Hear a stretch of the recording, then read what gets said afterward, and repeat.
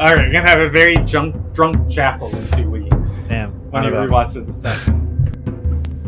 I'm already one in, so we're good. I've got some great cider waiting for me downstairs after this session. Hard cider that I'm gonna drink. So excited. I have some Diet Coke. You're so excited. I have hot chocolate. She had hot chocolate.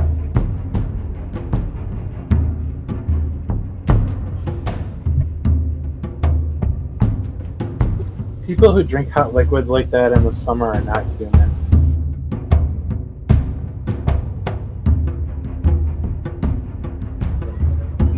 Eating cold things as the summer is for poor people that can't afford AC.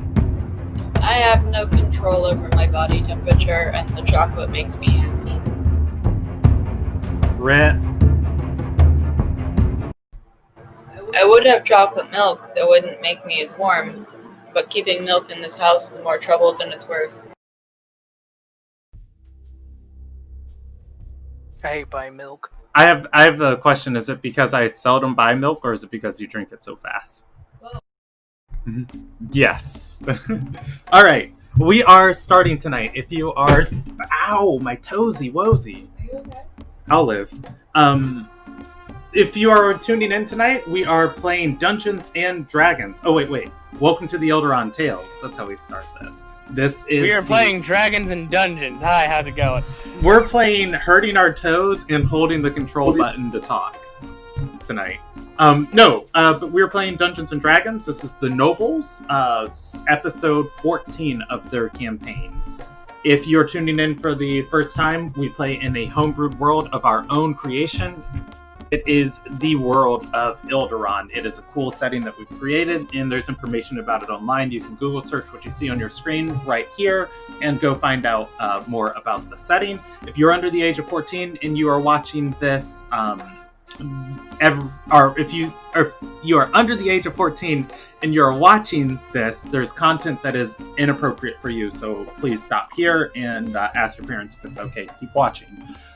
Moving on from there, like I said, we're playing Dungeons & Dragons. Everything you're going to see tonight is live storytelling, and the story can go in any direction. I was told to railroad this party, but I'll be darnel doodles if I'm ever told what to do. How dare you? And is there anything else I need to go over? Oh, finally, if you are watching this for the first time, it's really difficult for me to read the YouTube channel. Don't type in the YouTube live chat. You can leave a comment on the video after the fact, and I always see those. But if you want to talk, actually, and communicate with us while the session's going on, the link for the Discord is in the description of this video. Join the Discord, talk in this channel on the Discord, and I will see it. I believe that is everything. Let's jump into the recap. Man, last session was like so long ago. Who even remembers what happened? I say that, but I should actually pull up the recap on my other screen.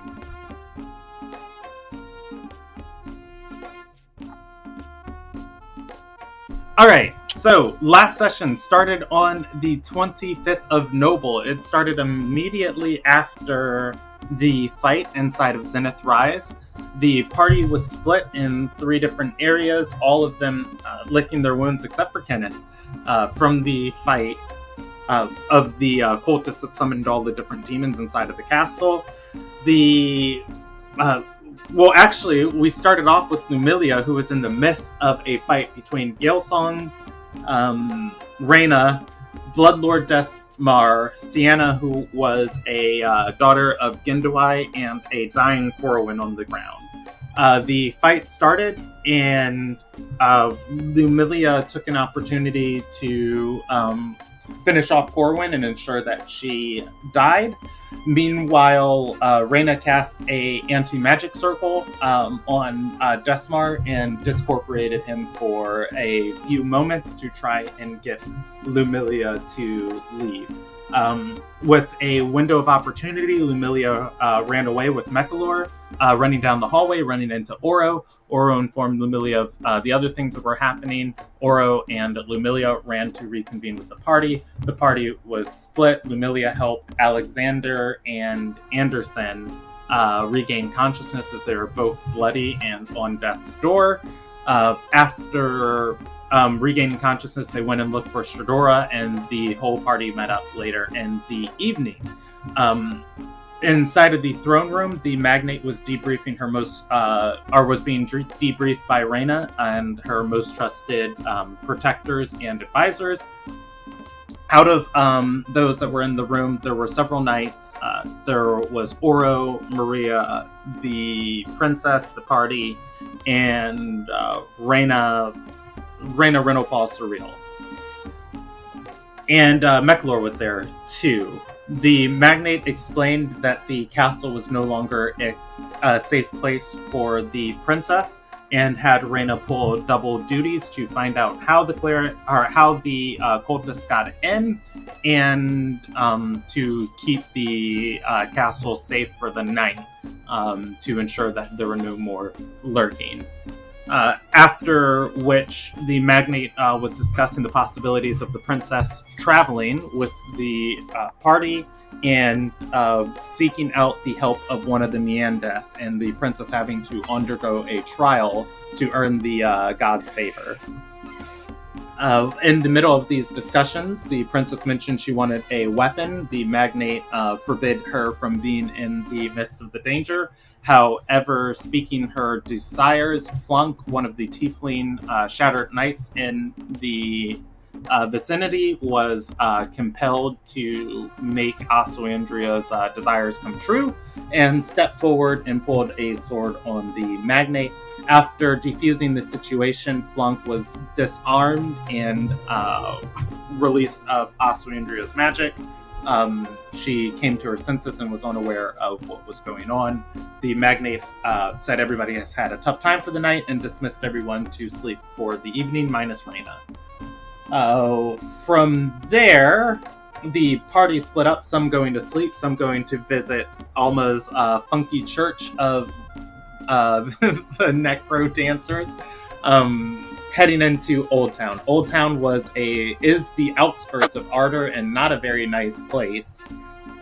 Moving through the place at near midnight, the party noticed many a figure up to likely no good, likely who knows. As the party talked with Alma, they got a place to stay. They asked him to send a sending to Marrow for getting a place for Aid and Ayan to stay, and they decided to rest there for the night.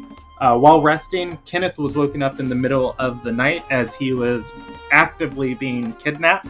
The kidnappers rolling exceptional on their checks to sneak in and tie up Kenneth, only blundered on the final opportunity of tossing him out of the window, at which point Kenneth was able to wiggle out of their arms before they tossed him to a waiting companion. Fighting off his attackers, Kenneth shouted for help, and Stradora and Claw came running. They fought off and killed one of the attackers, and potentially killed one of the attackers. They reduced one to 0 HP. And they said they'd be back for Kenneth, as they know his face and have seen him around these parts before. Nobody questioning this. Well, I guess the party kind of knows Kenneth's backstory. There's a whole vomiting drunken session about it. The party all slept together in the room for the night to protect Kenneth, and woke up in the morning. Member by member of the party met with their respective figures till eventually the whole party made their way to the Alma's church, and from Alma's church back into Ardor, or rather back into Zenith Rise. In Zenith Rise, they talked with Asuandria, who was busy training.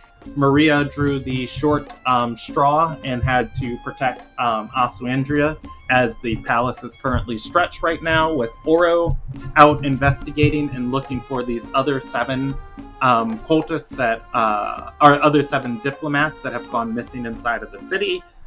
Reyna spent the entire night protecting the magnate's chambers and is asleep for the morning, with Oro and Reyna out of commission. Jelkin had to step into their shoes, and with Chelkin unable to protect Asuandria, the duty fell onto Oro's squire, Maria. Maria decided to keep Asuandria busy by letting her spar against the overeager and ambitious Anderson. After several minutes of this sparring going on, and neither one of them looking to be tiring out, the party offered to go get brunch with Asuandria, as it is midday. The party was leaving the courtyard and heading into the feast hall. So we will pick up on the 26th of Noble. Give me 1 second to get everybody on the right page.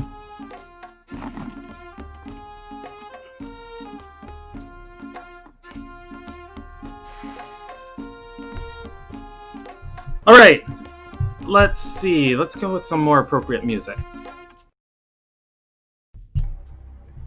All right, the party is inside. Oh wait, I have a room for the feast hall now.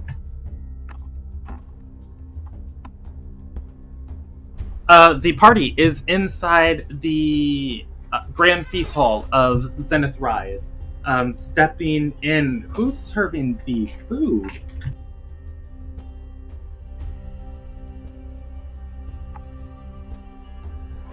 Okay, so it's a very different affair this morning. Stepping into the feast hall, rather than having servants constantly moving about, this place is the different lords and staff of the castle move in and out to eat.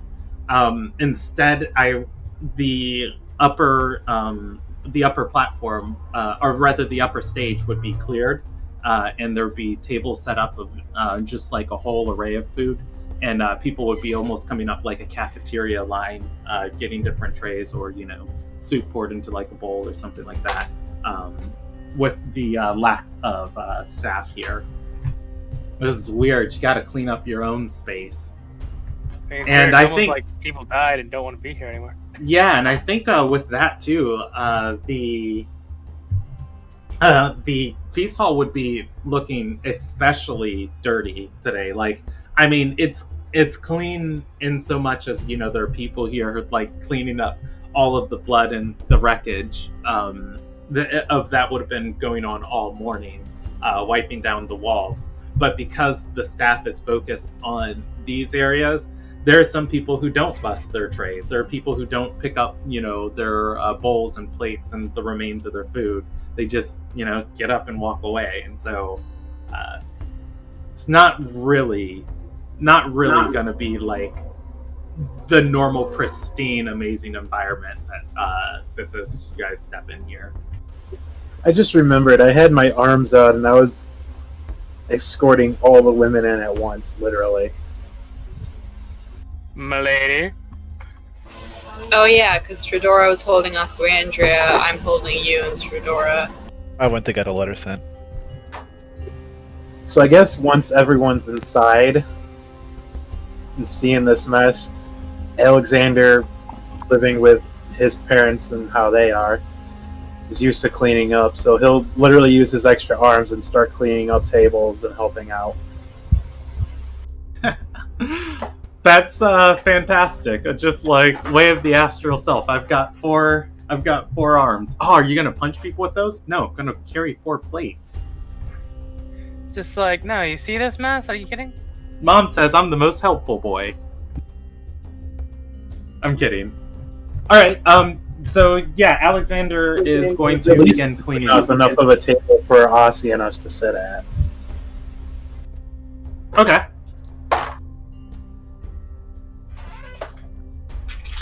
Yeah, so you're going to be able to clear off the long tables.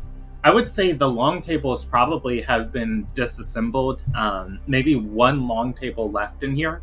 As most of the time, there's these huge long cafeteria tables. And more temporary, like smaller tables have been brought in for you guys. So I would say you're able to clear off one of those.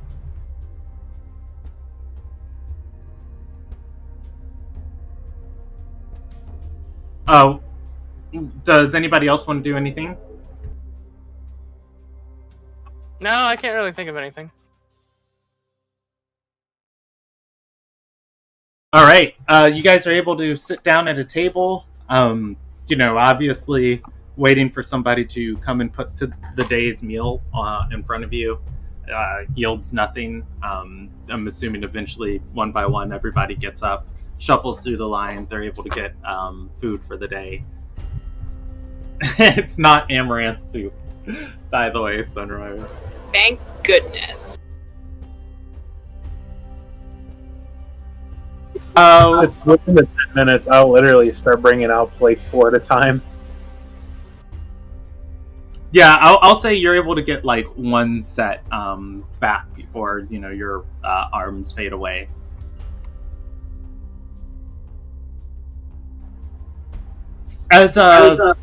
As you guys are sitting there eating, Maria is going to be standing behind Asuandria's chair, as she got her food and ate out in the courtyard. She's going to just shiver and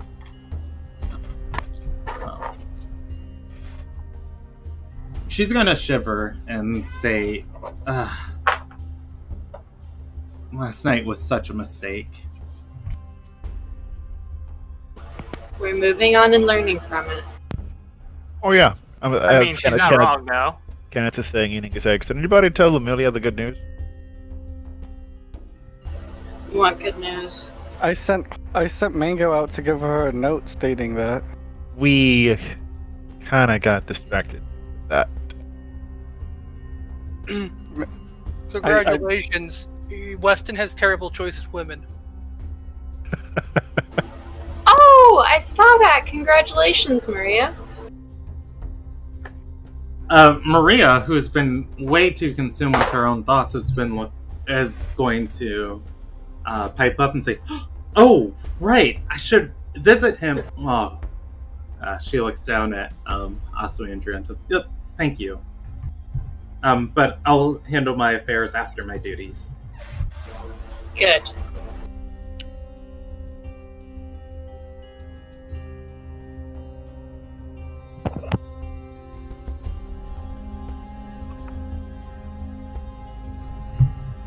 Let's see, who is prominent that is in here at this time?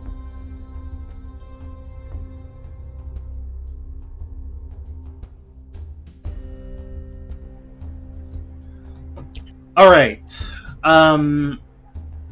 You guys, as you are sitting at these tables, you're going to see someone sprint into the feast hall. The door opens, and there's easy just PTSD here, as very quickly Maria's hand is on her sword. It's drawn. A couple other people stand up the moment the doors fly open.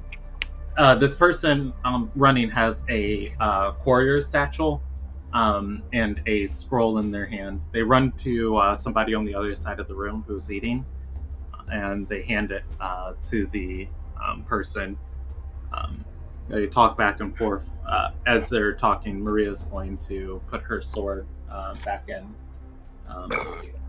its sheath. The person is going to pick up their robe, stand up, and hurry out of the room.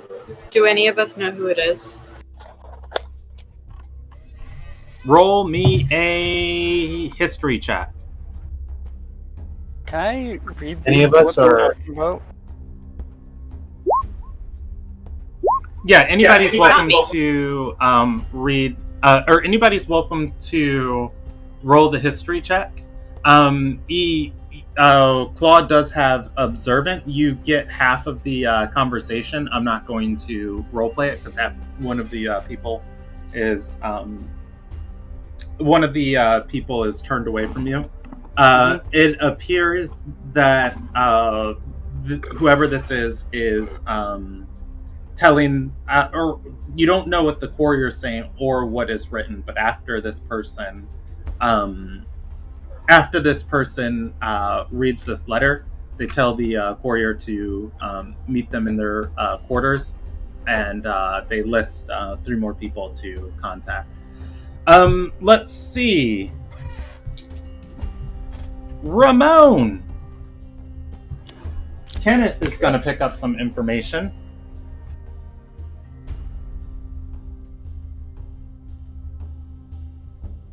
I have to look at your character card real quick, so I know how you...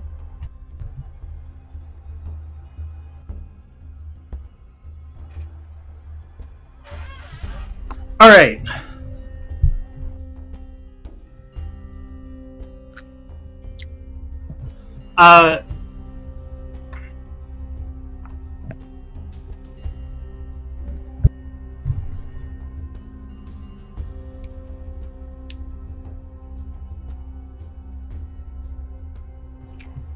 All right, Kenneth, you are going to recognize this person. They have worked with you. They haven't worked with you. You've seen this person once or twice in meetings with your mom. They are Counselor Jackarum. They are a part of some judicial council and the League of Oaths. Which one, you're not certain.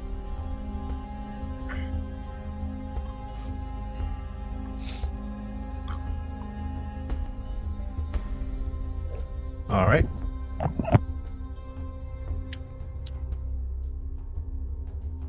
I guess I'll mention that, kind of talking to myself out loud. That's Counselor Jackram. What happened? A lot of things, probably, considering last night. Oh, well, we know they could be pushing that,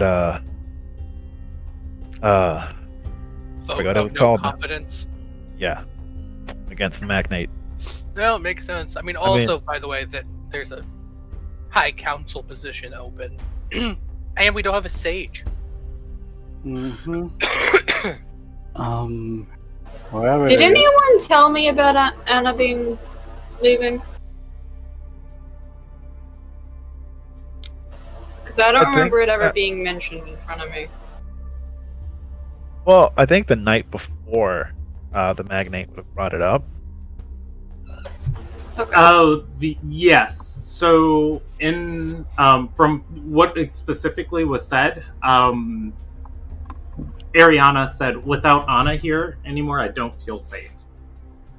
So I probably think she's dead. Yeah, and she asked Raina to protect her quarters.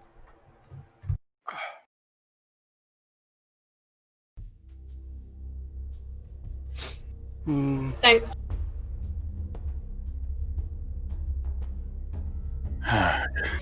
Whatever it is, they want to meet up in his quarters, and the 3 others. Wait, you heard that? Probably just talking politics. I know how to read lips. Not my problem.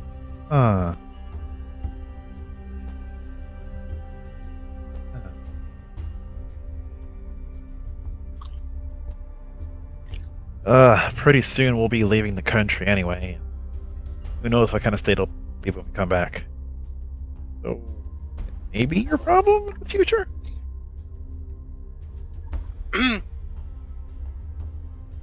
All of our problem, really.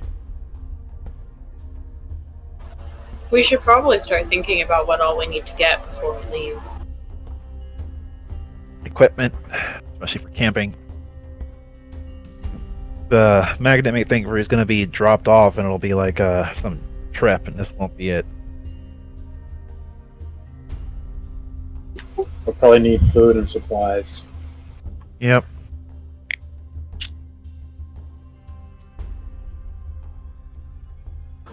So, shopping trip at some point. Well, I think we all have basic survival gear. We just need a little bit extra. And we need to make sure also Andrea has everything.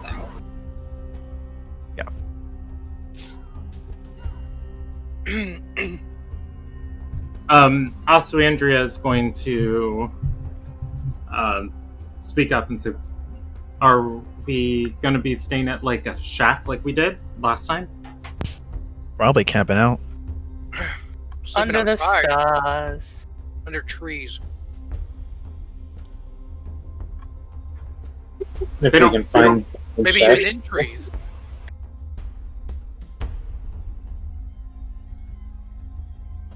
She's going to With speak luck, up we and won't need to say, camp at all. they don't have inns or lodges out in the forest. No, you have to make it yourself. Nobody lives And there. part of the goal is to keep you hidden also, Andrea. Better to not be seen by too many people. A young, naive girl traveling abroad. You're Yeah, no. not comfortable sleeping on the ground. I'm gonna roll her a percentage check. She's gonna say, well, my night at the no, at the shack, you guys gave her the bed. Mm-hmm. Yeah, she's gonna say, I've never slept on not a bed. Oh. Bad roll. It'll be an adventure. Mm-hmm. So, see, I got a question for you.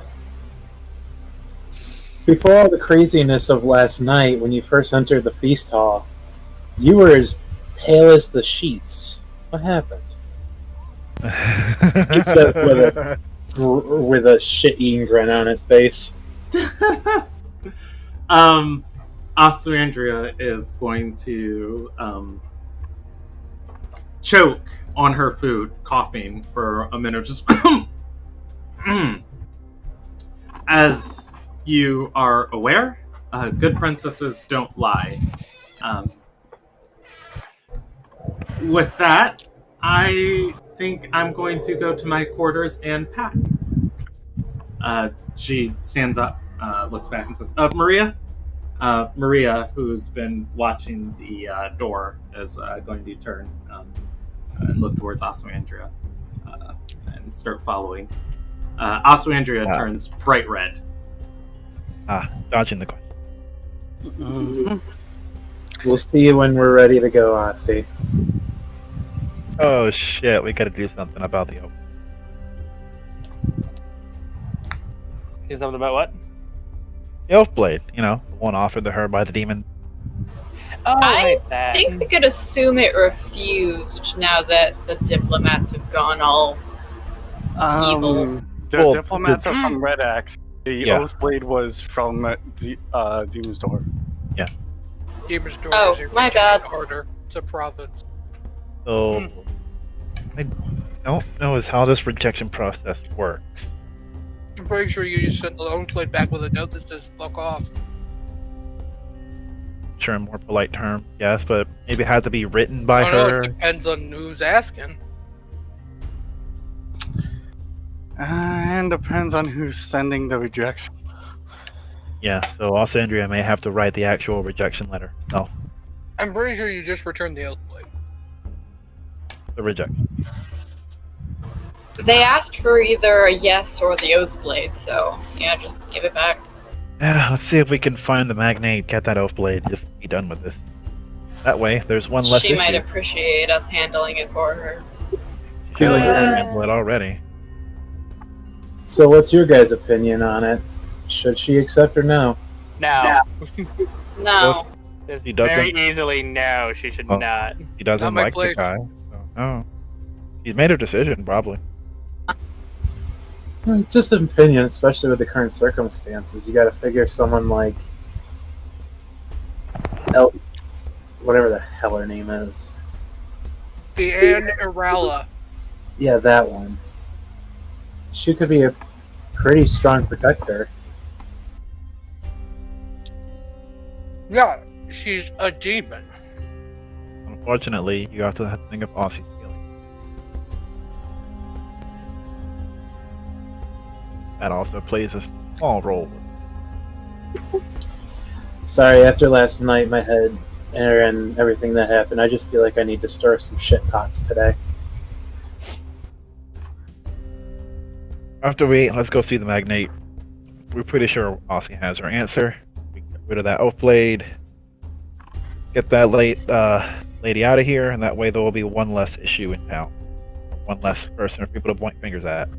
Yeah, well, I already told her. That's what I already told her that she's going to be staying at my village till she gets an actual reply, so we don't have to go there necessarily too soon. Don't know how long we're gonna be out, Claw. You also don't know Alexandria's actual answer. Stradora has a point. We probably shouldn't make decisions for her. But we can't advise her to make a decision in a certain direction. No, we can advise her on our opinions of the matter. It's not our place to say one way or another if she accepts or not. Yeah, no, that's what I said. As long as the answer is no.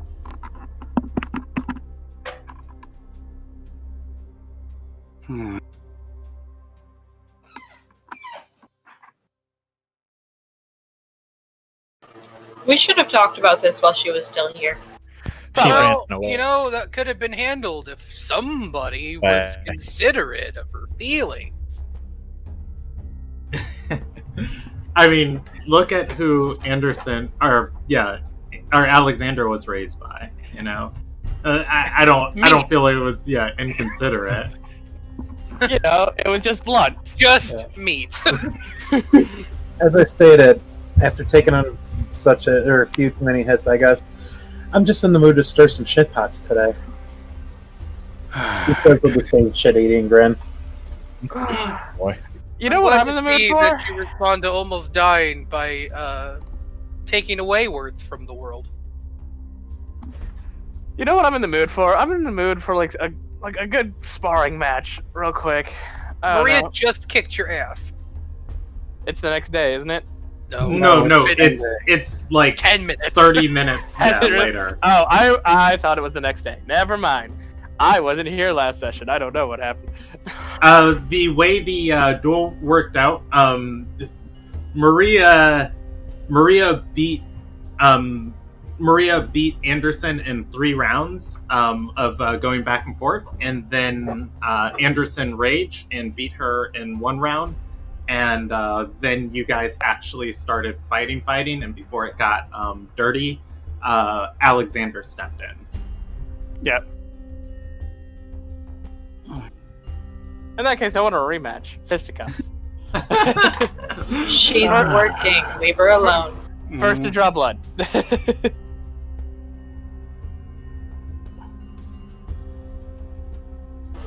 If you draw Maria's blood, I'll light you on fire in your sleep.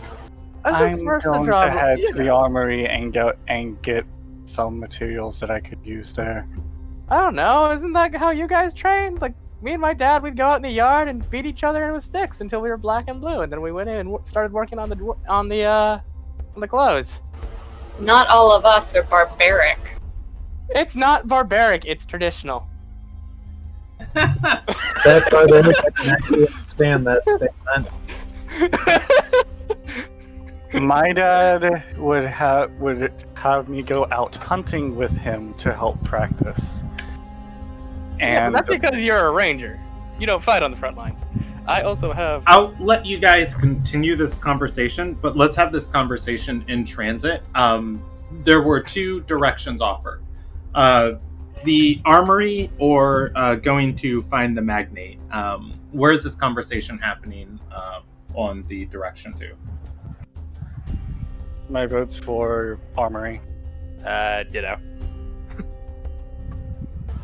I don't. Okay. But you were being trained as a ranger, but I was being trained to fight on the front line. Front line needs to be able to take a hit. Yeah, that's the question I gotta ask you. does Yeah. a tailor go from sewing clothing to, well, that?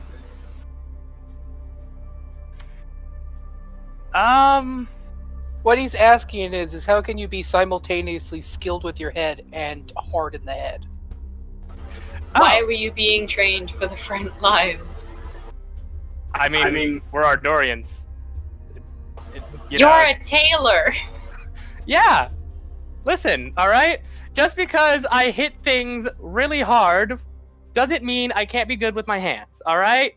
Gotta have skills in and out of the battlefield. Sure. You have both.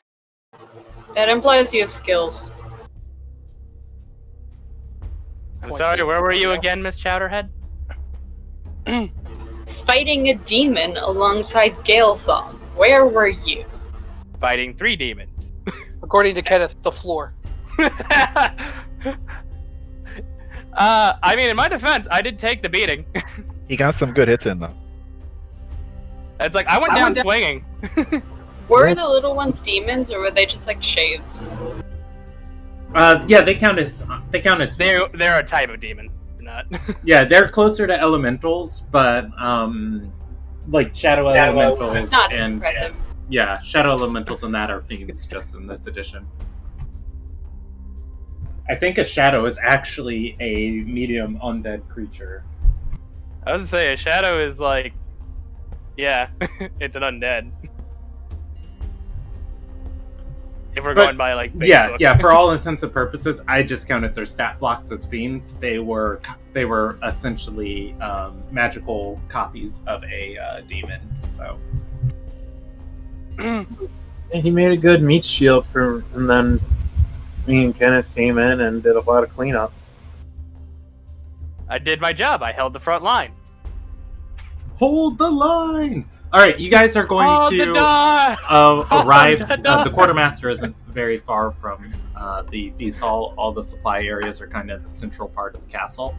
You guys are going to arrive in the armory, and I'm going to speed through this a little quickly. For those of you spending loot points, the loot points that were awarded to you last session, you can add all of those things to your character sheet now if you haven't added them already. Was there anything else anybody's looking for specifically?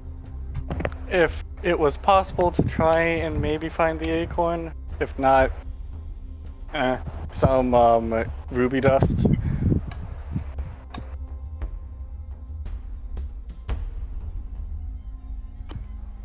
At least for Claw.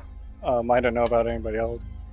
For Claw, it's just going to be your luck of the day.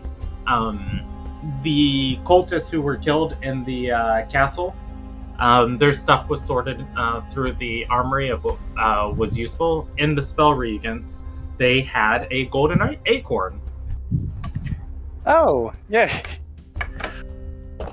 That's good. Not really knowing what to do with it, they'll part with it for its value. Oof. I don't have 200 gold on me. No. How many loot points you got? None. You know, I'm just 5 short, but I don't really want a golden acorn.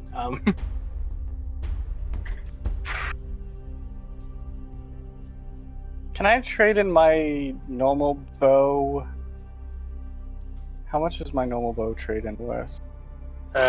Base bow, I want to say like 10 5 pieces. silver. I think it's worth like 15 gold pieces, but No, it is gold, but it's like not nearly enough. yeah. I know. After everything's said and done, let's see. I'm pulling You want up to see if you the can pawn it off by attack. name recognition of like this bow was crafted Ooh, by whoa, famous, wait! A longbow is worth 50 gold pieces. Oh, is it really? Yes. Like base, not magic of any kind? Yep, regular longbow is 50 gold pieces. Takes some good wood to Gold for craft. 25. Yeah, sells. sells for 25. They're willing to give you 30 for it, as it is a pretty nice longbow. Okay. I'll take that at least. I still wouldn't have nearly enough, but Don't you need that bow? no. With the loot points, I got a magical +1 longbow. Oh, okay.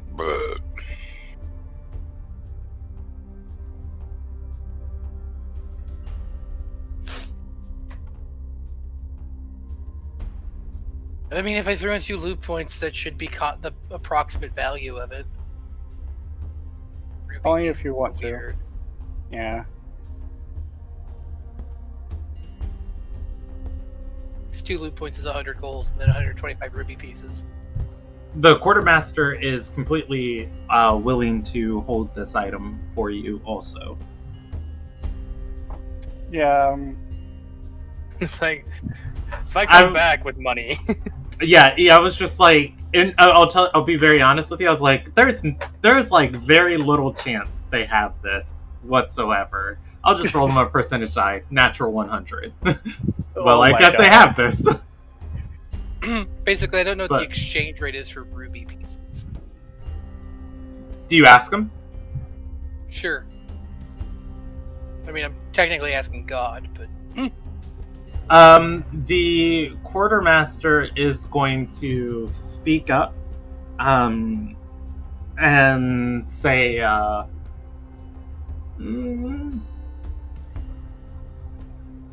they'll trade,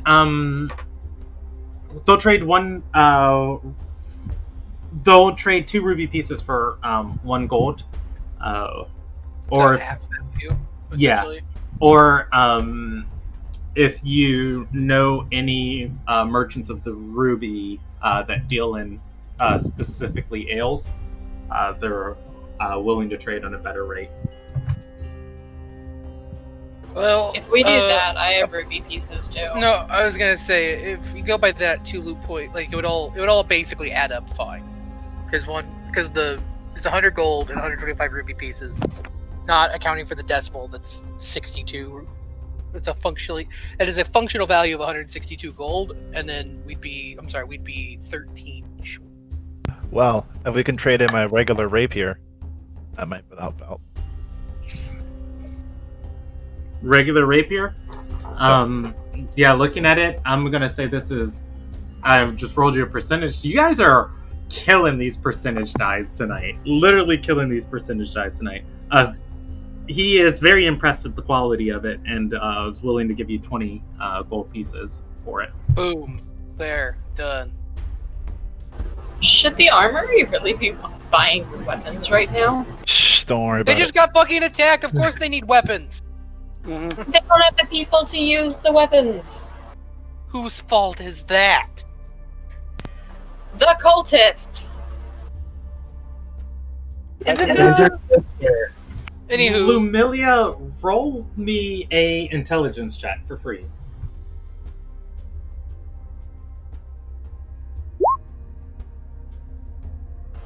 We all know I'm not intelligent. That's Millie is not on her 3. A game today. Don't worry about it. It wasn't important. Yeah, thoughts Stop come thinking. to Lumilia's mind as quickly as they fade.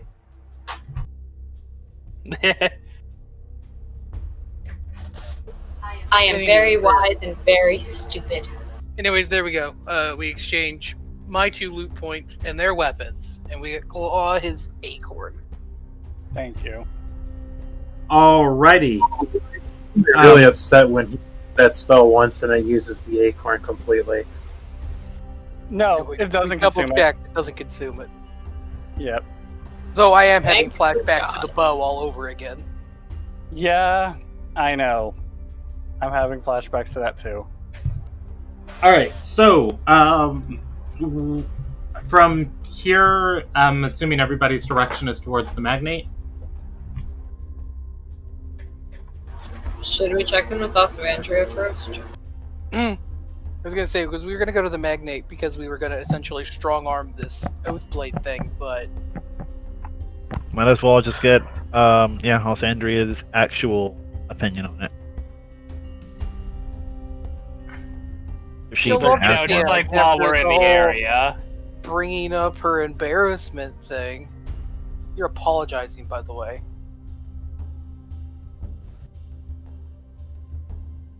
Alexander. It was a legitimate question. Its legitimacy isn't in question, its intent is.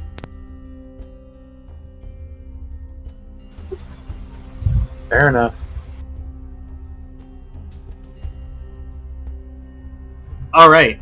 So everybody heads towards Oswandria's quarters. Yes.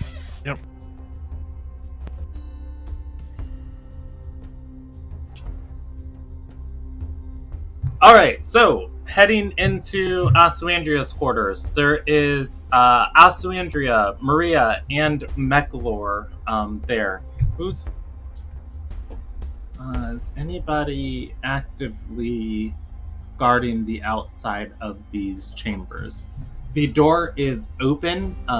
Maria's standing by the door, but there's nobody standing outside of the door. As you guys step in reflexively, Maria's going to put her hand up. Then, obviously, looking and seeing into you guys, she lowers her hand. You can see Oswandria is digging through her wardrobe. There are several items on her bed, and next to the stack of clothes that she is making, there is the hat of disguise. At the sound of the footsteps, Oswandria is going to look back and see the party and say, "Oh, good, you guys are back." Maria's being no help. Maria's going to speak up and say, "I just don't see why you need to bother bringing any different types or fancy clothes when you have that thing there. It can look like anything you want to." It's comforting to wear your own clothes. There's also a cleanliness factor. You mean like it never hurts to look good? Also, I would advise pants. Yes. Traveling gear. That's Comfortable. funny because as comfortable Oswandria clothing. stands up, she has two different dresses in her hand. That she was going, like, opening her mouth to ask you your opinion before she is going to say, "Yes, of course, I was just putting these all aside," as she stacks them on the stack of clothes on the bed and moves them all to the side a little bit. Pants. Well, look, you can wear a nice dress. That's fine. I'm just saying, it can be rocky and dirty. I mean, look at my clothes. It's like casual, but still nice, and you can travel it. It's a breathability. It's a mobility thing. I mean, I wear a dress. Remember, Aussie, you're going to be traveling. You don't want to carry You have a shorter dress, like knee high. I'll walk over and try to help her pick out practical clothing while y'all talk Anderson. for about the Oathblade. You're a tailor. You should be able to help out with this kind of shit, right? I actually can. What you got? Let's go. Lumilia and Anderson go to the drawer. There's, no regal pants in here. Mostly just like trousers and garments for like either sleeping or practicing.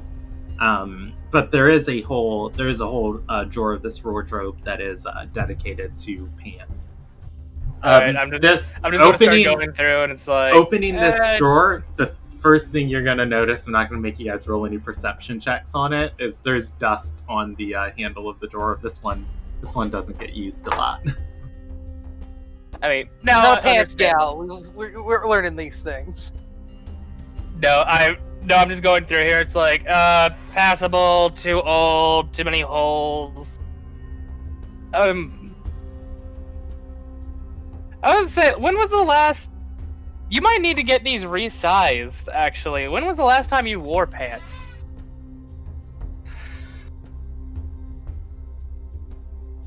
Percentage die. Oh no, we've been killing those. Yeah.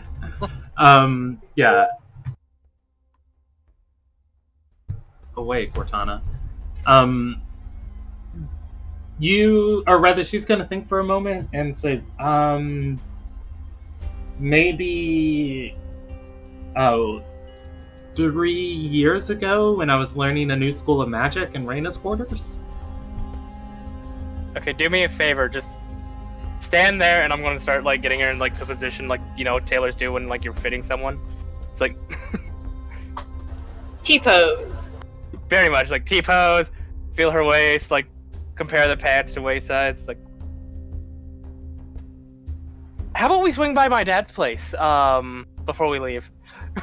She's not allowed outside of the castle.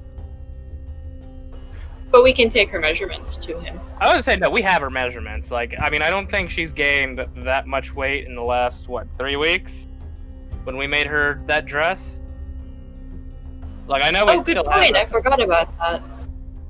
Yeah, no, it's like I'm pretty sure we have a piece of paper with those written down somewhere. So, give me a couple hours and I'll come back with some good traveling pants for you.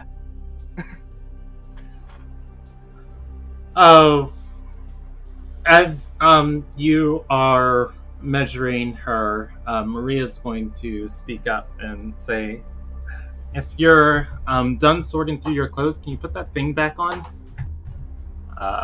Also, Indra is going to nod, looking towards the hat, putting it on her head. She casts a spell from it, and the hat disappears.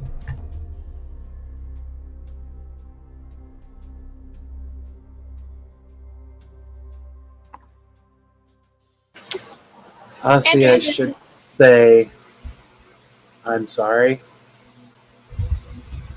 About Getting to that Stradora. I was an asshole. We were aware of the situation. I was just, as I stated earlier, stirring a shit pot.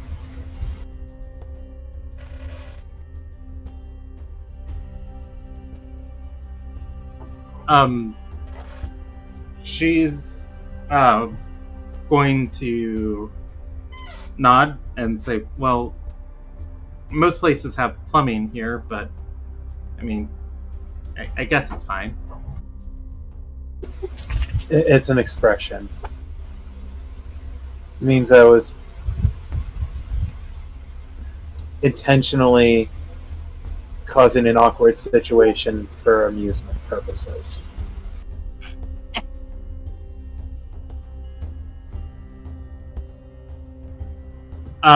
She's going to look a little bit confused and then kind of shrug. At which point Maria's going to say he's apologizing because they wanted to laugh at you about your views on love.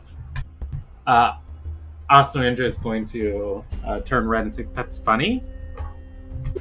no, No. he's not. That's why I'm No. making him apologize. And it wasn't the views on love that I was doing that about. It was more the situation of the. We figured your mother and you had a talk yesterday. Maria's going to chuckle and say, "It is kind of funny." We've all had to go through that talk at one point or another, so we understand how awkward it is, and it just kind of to laugh at the new people who are having it because we remember how awkward it is.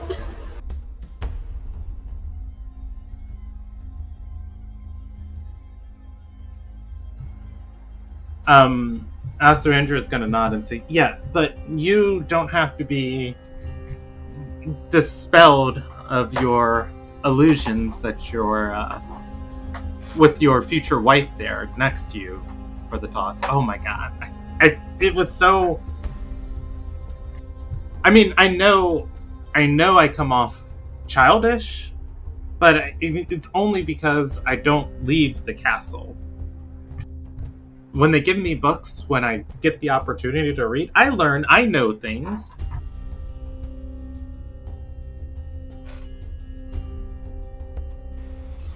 Yes, and as I stated, it was more of after what happened last night. Personally, it felt like I needed a good laugh. And I was just trying to... I meant it more as a joke, and I didn't mean to offend you if I did. She's going to shake her head and say, "Oh, no, I wasn't offended. It's just difficult when people expect you to know things that you haven't experienced. Fortunately, my mom has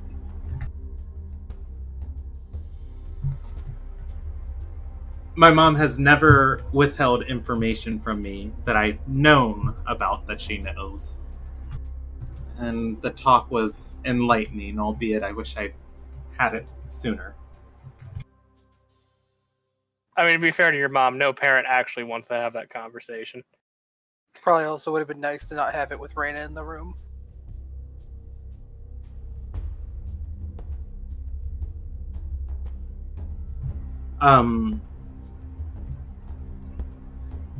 Again, Aswandra is going to look towards Maria in the room, and she's going to say, well, at least romance is going well for somebody. Maria is going to shrug and say, well, what can I say? Sometimes you know how to talk smooth, sometimes you don't.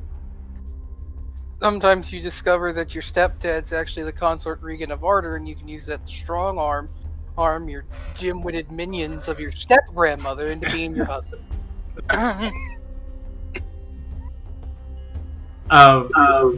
Maria's going to scowl a little bit and say, and sometimes that. And that also, Andrea, is what we call stirring the shit pot. It's a fun pot to stir at times. Please do not learn anything from them. Ever. You know, if you want, I can teach you how to fight. Like a real Ardorian. Well, You already tried that. That's not. yeah, you and, rather, Anderson and Aswandra did spend the morning sparring together. Aswandra is going to say, I am determined to be better with a sword. I thought you said I was sparring with Maria. Yeah, so what happened was you were sparring with Aswandra, and Anderson was kicking her butt over and over and over and over again, and Stradora said that's not a good way for her to learn, and Maria offered to teach her via demonstration and took her place and started sparring with Anderson in Aswandra's place. From there, Maria started kicking Anderson's butt, and then Anderson raged, and the story tells itself from there. In any case, Aswandra is going to say, I'm determined to learn how to use a sword, and I'm going to best you soon. I look forward to it. Why do you want to learn how to use a sword so bad? Oh, why wouldn't you? She knows magic. Oh yeah, I mean, magic's useful. Like, don't get me wrong, I like the magic I have too, but like...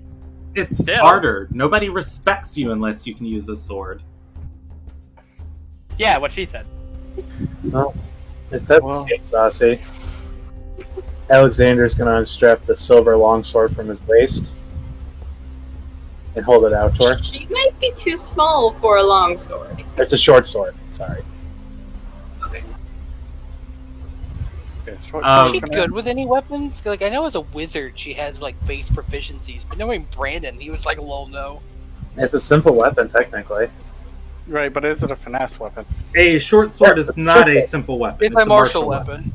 Is it a witch martial? I thought it was. Yeah, It's why lots- it's after the comma in your proficiencies. Yeah, lots Yep. of classes get short sword in addition to their proficiencies, but it is a martial weapon. Yep.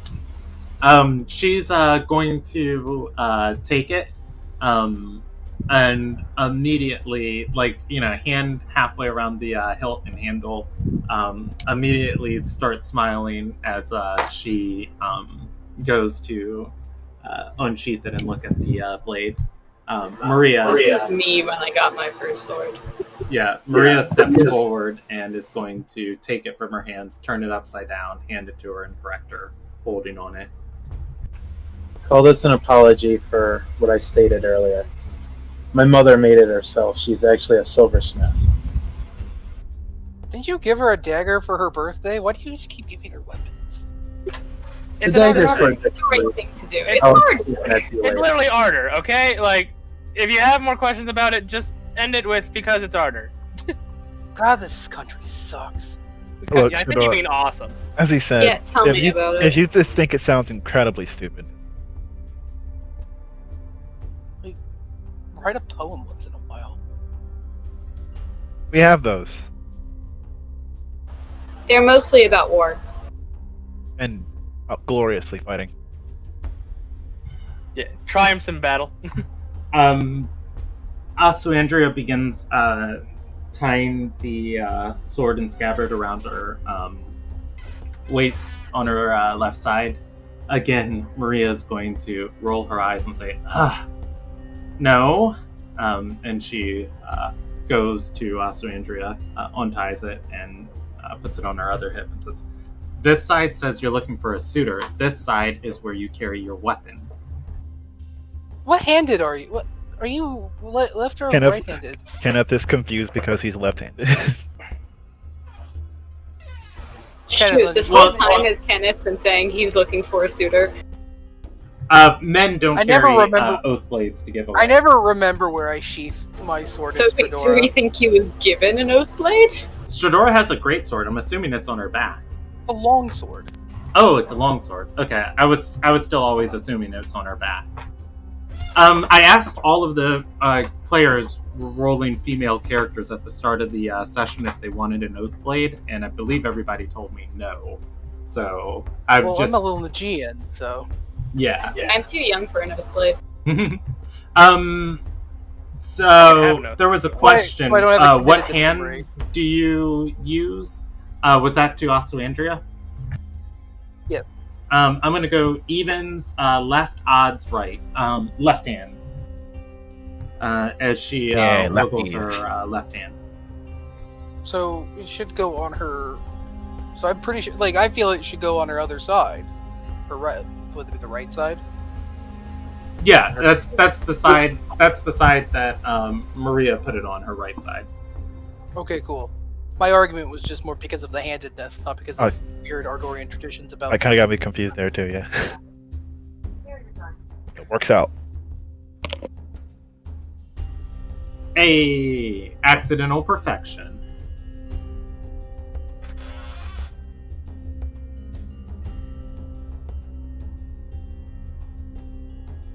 Oh, yeah. Definitely on our journey, we'll get training baton or training staffs or and everything, but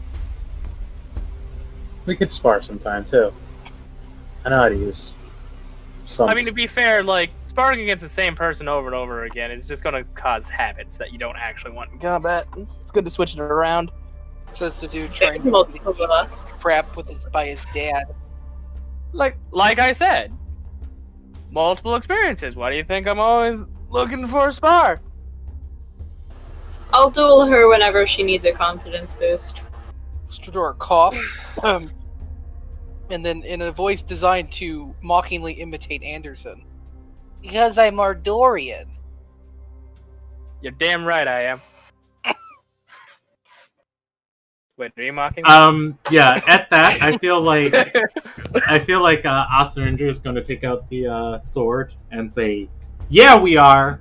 At which point Maria is going to say, "Put that away. Don't draw it unless you have a reason." At that, Osrine's just gonna put the sword back in its sheath. Is she still wearing like a full dress? Yeah, I would say so. Like, yeah, she's still in her morning outfit. I was saying, like, if she was Yeah. training, she would have been wearing like training clothes. I think. You would think. That would require okay. attentiveness on her trainer's part. Yeah, you get the impression her morning training wasn't for her benefit, but more so just to keep her busy. Aussie, just do me a favor and don't bring that into the room with your mother. Oh, yeah, the sword thing from last night.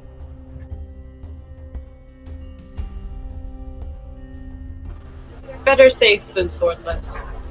Mechalor is going to squawk from on top of the wardrobe and say... No, crap, Mechalor's here! Yeah, Well, I've been here I the said, whole yeah, time. he's been here watching over the room. He's going to say, a wise princess listens to one's mother.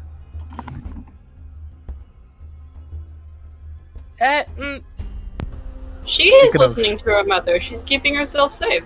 Speaking of Mechalor, have they given you permission yet to have your spellbook back, Aussie? She's going to look up to Mechalor. Mechalor is going to turn his head, complete 180 degrees in a πως fashion, and look away almost in a prideful manner. And says, this has not been communicated to me by the head diviner, Reyna Renopal Surreal. Alright, we're gonna have to get that cleared before we all head out. He's The bird lying to me? Does Strador say that, or are you asking to roll an insight check? I'm gonna roll insight on this bird. I don't like his I'm the owl from Ocarina of Time nonsense. Never mind, I can't discern anything from this owl. He's not looking at me. It's a bird. His face doesn't really change. If anything, Mechalor is adorned in jewelry now, and like the gleam of it kind of catches like the afternoon sun coming in from the window, and just like Strador can't really pick up his features. By the way, thank you for saving me yesterday, Mechalor. Fair. Of course, it is my job to protect the princesses of Ardor Serai. And again, I am not a princess.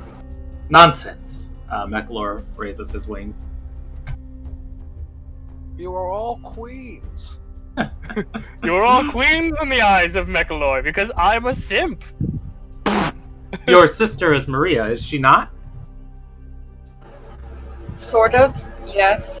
And Maria is sisters with the princess, who is the daughter of the magnate. Thus the logic is sound. I can see his train of thought with that one. Falcon got you there. Mechalor The logic is sound, but the biology is not.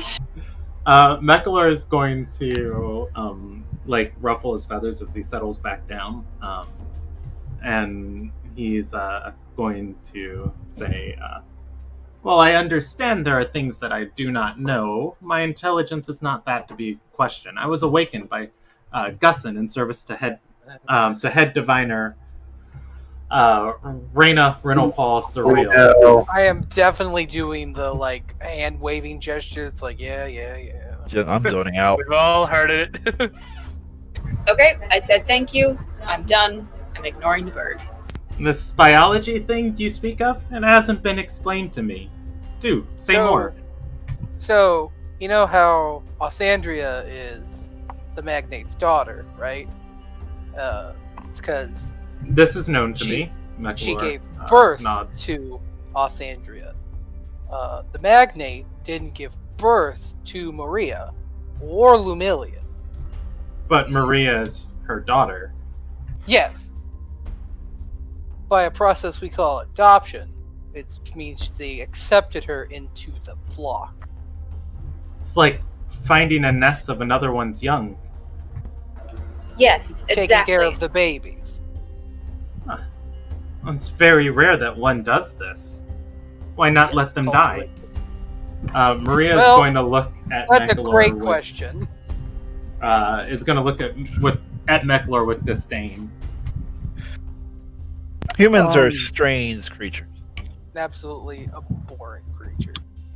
I mean, if we really want to talk about weird, like, family lineages through, like, technicality, we can just ask Claw to go through his family tree. Half of this party is adopted. Speaking of which, Claw, you are our animal expert. You can probably have a better explanation. Mechalor is going to raise his feathers and say, "Not all families are born on trees. Why, I was bred in an aviary." Yes. Oh boy. In any case, I was born on a boat. Asuhendria is just gonna like speak up and say, "Look, all you had to say is that Reyna's still sleeping. Is she still sleeping?" Mechalor is going to nod and say, "She has not contacted me yet." Asuhendria gestures to Mechalor. As kind of like a this bird type of gesture.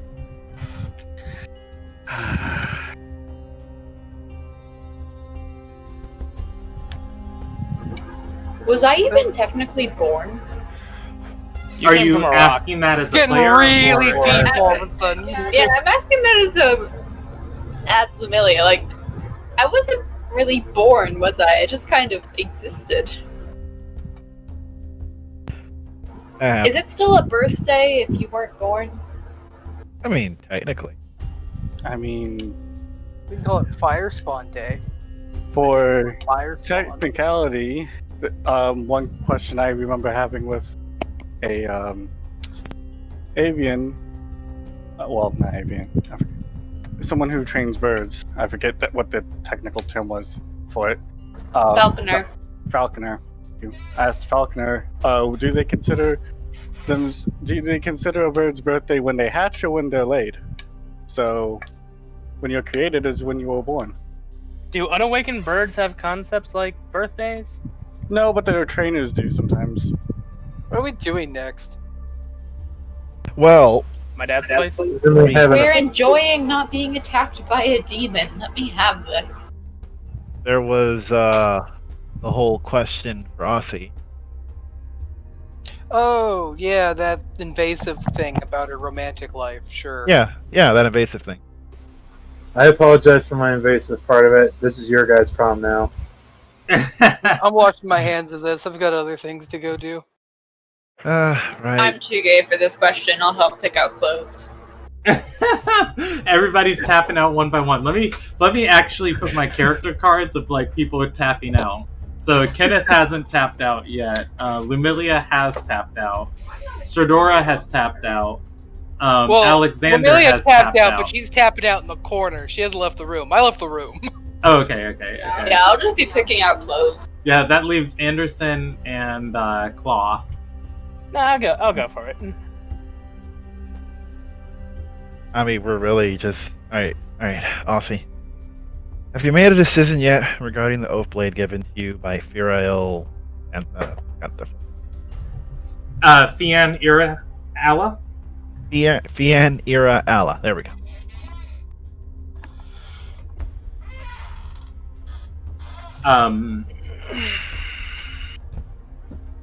Asu Andrea is going to actually let me roll a die.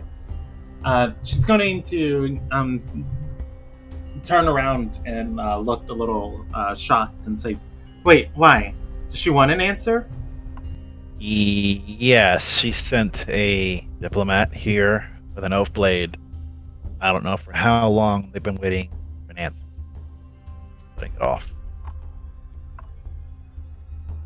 Yeah, part of the reason, like, your mom kind of had that conversation earlier was because we were kind of pressing the issue that an answer needed to be given. There is a dignitary hiding out now in Old Ardor, which is not a very nice place. Thankfully, Claw was kind enough to offer her asylum in his hometown. But you know, if you have an answer, that's fine. If not, she'll hopefully be safe down there in with Claw's family. Also, Andrea's going to say, no, that can't be right. My mom said I wasn't pressed to make up my mind on the matter. Yeah, you're not. You're not pressed. Yeah. If you don't have a decision now, that's fine. But we wanted to bring it to your attention that there is someone waiting for an answer. We just Have a wanted to suitor. we just wanted to pressure you to make it. Exactly. Pressure you. We're not pressuring you, but we're pressuring you because we're They're assholes. pressuring you because they're assholes. Claw's remaining completely silent. I left. So you tapped out. All right.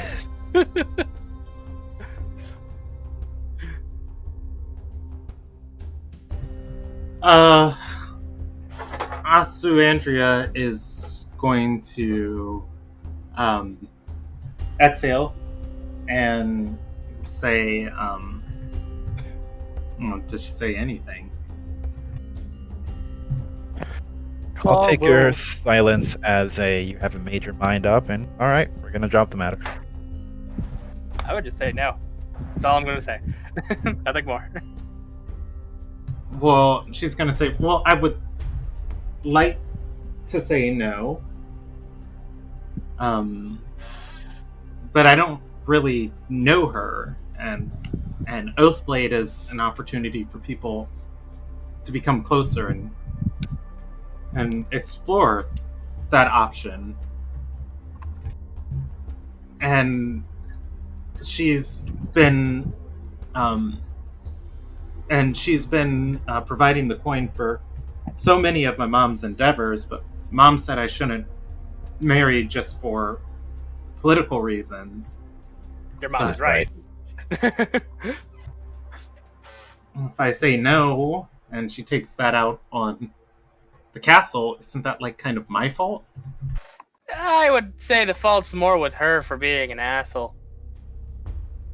Sure. Well, like we said, Aussie, if you still need more time, you need more time. There's been a lot going on recently, so it's understandable. Like I said, we'll just drop the matter now, and I don't know. Yeah, I think you should probably get more control over your condition anyway. Now that I'm we gonna have the chime in lead, from the side and be like, if you decide while we're traveling, I can just send a sending. So no rush. yeah. Who knows? Maybe the journey will be introspective for you. I mean, that's kind of what it's supposed to be. Damn, trickster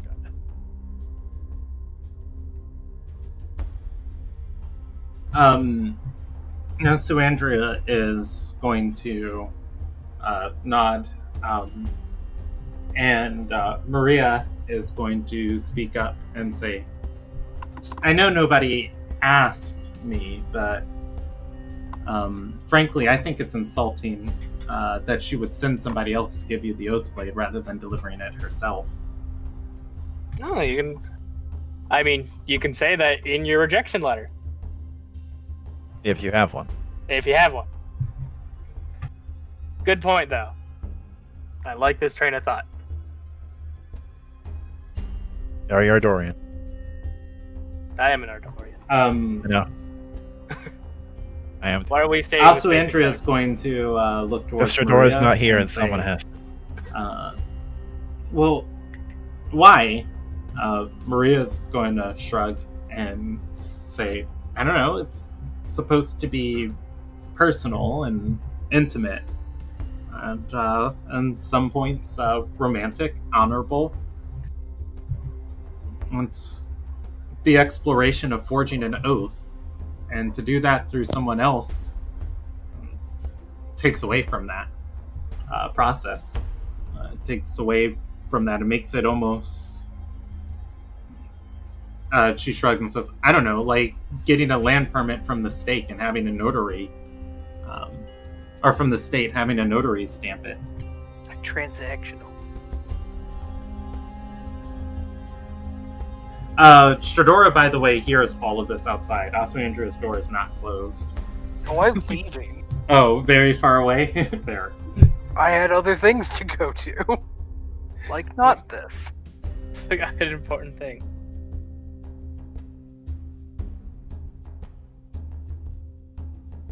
All right. Do you guys want high in your favor or low in your favor? I want high. All right. I tapped out. I lost my right to choose. Also, Andrea's going to speak up and say, all right, I will take the Oath Blade. Not to accept it, but to give it back to her, as it should be done properly. You're 100% sure on this? Once again, can hold off. She's going to nod and say, I don't want it, but I don't want to just simply send it back.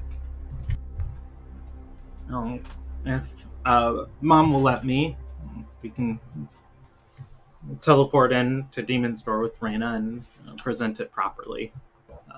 Or return it properly. If it was disingenuous of her to give it to me in such a way, I won't answer unkindness with unkindness. That's respectable. So no one can fault you for being forward. Well, let's see if your mother will okay this. Also, Andrea is going to nod and say, I'm not dumb or rude.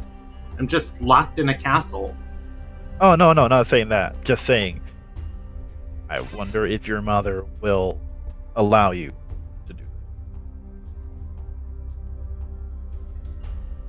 that. Also, please allow us to come with you, because I'm a little concerned what her response to you rejecting her will be. There have been enough threats to your life. At least take us with you. I mean, I thought that was a given.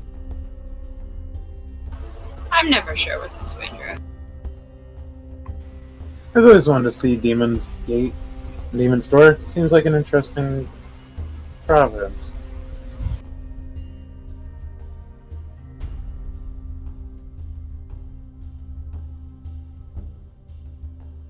All right.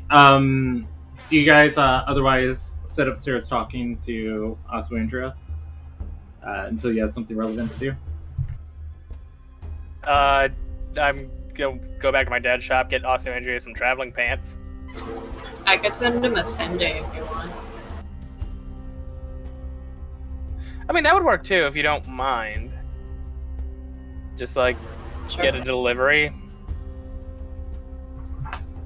Maybe have the assistant come bring it over. That's like definitely not unheard of delivering, items for more prominent customers. Just pick out what 25 words I send. I'll send it to him.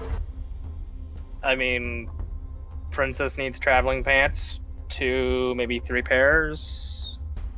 ASAP, please. First one of the session, I was talking and forgot to hold down my mic. Take a shot.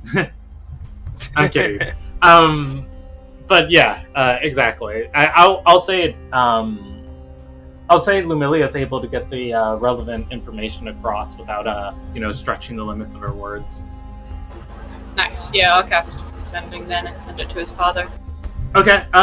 So before we jump forward, Stradora, Rob, where's Stradora heading? Her room.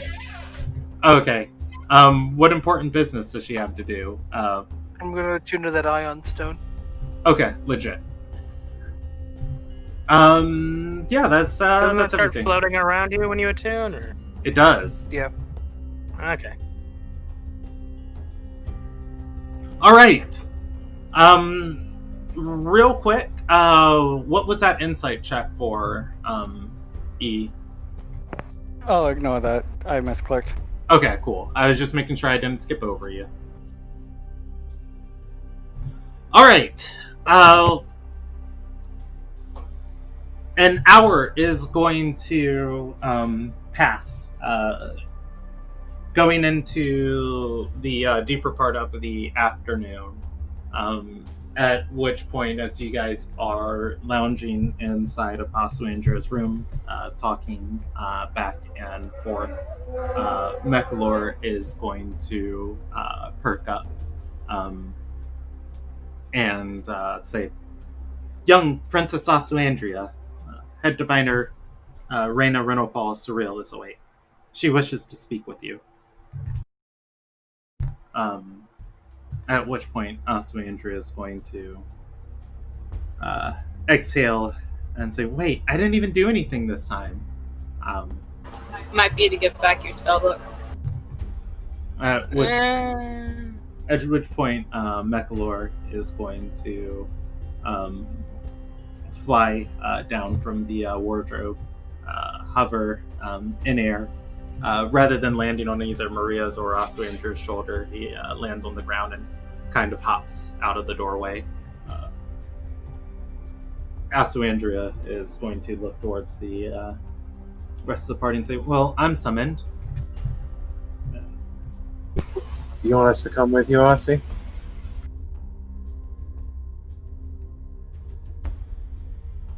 Someone should go with her as a guard, if nothing else.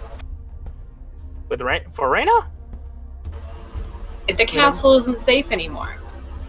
Oh, Maria and Mechalor are obviously going with her. I'm sorry, I didn't. Yeah, but I want more. I don't want Maria to get hurt. I'm gonna go too. But Maria is trained by Oro and can give someone a good beating. She'll be fine. And we fought demons yesterday.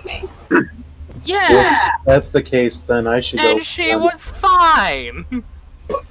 Because my fists are very strong against those creatures, if that's the case. Real beneficial. Real quick, for you guys, it's worth noting, Maria has marks and bruises on her skin. She has healed, but there are points on there are points you can see just clearly on her neck and other areas where her veins are black. It is not consistent in any manner. She is fine, but Maria has lasting effects from that fight. If you remember, Willow, those the damage that those shadow aberrations did that Corwin was summoning was permanent. Anderson's group actually managed to completely avoid getting hit by them. It was only what's her face that got hit by them. Wait a minute. Do I have any marks on that? No, there were two different types. Yeah. Oh, okay. Mechalor and Lumilia ran away from it before it was summoned.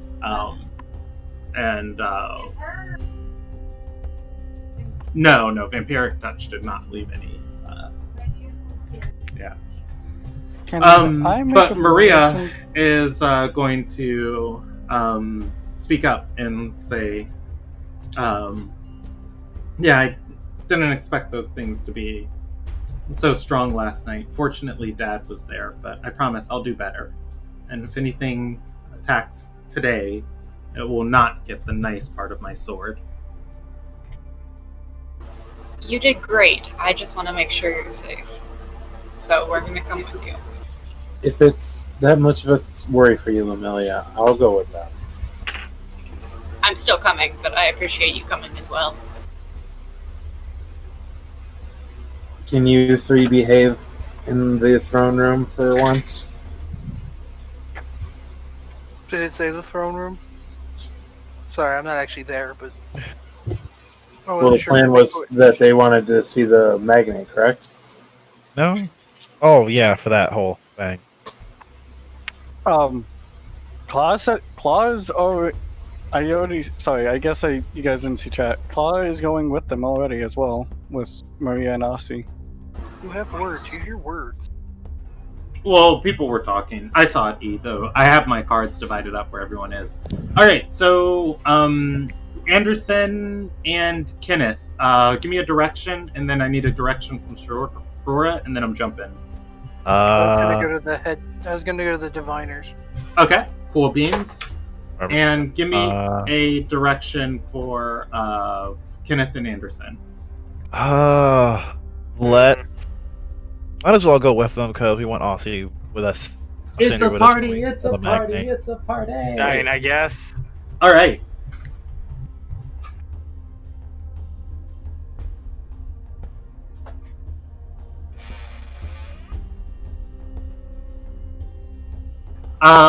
So heading into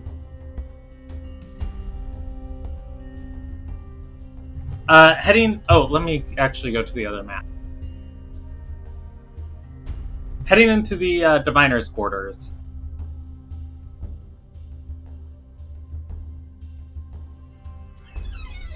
All right, there we go. Heading into the diviner's quarters, the party is going to see all of the various trinkets and different magical components here. There's the large scrying basin on one side of the room. On the other side of the room, the large silver mirror that is as tall as a person. In the center, there's the multiple person desk with all of the different spell books and different objects thrown over it. Stepping into the room, Reyna is looking over the scrying basin as she looks up at the party and Andrea coming in. Thank you. She's going to exhale and say, ask the bird to summon one and you get the whole flock. It's worth stating for Reyna, as you guys are looking and inspecting her, the same residual damage that was on Maria is all over Reyna. Like those veins that were spotted, you can see there is one spot of Reyna where it goes all the way down through her arm to her hand. She's got a glove on, but her fingers reaching through the fingertips of the glove, you can see the marks on there. Reyna seems haggard, I guess, would be like the best explanation. As she stands up, frail, that's a better term, frail. As she stands up, she's going to say, Andrea, as you know, your mother is considering the possibility of you leaving the castle. Andrea nods, saying nothing.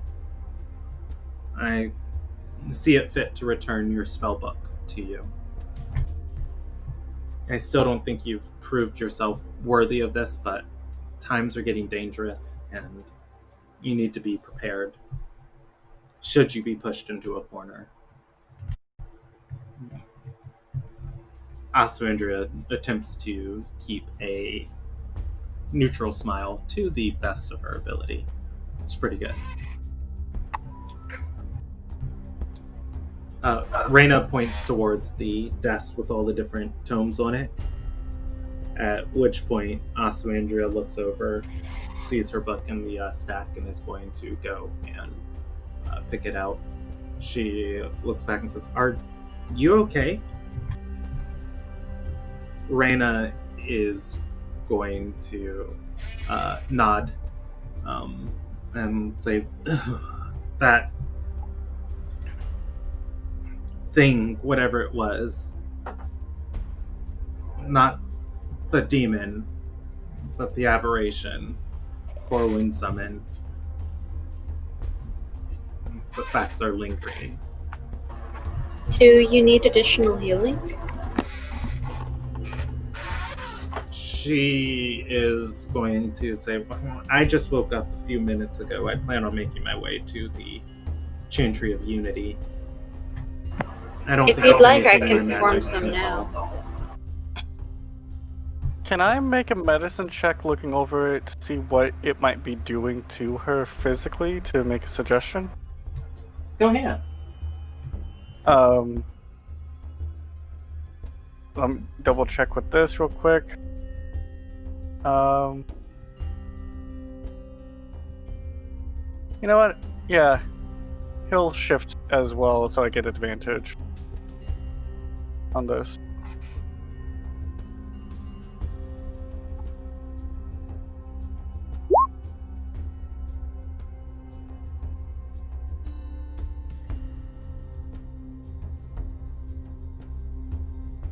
$23.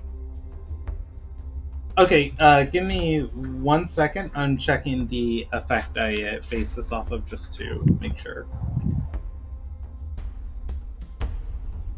And Claw would ask, do you mind if I check it out to maybe help narrow it down before, coming closer to get a good examination over it? Try and see if there's anything I can do at the moment with that check to help out.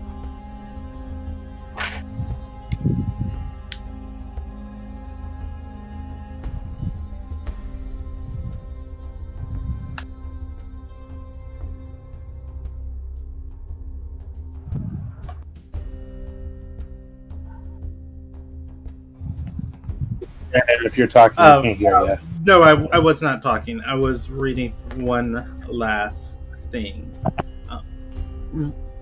Let's see. What was that? Chat 23? Yep. Yeah, you're going to see this effect on her is spreading, however, be it incredibly slow. Mm-hmm. For the touching the arm, Reyna is going to wince. But for mechanical purposes, you're able to discern this effect is reducing her maximum HP. This effect is likely reducing her maximum HP as it continues to spread. Head Diviner, with your permission, I'll try a lesser restoration to see if it can relieve some of the pain. It's not going to work. But I'm gonna try, Jackal. I don't know who said that. What are you talking about? Shush. Go for it.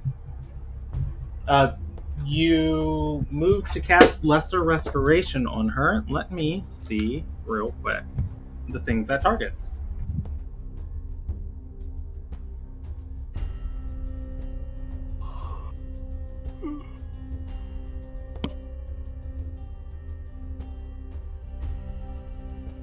Roll me a d4.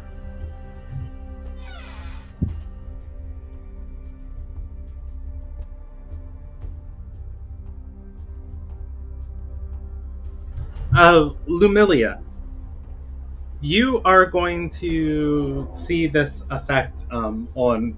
You're going to see the light from your Lesser Restoration. The winds kind of swirl around your hand. And then you touch Reyna's skin. Her veins and whatever this is afflicting her is going to become lit as it recedes inches before finally it just doesn't seem like it's enough. And it almost goes back to the way it was a couple of the areas sprayed over. I am going to say you have stalled this thing's progression for 3 days. However, the effects of its Reyna's maximum HP is going to linger, and she's going to flex her arm a little bit and say, "Feels good, but it's still there." Maybe a more powerful version of that. I'm sorry, I can't do more. Maria, I recommend doing the same, considering, well, he'll point directly at one of the spots she has in this that will kill you slowly if that's doing it to her. Good call. I'll cast one on her as well. Okay, give me another D4 for how many days you stall it for Maria. Crap. Again, Maria's is significantly less potent than Reyna, as you know, Maria ran from one of these things rather than fighting it head on. She is like the magic tries to kind of light up and dispel this, and then it just again disperses. You stalled it for a day for Maria, but Maria's going to shrug and say, "I feel fine." You might feel fine now, but that, whatever that is, it'll spread like a venom. And I don't know what will make it increase. Clearly that made it decrease, but I recommend both of you getting something really powerful to cleanse that as soon as possible. If nothing else, that's just going to wither you till you're nothing. There's no simple way of sugarcoating that. Listen to Claw, Maria. Get healing whenever you can.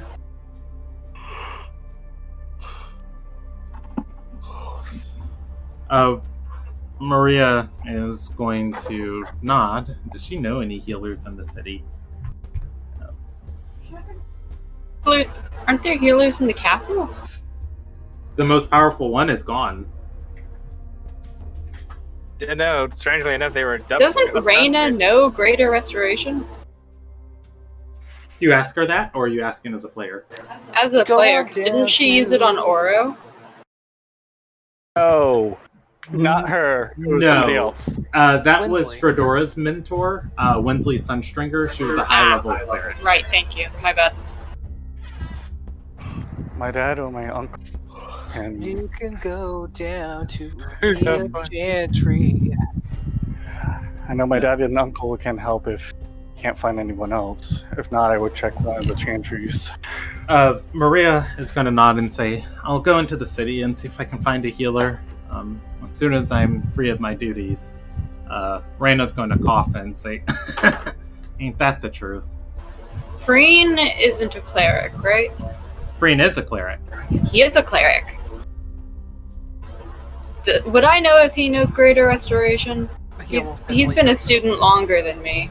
You can roll a history check. He did tell you guys he was better with magic than Lumilia.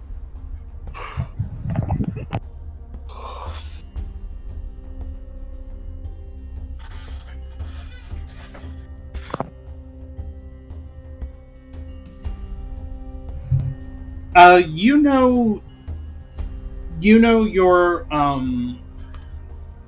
father. Your father gave him a spell scroll to study with it, and it was something he was working towards. You don't think he's capable of.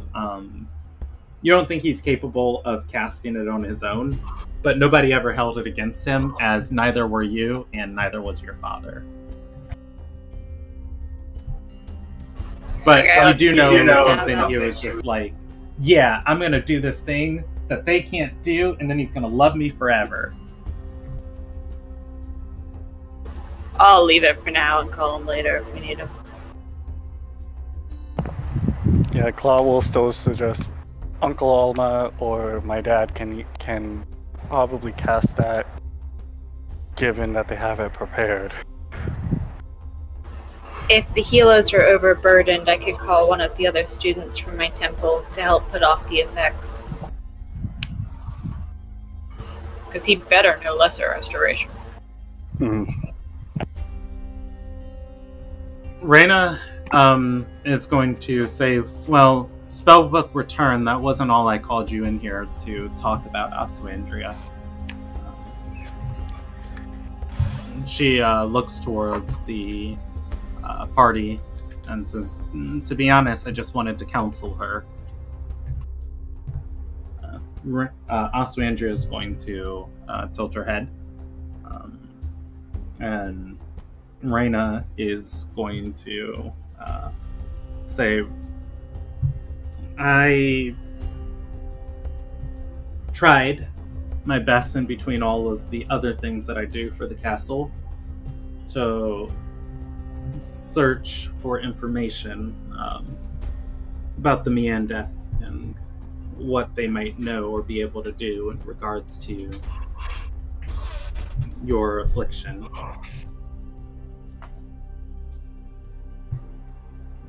You'll sit, and I have information for you.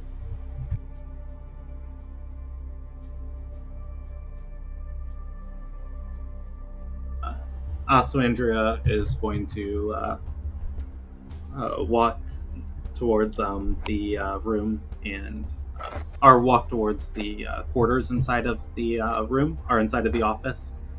Pull out a chair and bring it and sit down as Reyna leans on the scrying bowl. Reyna looks over to the party and says, "You don't have to stay if you don't want. That's just going to be a boring history lesson." Aswandria is going to speak up and say, but Reyna makes it, Reyna shoots a glare at Aswandria, and she quiets down. Reyna's going to say, "You must be mindful of your voice. Never speak if you don't have to." Again, Aswandria nods.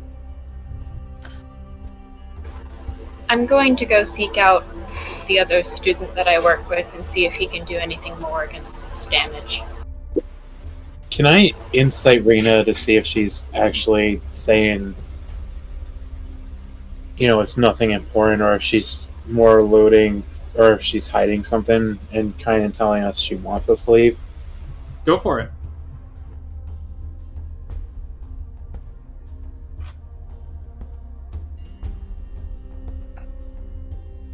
Yeah, you get the feeling that this is kind of mundane for Reyna and Aswandria, of like Aswandria's steps were like almost rehearsed, of just like she's in school mode.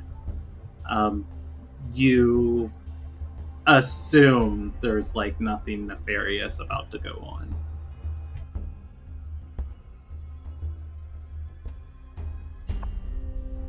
That said, she didn't kick you guys out. So Lumilia's going to find Freen, and Claw would go with Luminia. Okay. It's just going to be putting up with them. I know. That's asking a lot of me today, Lumilia. And I'm Do you guys want to go to Anderson's place, see if his father was able to finish those for Aussie yet? Didn't we ask him to deliver it though? I don't remember. You're the one that you guys are the ones that sent the message. Pretty sure we did. Yeah, No, that's You on did its say way. deliver. So there's no need for that. I don't know, you just kind of want to go to the mess and see what's up?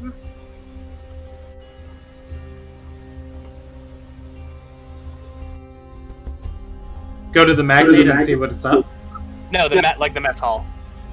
Oh, you guys were just there. You can. If we don't have to pick up the pants, and I'll stay and listen. Okay. Kind of interested in these Mian death guys, especially this Ashes. I literally have nothing better to do. All right. So, I'm going to say Alexander, Shadora, Anderson, Kenneth are listening more to Claw, and Lumilia go to find Freen. Are there other diviners here? No. Irifren died at the start of the session, and Aswandria is in training. Damn, they really are short-handed.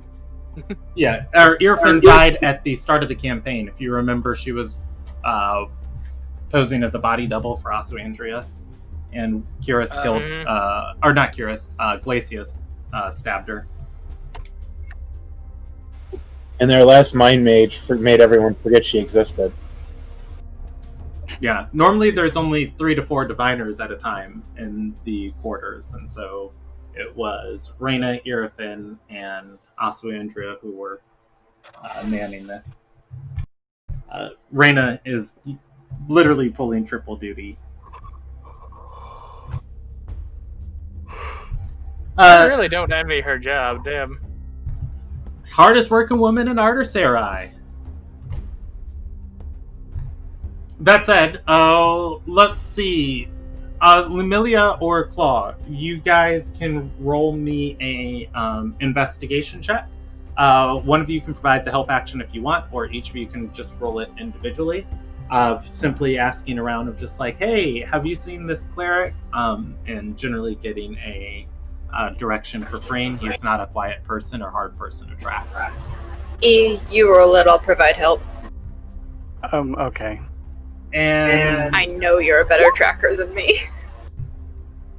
I'm a better tracker. Investigation is not always tracking. I'll allow it as survival if you want to add your survival bonus instead. Okay. Still, I get +0, so. If that's the case, then that's a 15. Okay. I'm going to come back to you guys as it's going to be a little bit to you guys find them. So, for the party sitting in the diviner's quarters, Asuandria has the back of her spellbook open. You can see on these back pages, she has made notes about various subjects before she prepares another page. Well, she'll have to get up and get a inkwell and a quill. And with that, after she is back seated, Reyna is going to start speaking and say, we're not entirely sure of how your condition came to be, but there are stories and small examples of instances of forces manifesting around you that lead us to believe you might have some ties with a power that one of the Miandeth guards. The Miandeth, as you know, are children of a god. They dance throughout the world, trying their best to fix the things that have been broken. And this one in particular is a difficult one to track down. We tried in earlier years of when head diviner Rael was here, but it resulted in us losing more diviners than the effort was worth. Stories and legends say that he protects a soul of a ancient shatterer, one who's been lost to histories. The stories surrounding Calfir Calgarin are far and few in between. Not much is known beyond our of ancient Amirian before Fictier's total destruction of it. That said, if you were to believe the Kayan teachings, it's said that this Eshes has the entire soul of Calfir Calgarin and several fragments. The Kayan Empire, before it fell, tried to summon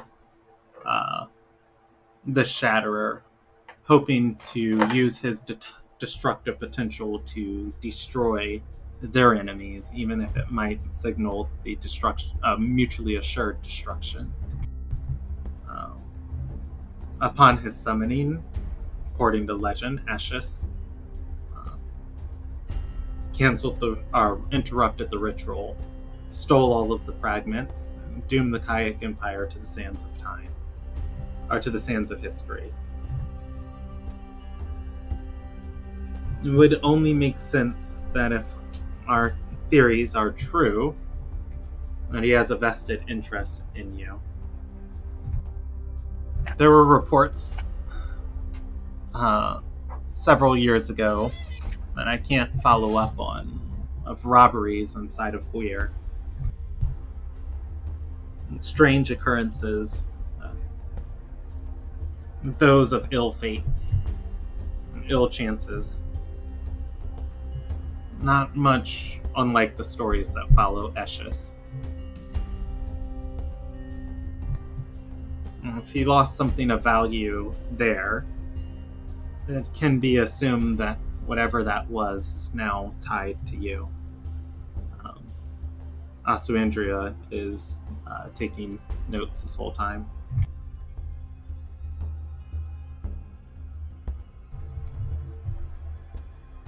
In any case, this well that this cure that he speaks of, nothing like it on this continent that I know about exists, which leads me to believe it's a holdover from his culture and his society. People don't entirely understand Kayan cities, their architecture or their layouts. They were able to make entire settlements inside of uninhabitable marshes and deserts.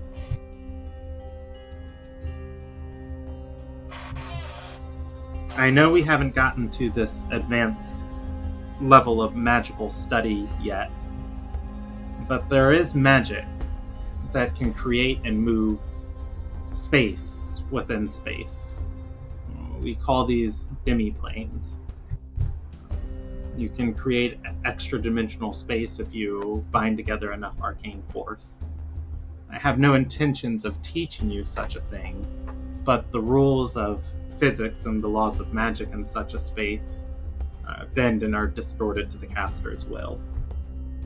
That said, if you go on this quest for Esches, the one your friends speak of, I don't believe you're going to any place of real determinable location. I believe you're seeking out a demi-plane, an extra-dimensional space created and moved about by Esches. That's the only thing that I can think of for such a thing existing.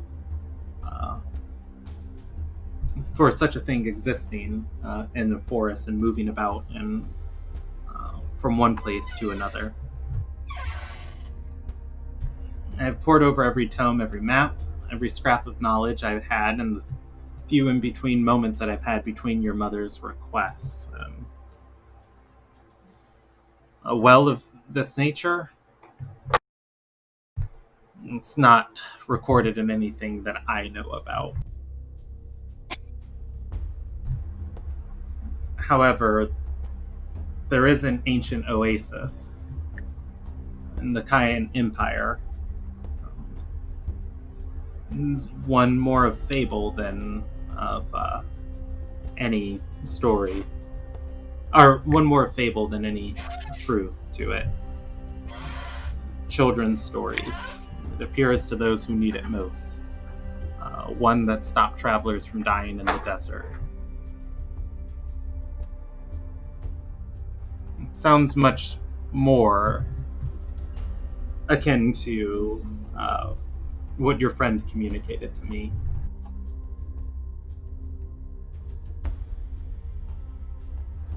In any case, I'll teach you what I can about demi-planes and extra-dimensional space. I told your friends I'd help persuade your mother to let you undergo such a task. But please know, you won't be able to simply just depend on me while we're there. Asuandria keeps writing and nodding the whole time. With that, Reyna begins lecturing about the multiple different types of extra-dimensional spells how to see them, how to avoid them, the precautions of such things.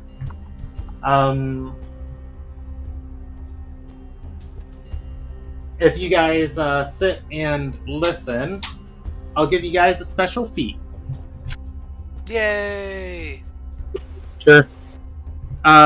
If you guys witness somebody casting Mordenkainen's Magnificent Mansion, Rope Trick, I think there's a spell literally called Demiplane. Demiplane, Maze, and I think that's all of the spells that create extra dimensional spell space. No, Gate doesn't create space though. Oh, there's one more. Mordenkainen's Chess. I forget what that one's called. If you guys witness anybody casting a spell that deals... Well, here it is. If you guys witness anybody casting a spell that deals with extra dimensional space, you have advantage on an Arcana check to try and identify the spell.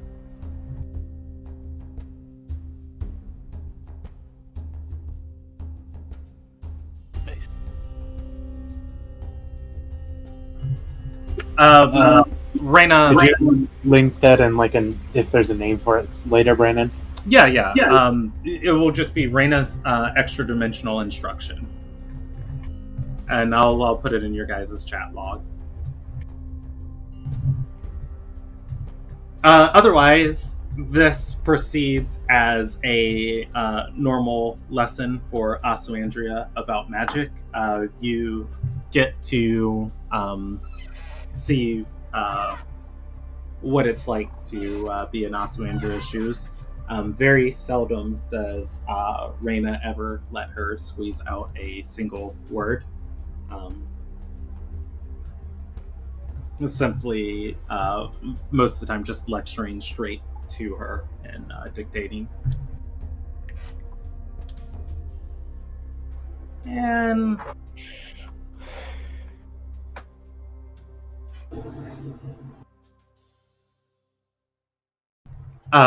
finally, I guess as this lesson's concluding, Reyna's going to cross her arms and say, "You probably think I'm cruel for not ever letting her speak, but I would just like it,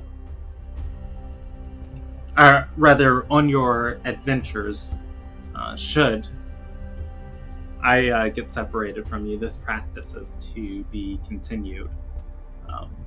As she looks to Alexander and says, for reasons that cannot be fully disclosed, as I know how you feel about me lying to you, Asuandria, you must limit how you use your voice.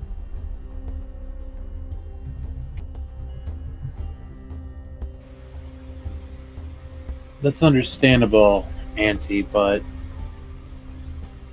especially if she's trying to learn, wouldn't it be good if she even was allowed to ask questions once in a while?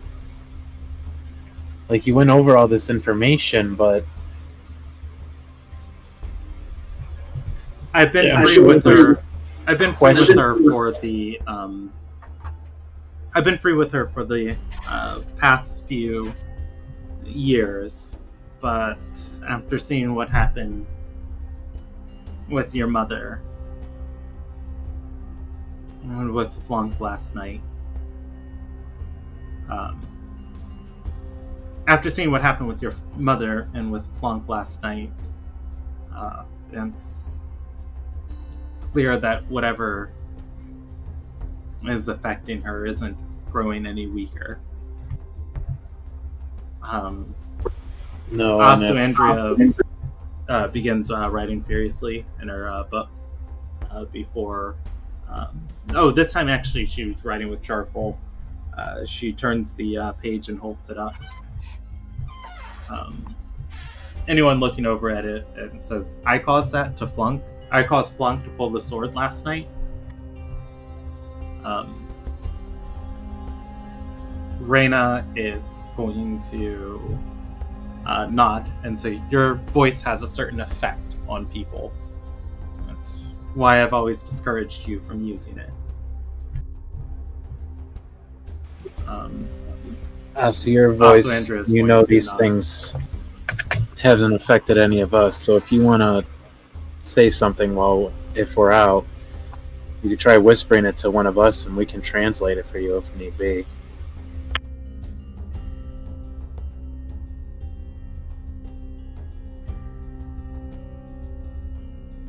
You might not always have extra or enough paper. Plus, if you want to fill up your book with all those spells, running out of paper in there would be bad, wouldn't it? She's going to rub her hand over the charcoal on the page, the charcoal smearing away as she prepares to write something else. But even before she can start writing, Reyna's expression goes sour. She's going to say, Alexander, what did I just say?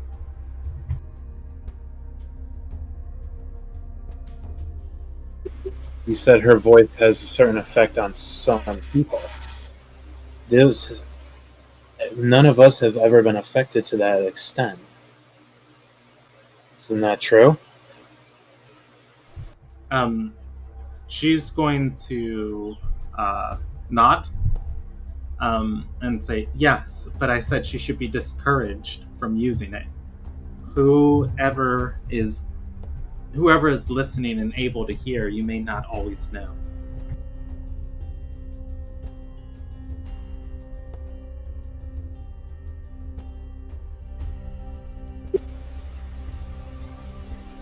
I guess that's true.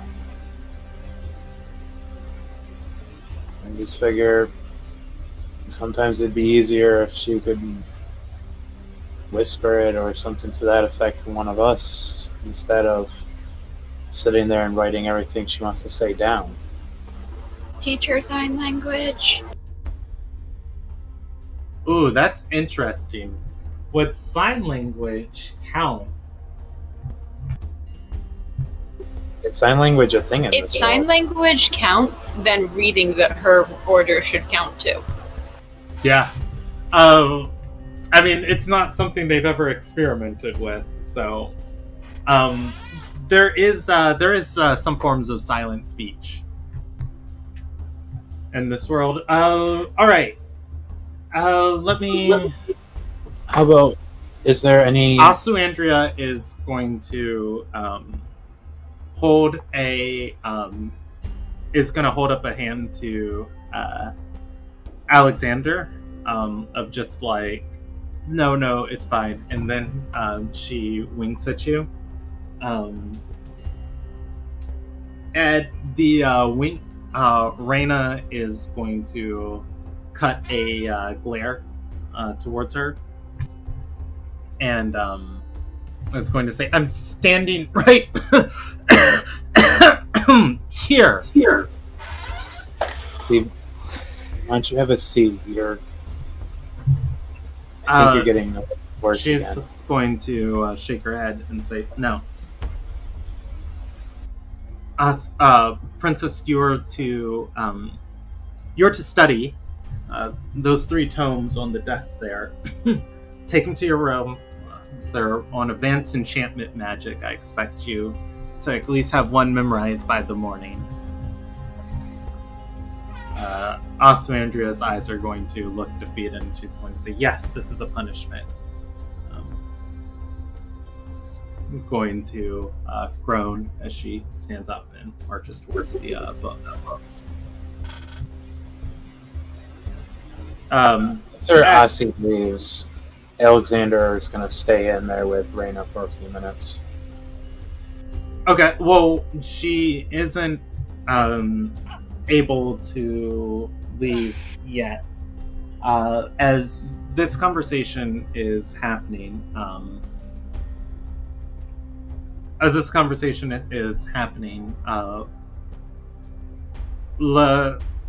there's going to be somebody approaching the open doors of the diviner's quarters, you quickly see the form of Listella. What's her last name? I don't remember it. Ariana's steward.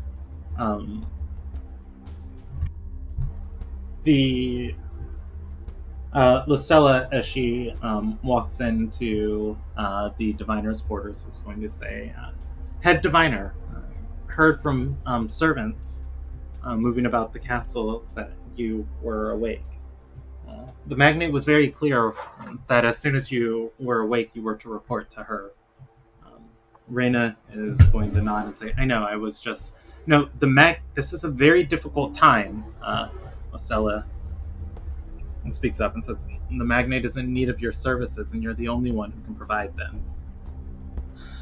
Reyna exhales. Someone punch her. And says, "I'm on my way. Just let me grab a staff. I'm feeling a little strained today."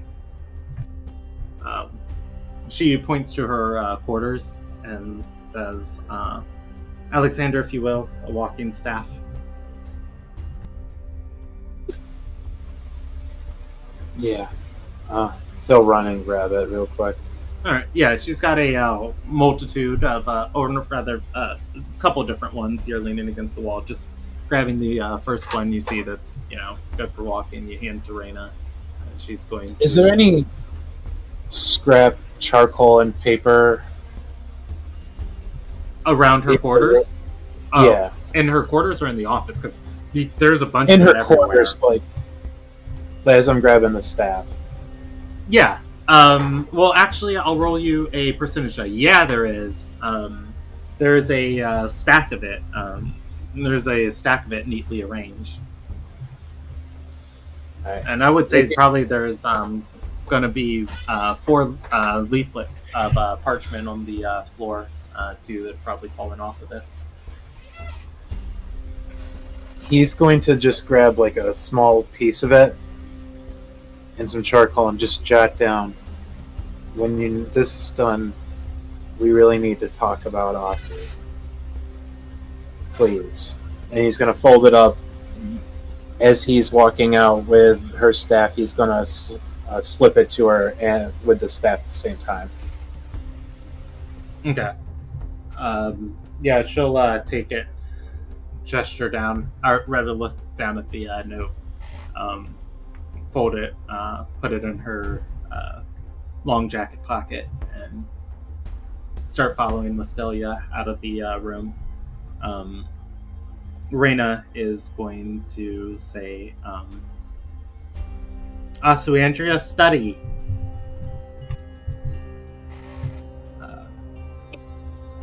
At which point, once Reyna clears the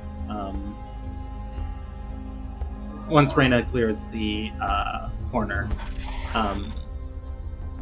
Asuandria is going to look back towards the party, and she's going to say, "I'm not really going to study. I'll memorize this later." We figured as much.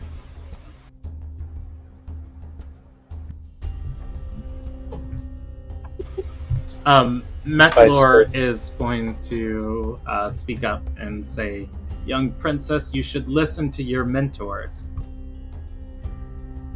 As she said, your voice comes with a certain danger."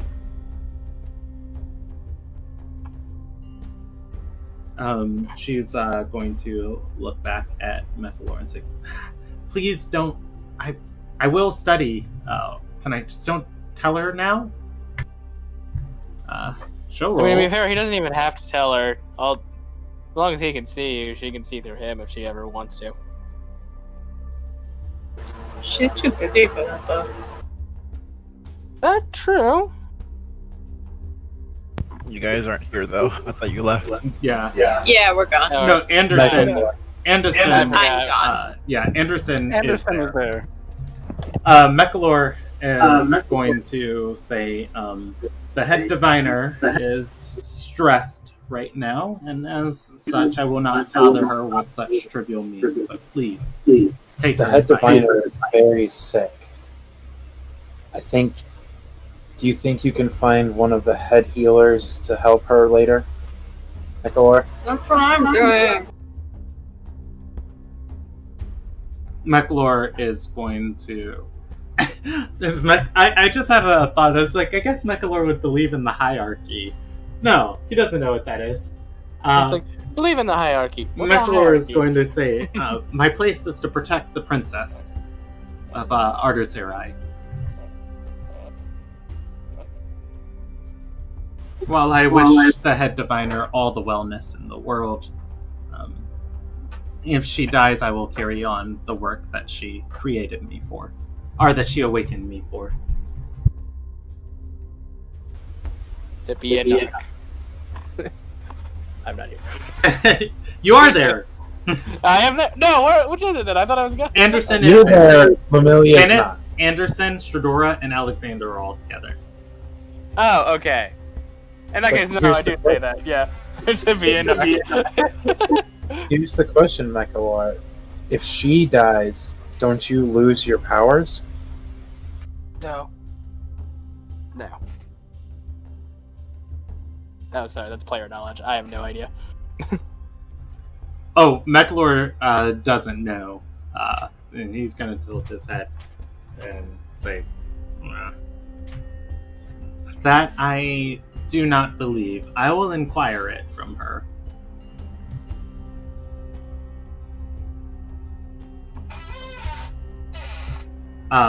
He's going to straighten his head and say, but not now, though.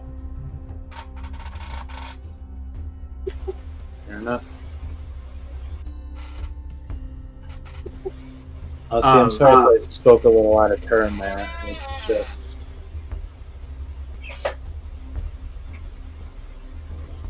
Go ahead. She's very strict with you. And I can understand why, but even some things are a little too strict. I understand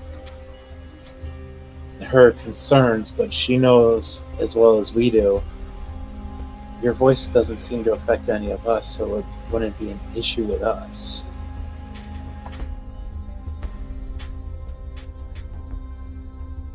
Asuyendra is going to nod and say, Reyna she's difficult to understand. She's always been a fan, or rather she's always preached rigorous study and higher pursuits. She didn't have a very structured life herself growing up, and she tried to correct that for me. I mean, I guess I can see where she comes from. Sometimes I forget and I shock myself. And last night I almost got mom attacked. But also, I agree. Sometimes it's a lot. I mean, it's the trade-off, I guess. I spent the first part of my life locked up in the castle, but at least I got to speak for it. Now I get to spend the next part traveling free, but I just don't speak as much. This is fine with me. She shrugs. Maybe her voice is why I always go along with her weird plans. Yeah, that's there. I'm being dominated. That's my excuse from now on. You know, Rob, Yeah. I was actually thinking, I was just like, maybe this is why Stradora leaves every time. I was like, geez. Look, if she says kill, I ask with what? To be fair, Leave the room should not be used as that's a not because of her voice, that's because of the power of Lady Dawners. That's the power of thirst.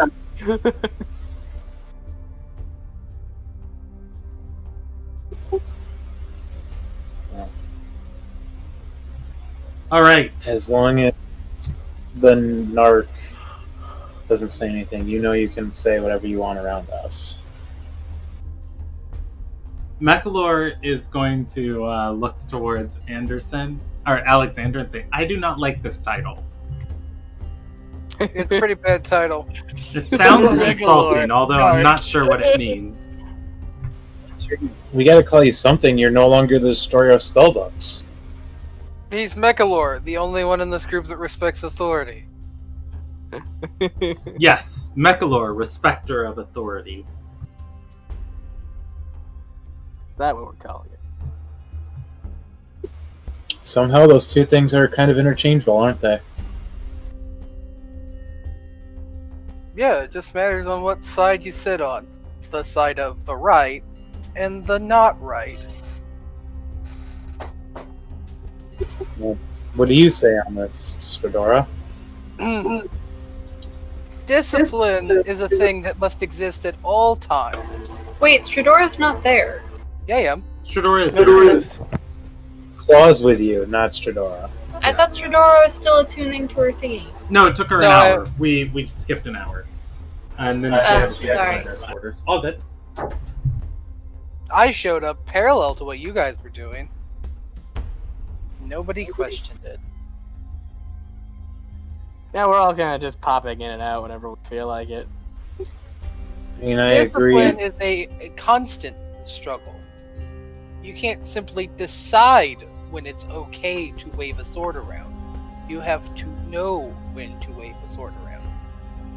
Aussie's voice is technically a yes. weapon. If Oh, she doesn't practice her discipline, then she won't have any. Mechalor is going to flap his wings and say, "The Princess of Illuminagai speaks wisdom. These words should be heeded." Maria's going to squint her eyes a little bit and then say, "You know what? I actually agree. Don't draw it unless you have a reason."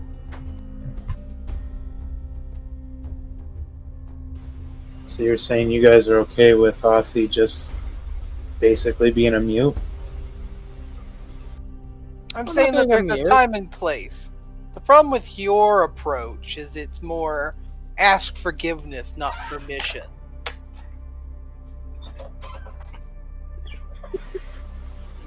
As I stated, wasn't saying that I want her to run around the halls screaming bloody murder.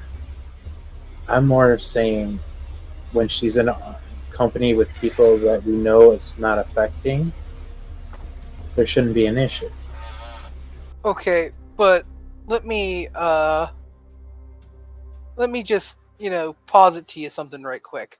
You see that? Points to the door. See how wide open that is? Let's just say we're having fun, we're having a nice conversation. It's just us good friends.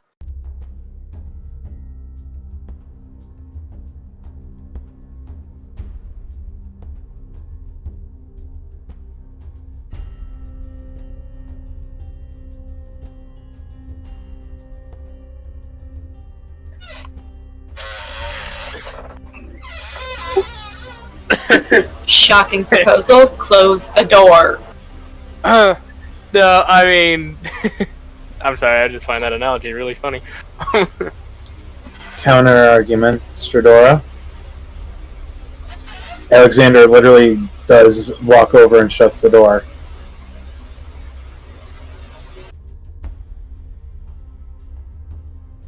Sure, whatever. I I'm not don't, gonna listen anyway. I don't disagree with you. But here you are, fighting me on it. No, I'm not fighting you. My point is, I understand it's dangerous. Trust me. I know. I'd hope you know, because of what happened with your mom. Yes. So it's a little frustrating that you seem to want a laissez-faire approach to Alessandria talking about things. I like it when Alessandria talks about things. She has a glowing personality. Among You just other have to be things. careful about that. That's fine. If we have to be careful, we will. But as I stated, her telling her that she can't talk at all. is what bothered me.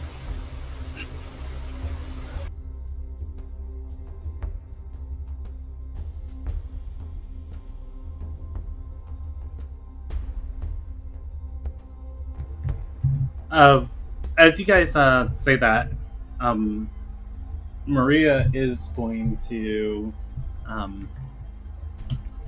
scratch her head.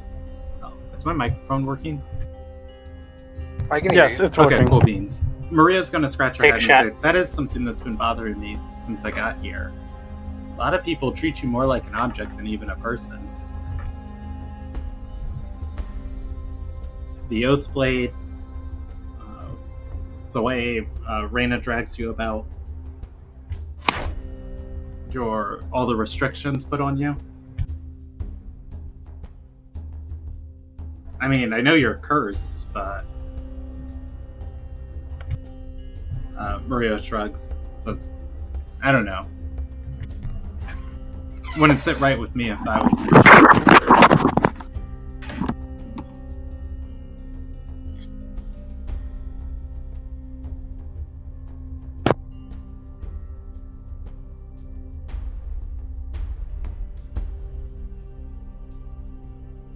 Yeah, I haven't quite liked it either. Exactly, and that's how it felt like to me she was acting. That's why I said something.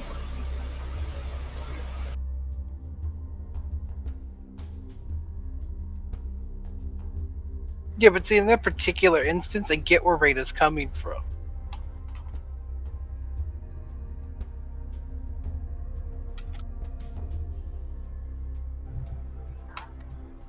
Also, Andrea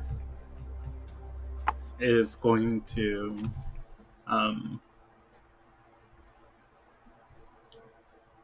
look back at the party after Maria's words and say, all right, then. I am going to take a silent stroll through the city tonight.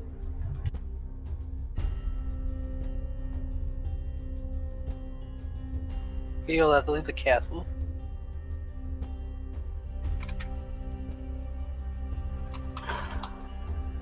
She nods and says, I can't leave the castle, but I've always done as I'm told. I've never expressively tried to leave, other than the time I walked out with you guys. And the time you Didn't told walk out. She did with you guys in session 1. She jumped out a window and snuck away described as Thracidaneus. Yeah. Session 1 was Neither Thracidaneus. of us are walking out. Fair.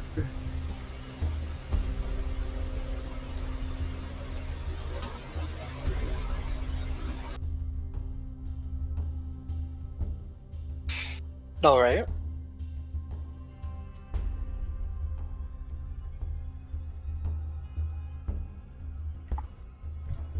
Also, Andrea seems resolved.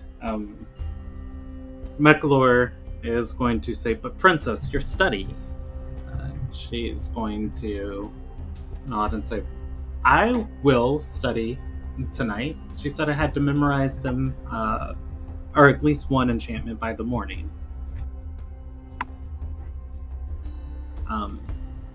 Mekalor is going to speak up and say, what do you accomplish with this? She shrugs and says, Mom thinks it's dangerous out there, but I mean, I've been out plenty of times now and I've been fine. Reyna thinks I can't control myself out there. And I can prove both of them wrong in one fell stroke.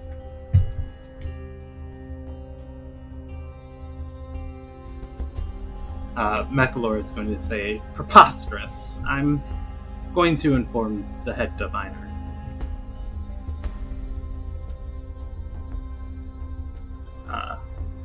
Asu Andrea is going to nod and say, inform her if you will, but it doesn't change the fact of my decision.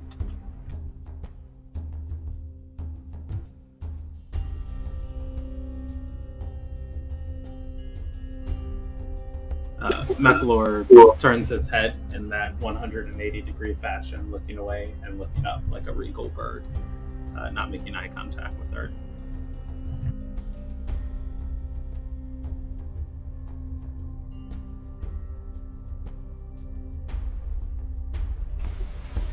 Well, she's allowed to move about with you with her, isn't she, McAlor?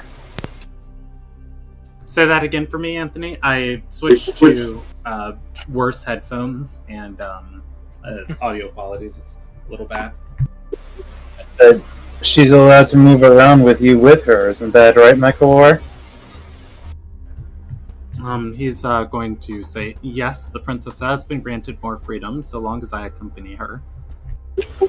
And we'll be, of course, there with her. What's a good way for her to not worry about saying anything if that's the case? Then just study while enjoying a nice stroll through in the night sky.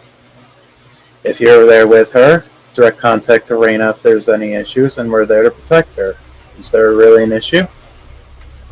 McAlor is going to ruffle his feathers, looking uncomfortable at this, and say, you can ask the head diviner yourself. She's already been contacted and is on her way.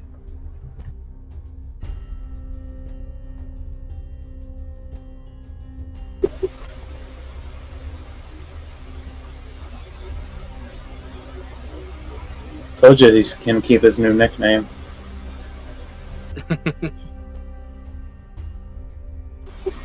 Well, what do you guys think? About? Ossie's decision to go strolling through town tonight.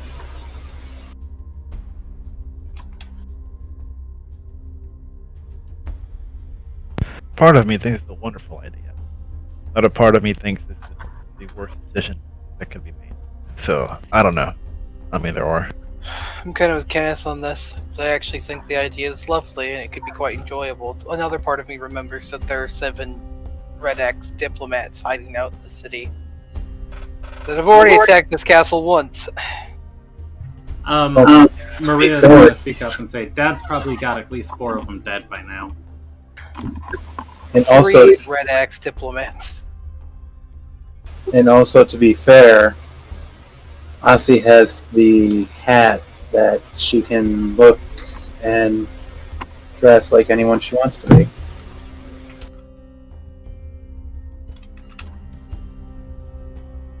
Oh yeah. She looks up. She taps the hat. Turn into me! She is now Oswandria with a cloak over her head. Nice. Such creativity.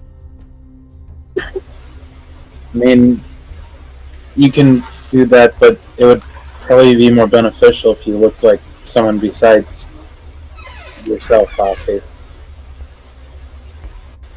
You've been around, you've seen what people generally, common features and things like that.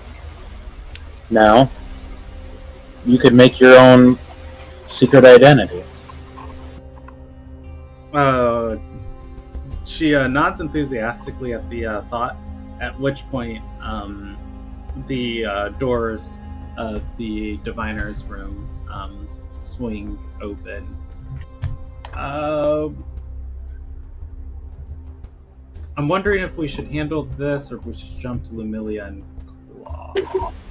If you want to handle this, or handle Lumilia and Claw, that's okay. good. Okay. Just he hasn't had a lot of opportunity to do stuff this session. I want to make sure you guys. Cliffhanger. No, we'll be back. It's a cliffhanger. How will she scold Osuandria this time? We'll be back. All right, Claw and Lumilia. The results of that investigation were 15. You went looking for Frame. You don't have to poke around very far. Asking about him, you start heading towards Arigard. As you know, most Sagites passing in and out of the city would stop by the chantry that they are associated with. Would stop by the chantry that they're associated with to get orders before they move about the region of if any specific places need healing or help or additional aid or heroes or etc. And as you ask people about freeing, they point you in that direction. Heading to the main concourse that leads to Arigard from the castle. Let's go to the Ardor map.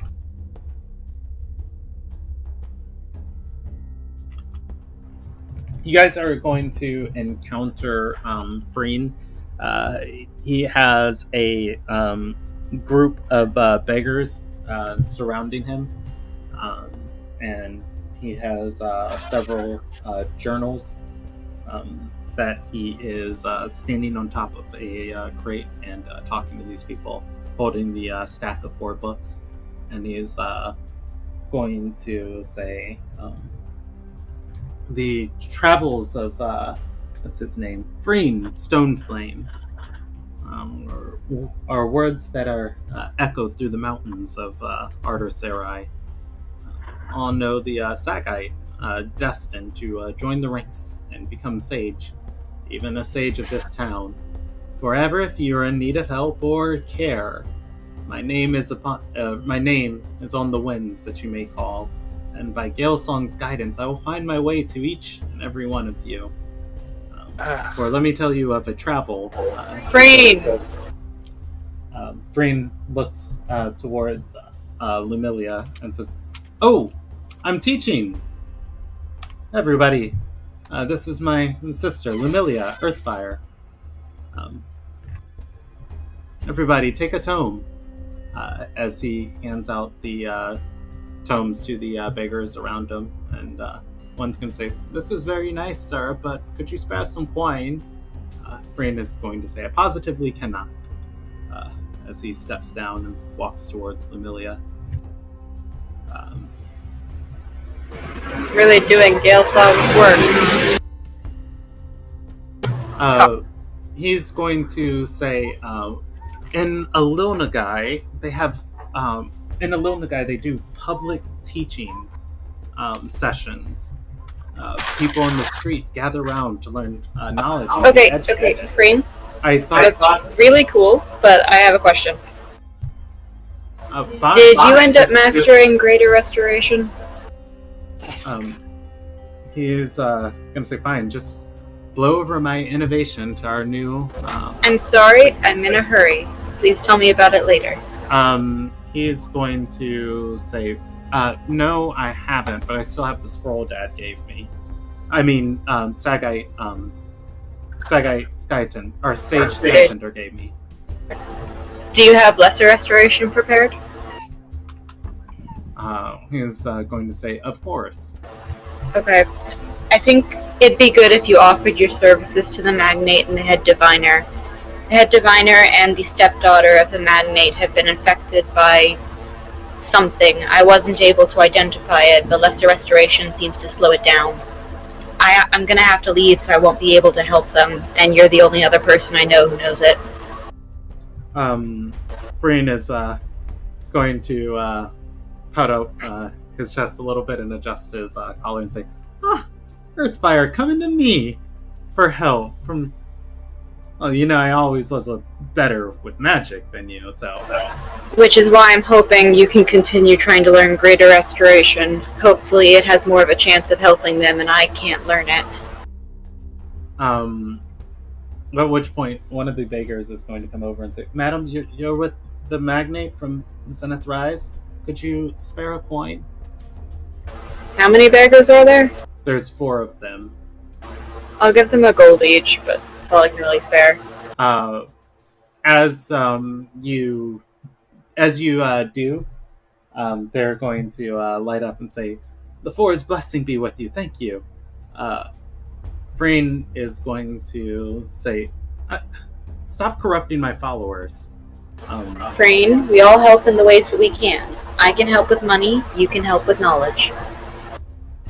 Right now I'm eating on the dime of the chantry. Could you spare a couple coins? I'll stealthily give Freen 5 gold. Freen is going to say, "Gilsong's blessing upon you." You too. Yeah, just Frayne offer has help. Street knowledge. Frayne's going to say to Lumilia and say, "All right, I'll head back to the castle. See what I Thank can you. do." But little heads up, Earthfire. Definitely don't want to be leaving town too soon. Why? After the Stormfather ditched out on the feast last night in that flash, people I've heard saw him bloodily walking into the Chantry of Unity. Oh, is that how he got to me so quickly? So you haven't heard all of the story yet, have you? He's going to say, no, I plan on going by the Chantry later this week when Umiya preaches to see if I can meet him. I encountered the assailants in the kitchen, and one of the head diviner's allies was with me and alerted her. She brought Gelsong to fight them off. He may have been injured during the battle, protecting me. Well, I'm going to help the magnate not die of disease. So I hope you're able to. Fashion. I wasn't able to do enough. Frayne is going to walk away, and as he starts walking towards the castle, turn back and say, "Remember, those journals have my travels in them, but as newly initiated members of the Chantry, you are to fill them with your own travels and your own adventures. Go and create your stories," as he tells the beggars. One of them is going to look at the stack of binded papers and toss it to the side into the dirt. Hey guys, we might be able to sell the paper from those books.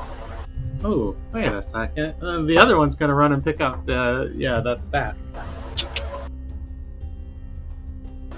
As soon as he's not looking, I'm gonna just hit my head into the nearest wall.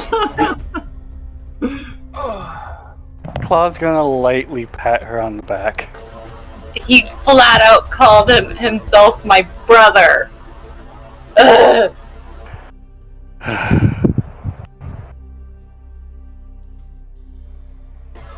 Alright, that's taken care of. What next? Well, either we can head towards the Chantry to see if Galesong's still there, or we could head back and check on the rest of the group. I mean, it's Galesong. He may have been hurt, but he'll just be healed and be fine, right? Claw's gonna shrug. I don't know on how much that can affect a god, considering,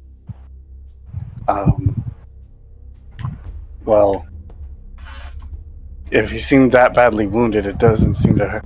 It wouldn't be that bad to at least check, but knowing him from what I've heard from other accounts, he doesn't like to stick in a place too long, at least when he's recognized. I doubt we're important enough to meet him anyways. Let's just get back to the party. All right. Speaking of the party, Hello. the doors of the diviner's quarters fly open. 7 cultists attack. I'm kidding. What? I'm ready this time.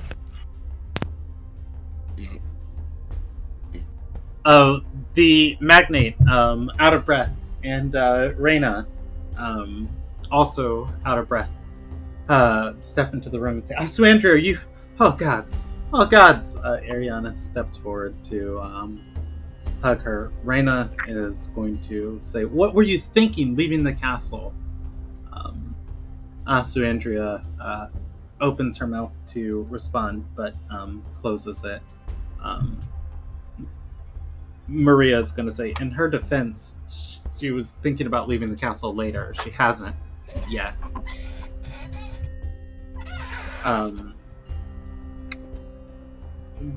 Ariana is going to say, "What are you going stir crazy? I know it's been hard, but we've had good years here. I don't want you to run away." Aswandra is going to shake her head. She moves to bring up, the spell book to try and write in it. But Ariana is holding her too tight. At which point, Ariana is going to say, I know. Since the feast last night got interrupted, there's an important meeting tonight I'll have. It'll be well guarded and well protected. It's outside the castle in Arigard. How about you accompany me there, instead of running off on your own?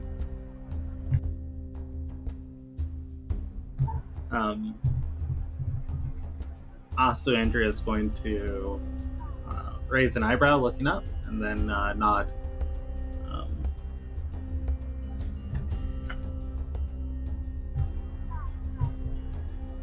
And Ariana is going to look over to Reyna and say, "And you're sure her power is associated with her voice?" Reyna is going to say, "Parts of it. But what else we're unsure of." Everybody gets a free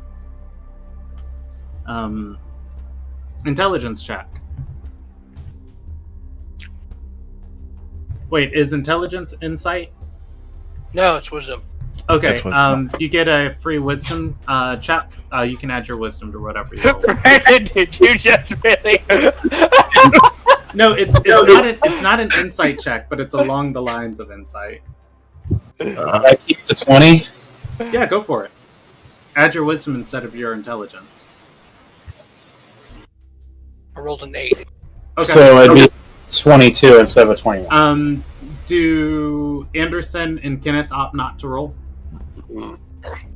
I wasn't aware we were here. Are we not? Kenneth, I am not a wise Anderson, man. Fedora, and Alexander are inside of the quarters. I mean, I'll roll just for the hell of it. You never know. Does a wisdom check? Yep. Cool. All right. It's guiding Star Knight. It breezes by everybody else, but Alexander, you're gonna pick up on a key thing inside of Reyna's statement. She said, "But otherwise, we're unsure of." You're not sure if that's like the royal we or what, but Reyna is the only diviner left in these quarters, and she doesn't include Aswandria in any of her studies.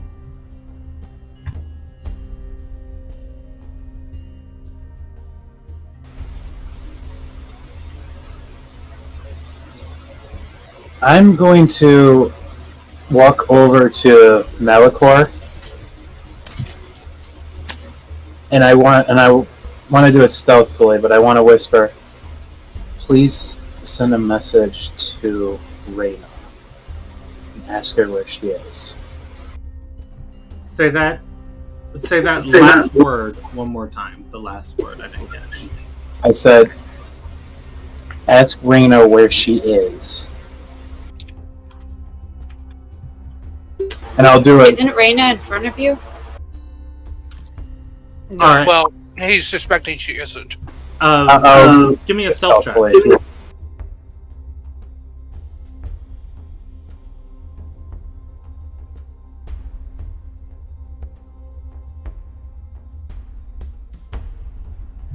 Okay, you whisper that to Reyna.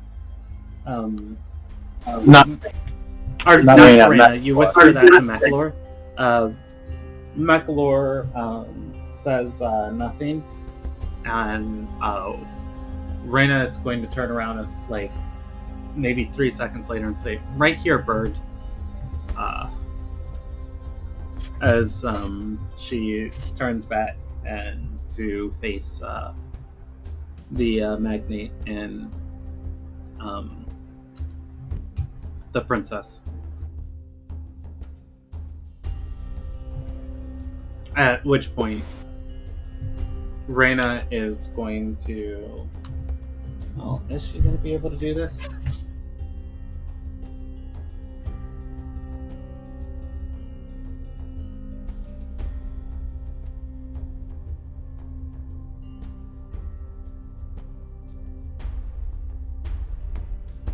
DM loading.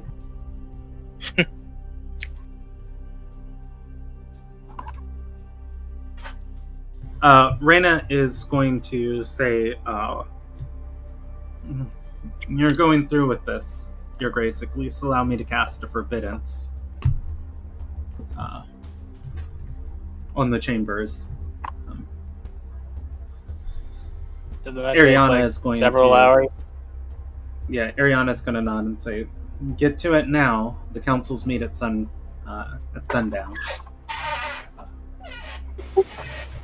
Reyna.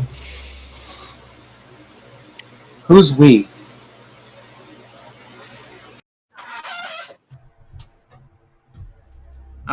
Reyna is going to look back and say, "Oh, I must have misspoke."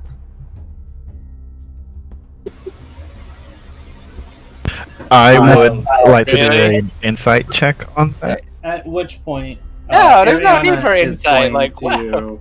raise a hand and say, "They're so deeply invested in this already. Reyna, you don't have a mind mage in our employ right now. I don't hide things anymore from my daughter. You all have been trusted with secrets from the inner palace, and trust you can keep all of them."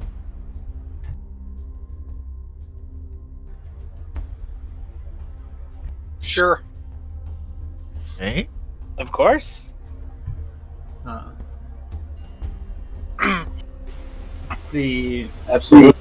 magnate is going to nod and say, "Our magical abilities in this country and resources upon which are more limited than other nations in the world.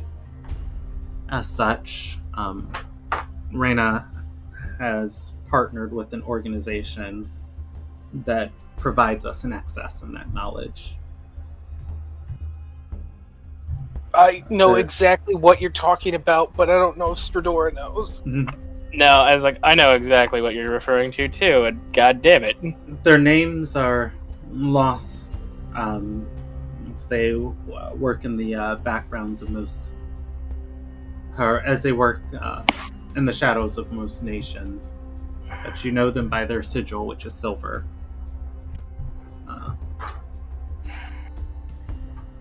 As such, I know that Reyna is in their employ, and as such, they lend her additional resources that we wouldn't otherwise have access to. Let's say something out of character real quick. Go for it. God damn it. Why is every head diviner a silver sigil? I called it! I knew Reyna was the Ardorian Silver Senator.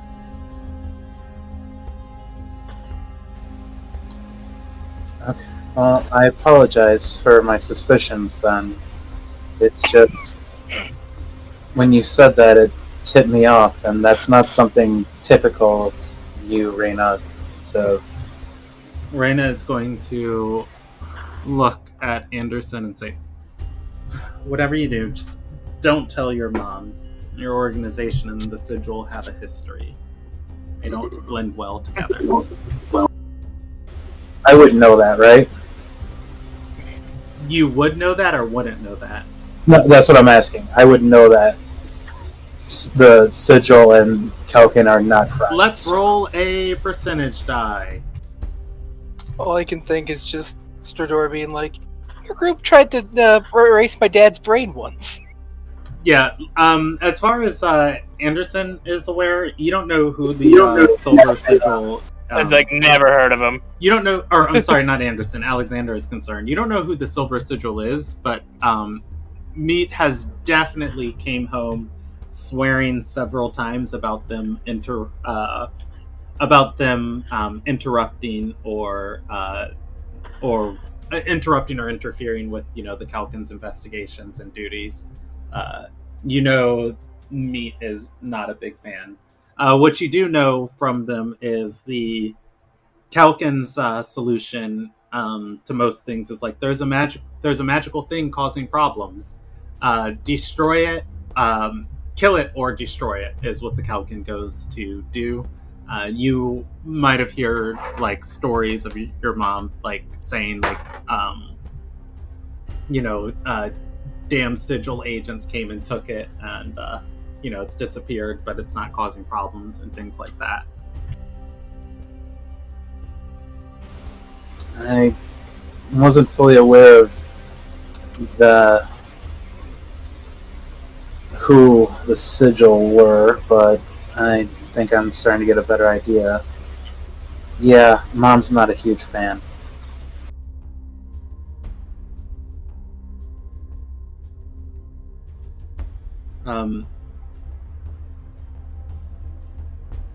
Ariana is going to say, in my history of rule, the sigil has tried to influence our nation from the shadows. Knowing openly who's in their employ and what they want from me gives us a much better relation than we've had in previous years. So it's settled. She looks down at Andrea and says, "You'll be my guest tonight." Your Grace, as you have already appointed us as Ossie's personal guard, did you want us to attend as well, or at least be in the area? Were we ever appointed as a guard? I thought we were just appointed like. Yes, you were. Like guard was like, we're just her official friends. No, I got us appointed as her guards. I don't think we're paid, but She's referred to us as such, I believe, in the past.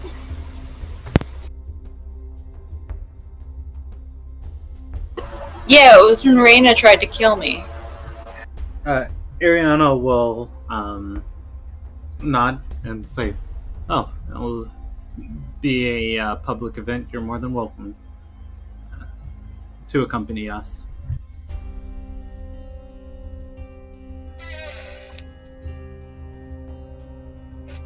All my enemies will be in one place.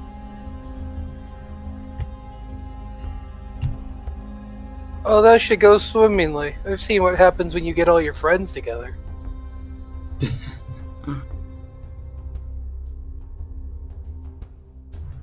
She is going to chuckle and then say, "You'd be surprised. In my reign, we've had 16 years of freedom from misfortune.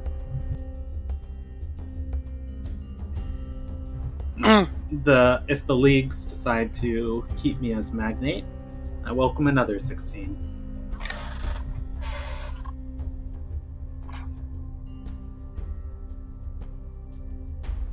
I hope so.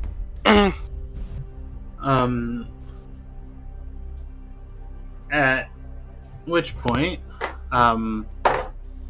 Andrea is going to speak up and say, "I have something important to say." Ariana nods and Andrea says, "Mom, I'd like my oath blade, please. Whenever we get a moment, I'd like Reina to teleport me to Demon's Door so I can return it properly."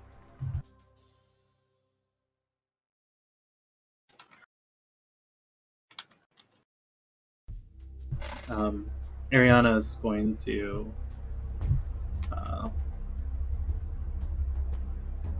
look a little confused. And then say, "Are you sure?" And she's going to nod. It's like, "Well, it's yours to give back. I'm sure you're able to do so." Listelia! Should we get Aedenaean before we teleport? It's fine. I'm not sure if we're going to be going today, but I don't know. I doubt we're going today when we have this meeting to go to. Oh, tonight's that meeting. Yes. Well, then I Right. have to go anyway, as the forcibly appointed liaison to the aristocracy of Arter Sarai. If you're no longer magnate after tonight, I have to go bug Weston then. I don't want to sleep on the streets. Just like, Weston, old buddy, old pal. How you doing? You could probably stay with one of us. You have to stay on the street. You always got a room in my place if you need it. You can always sleep in the spare room we have at my dad's place. On second thought, I'm going to re-immigrate to Elil Nagai. That too. That's an option too. What? No, but we're about to go on this awesome adventure. We can't do it without you. All Call right. it a head start. I have Well, I mean, like, we could, but it wouldn't be as fun. I have a big ask. I got a big old ask. You got a big ask? Yes. Do people look at your ask and go, damn?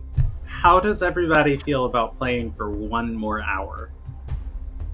Tired. It's Friday. I don't even have a job anymore. Let's go all night. Wait, back up a second. Wait, what? Oh, we can have a discussion about that off camera, because Rob's been very candid with that, and guys, feel free to ask him questions. So, Jackal, you don't want to go for another hour? We are touching our session time, so I want to just make sure I'm conscious of everyone. I don't care either way. I don't have the late afternoon, so. Okay, how's everybody else feel? I'm good.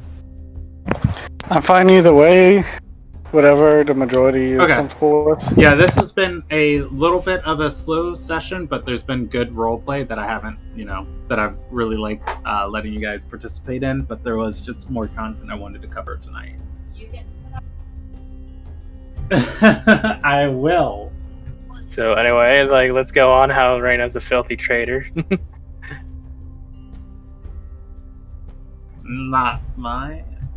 Okay, so, anyways, the party is agreed to go to the summit of leagues tonight. At which point, several things are going to happen as you guys are sitting and discussing. Ariana's going to explain what the meeting is. I will cover that. Ariana's going to explain, what the summit, what her important meeting is, which is the summit that has been discussed all campaign long. The different leaders of different branches of Arter's government coming together to decide if there should be a new magnate or not. And between that happening, she sends Listella to go get the Oathblade. As the party disperses, head back to either Osmandra's quarters or their quarters. Lumilia, Claw, and eventually Freen arrives as.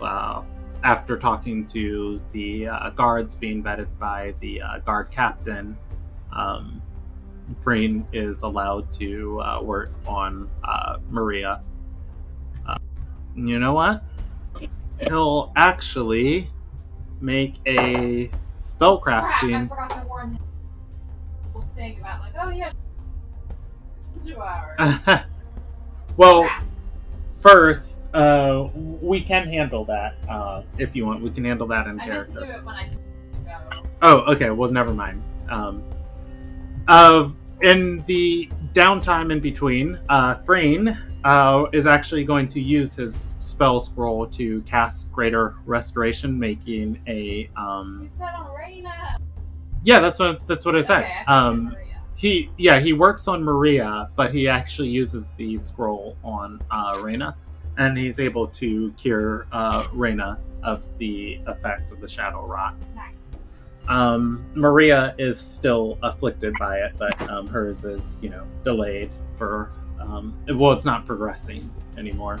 See, guys, there's a reason we don't punch him in the face. Well, I mean, he can't do that infinitely, but yeah. The whole time, he's as he's like casting these spells, applying bandages and salves, etc., etc. And he's just like, make sure you tell the story of Free. All right, percentage die of if Reyna hires him inside of the Diviner's quarters. She does need help, but he's way too annoying. All right. Anything else that needed to be handled in the in-between? That's so sad. The pain. You know what? That said, though, Reyna will compensate him 78 gold for services and stuff. Yeah, there he goes. He's I mean, even though the spell he just cost 1,000 gold to use. But yeah. All right. I think that settles. Oh, and the pants. The pants was the last in between thing. And eventually, the pants are delivered by the apprentice. I forget her name, and I'm not going to dig through my notes right now to grab it. Was there anything anybody wanted to do in the few hours you have before nightfall? It's going to be like 3 hours.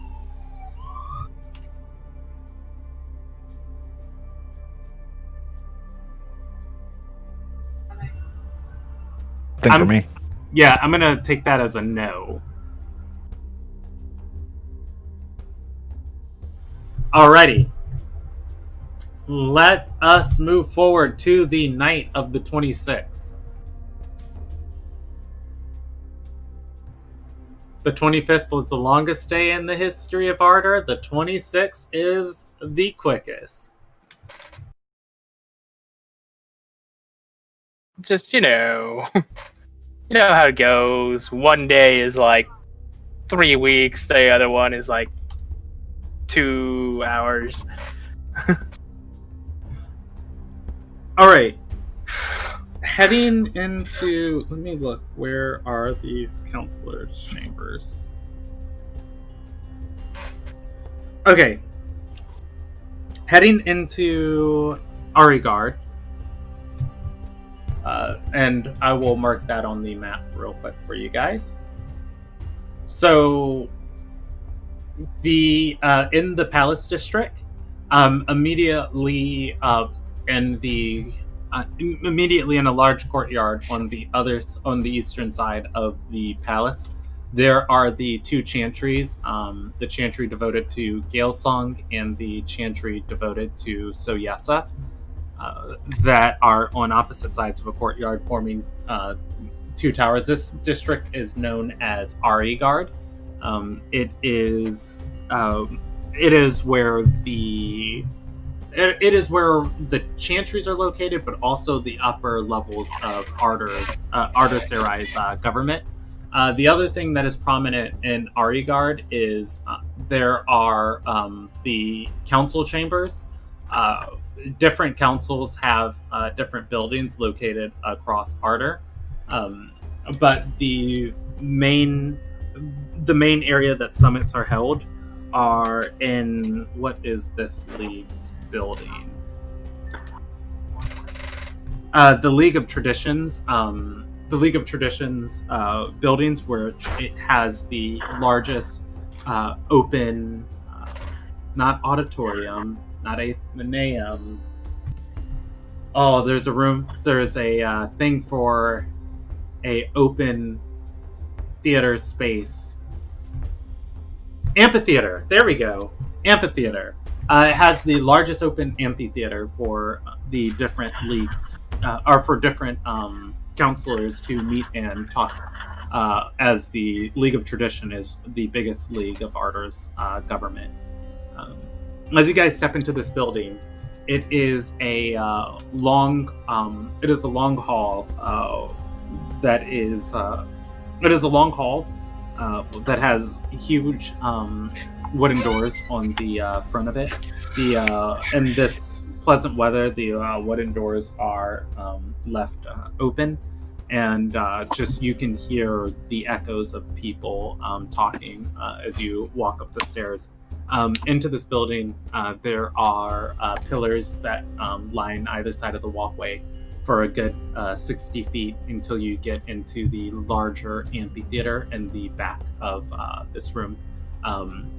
It is a huge circular chamber with an open oculus looking to the sky. Everybody's voices kind of being echoed and magnified as it bounces off the walls. Leading to the north and south, there are passages that lead to the different offices of each of the councilmen who have offices located. And in this building, each of those passages themselves extend far into the darkness past your vision. Well, no, actually, it extends into your vision, but they would have torches lit lining each of these halls. And you can see that they are 2 floors tall. Finally, let's get some appropriate music for this.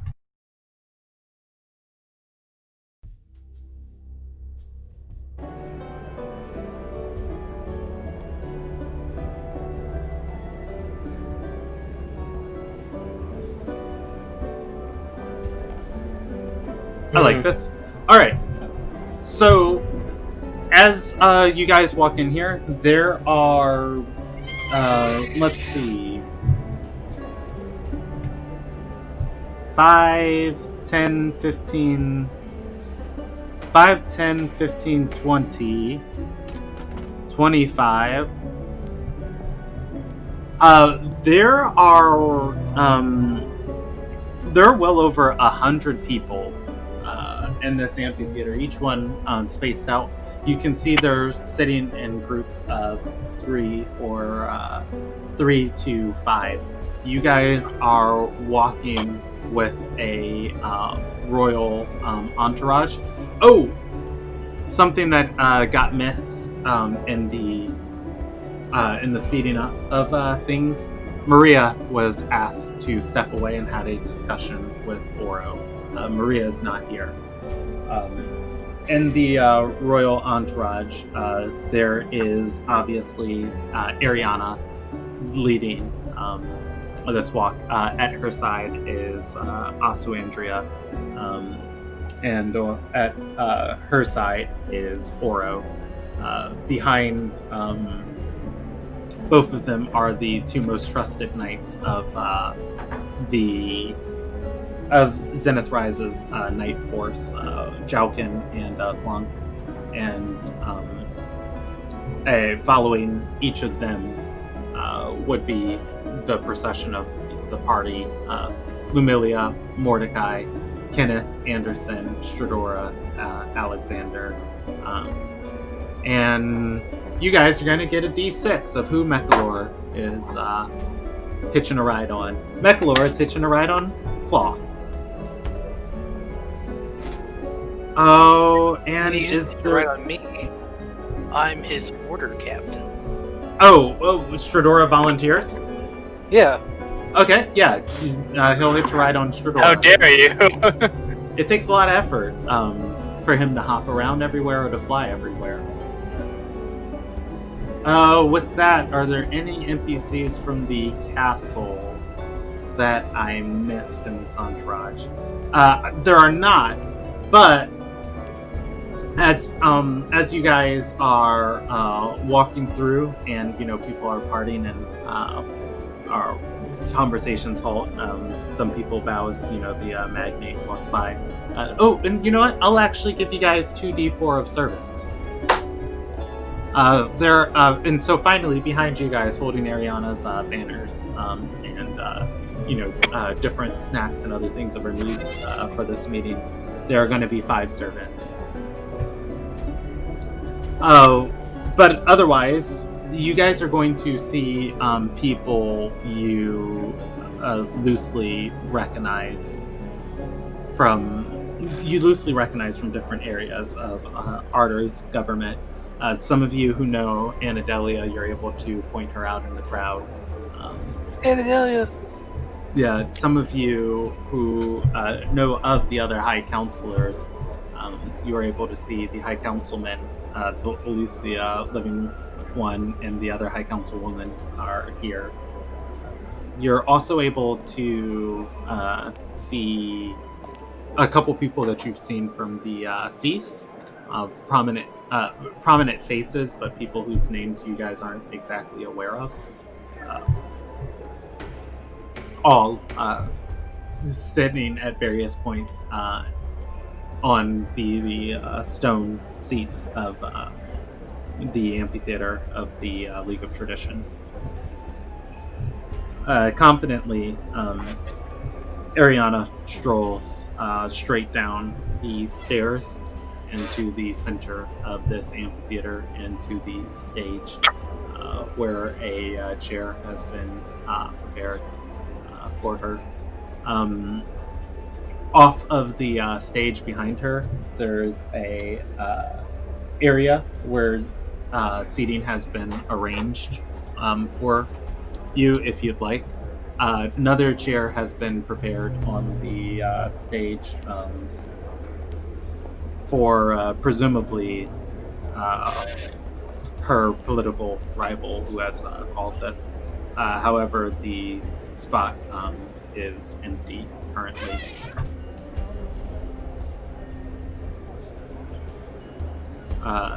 As you guys are walking, Ariana's going to speak up to the procession and say, I remember this as almost as if it was yesterday.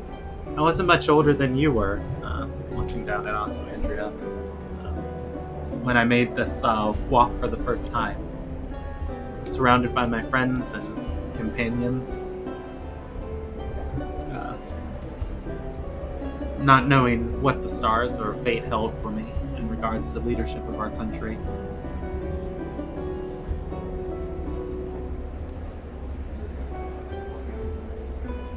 And they saw it fit to select me back then. I'm confident they'll see it fit again.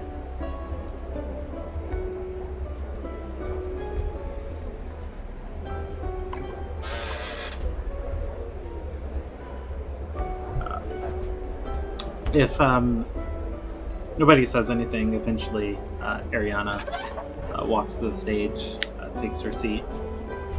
The party is allowed to sit or stand if they so wish. I'll take a seat.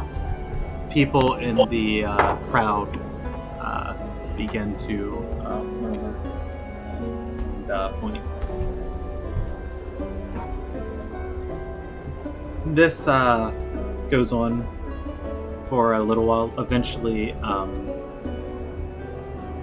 people, councilmen, stand up from the crowd and walk up to Ariana's chair, ask to approach, kneel, give their blessings to her. It's all formality. Until Kenneth, you notice your mother in line with these other councilmen and nobles to come up to the stand. When it's her turn, she bows at the magnate's chair, kneeling, and says, "Your Grace, if you will, may I have a word with my son?" she gestures to Kenneth, rather than offering any, blessings or meaningless words to the magnate. Ariana is going to nod and wave her by. She stands. She approaches. She smiles and says, "Kenneth, I see you found yourself an invaluable position." Yes, Mother. Made friends with the princess and quite a few other people.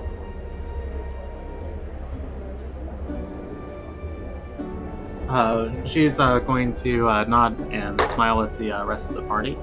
At which point, she's going to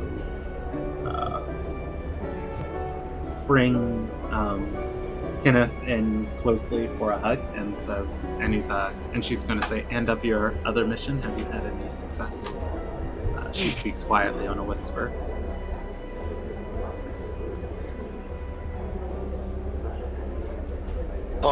Oh God!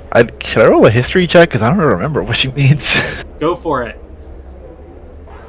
Didn't she try to hook you up with Fedora? Yeah, but can you blame her? Just look at her. If that's the mission, that sunk before it even started.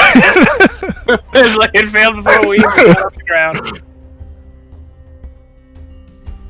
Yeah, you did remember your mom told you to convince Stradora to give away an oath blade. Oh, well, damn. Okay. There's a few things I'm gonna need to let you know. It's like, now? Really? You're doing this now? I'll tell her it's a work in progress, but she's she's sticking to her gun.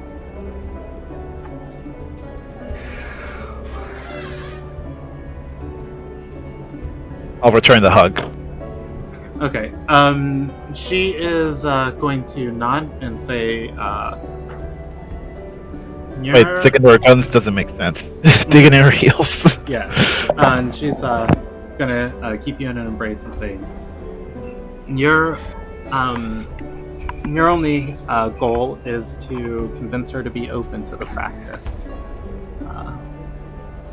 Once she does so, I'm sure Claudia will be able to speak for herself in these matters. It might be best to have her just meet Claudia. She seems to be really susceptible to.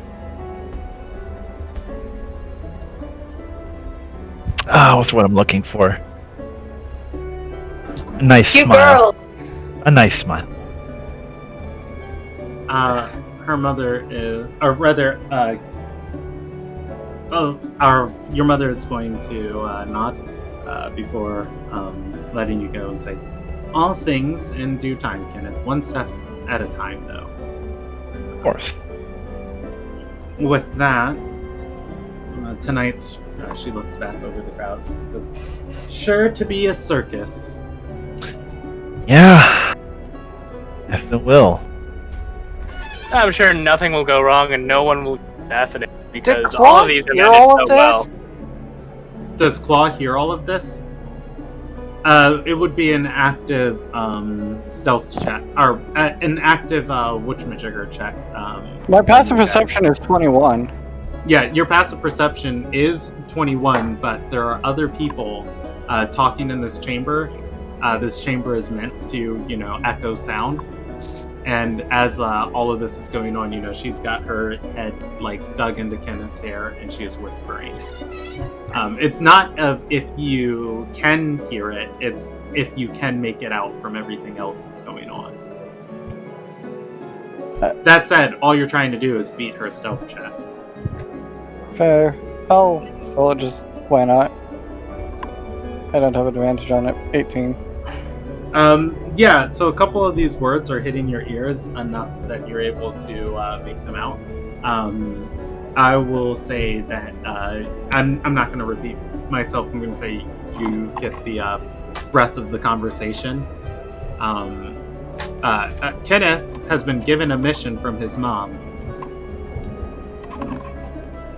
Yeah, okay. Claw's not gonna say anything verbally. He's looking outside the window that he's kind of sitting on. Dun dun dun.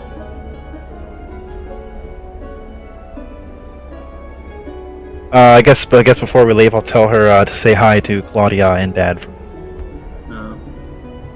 She nods and says, "We've missed you around the table, but I will send them your regards. I understand your travels and your goals are important." That said, she stops for a moment and says, "Stay out of Old Ardor. Nothing good's ever came from that place."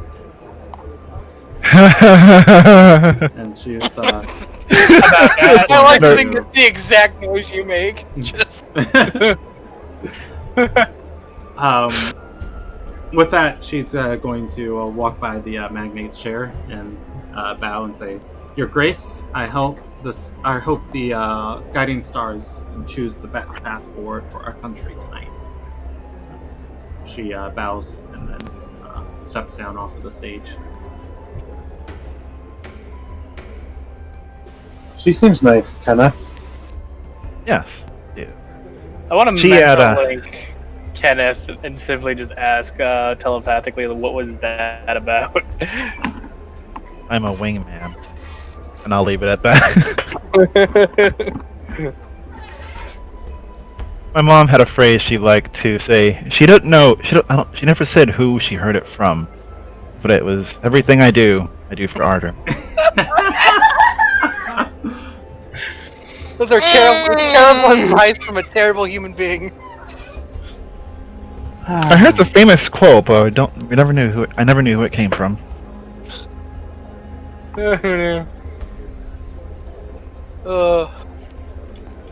Oh man, I'm responsible for this exact night happening. I should have killed Weston when I had the chance. As you guys are sitting and talking, the final member of this summit arrives. You are going to see Weston Rendell walking from the top of the amphitheater down the stairs to the center stage. As he does, eyes are turning towards him. In his procession, there is Marlena Bertolf. I'm not going to put up her card just yet. I will. And then there are about a half dozen members of the Nazaram Alliance. You can tell by their military uniforms of the stately blue and white and silver as they walk towards the stage. Weston, rather than sitting on the chair that is arranged equal and opposite of Ariana, he stands next to it, hands behind his back. He knows he's only a puppet. Well, each of the other Nazarim members, rather than the seating that was arranged for them, stand in the same posture.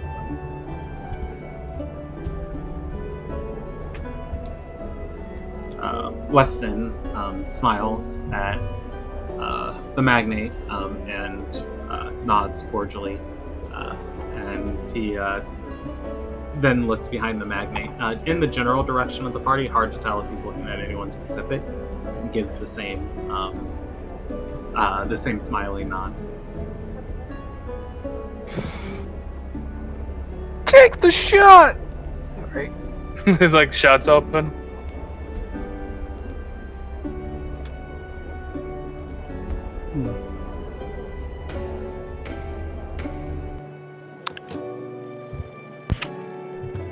So this is going to be an interesting night. The opposing candidate's not even sitting down. Yeah, it seems like a flex. They're not even trying to hide it now. Well, why would you? This is the night. You know, you don't have to be subtle about it anymore. He's just going to be a pawn. Well, I mean- how does he know this place? I mean, he is a pawn. My man's got to know that. Apparently, that dude was. He's gonna pick a guiding star, and it's gonna have a really fancy name. But I'm gonna tell you right now, the only guiding star Weston Rendell follows is named Bertolf. Pot, kettle, black? I'm kidding. I am the top in this relationship. Are you? Are you No. really? Well, if anything, Alessandria is more of a power bottom, but that's a dynamic. That's what I was gonna say. If only you were shattered. You may be physically topping, but she's in charge.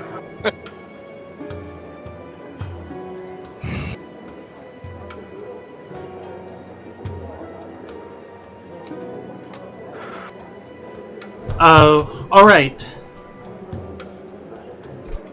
As you guys are discussing, eventually a counselor is going to stand up who's been talking to different people, stepping up to the stage. And you know what? I'm actually going to change this real quick. Changing out a portrait. Changing out a portrait. Well, I'm not changing a portrait. So much of the world is matriarchies and women in power. I rolled up all of these NPCs at random, and it just doesn't make sense that there's not a prominent female counselor amongst the ranks. So a woman's going to step up and raise her hand forward, silencing the crowd in the orator's pose. As everybody comes to, she's going to say, "I call this summit of leagues to order. In light of the recent events that have taken hold of our country and our nation, we've us as Sarai, we've come to have doubts of our leadership.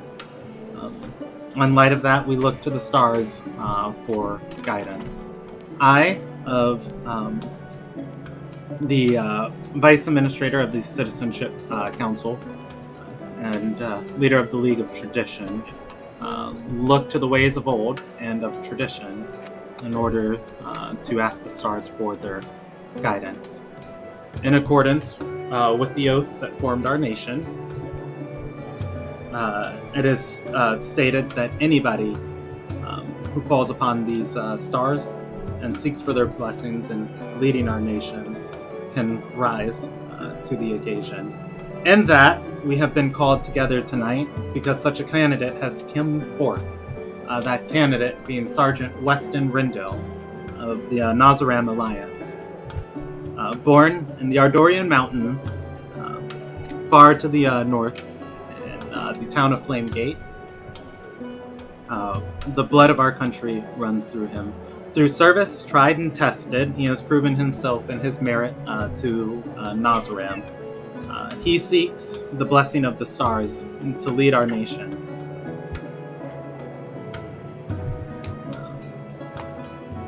Seeing it fit with our tradition, I am allowing this.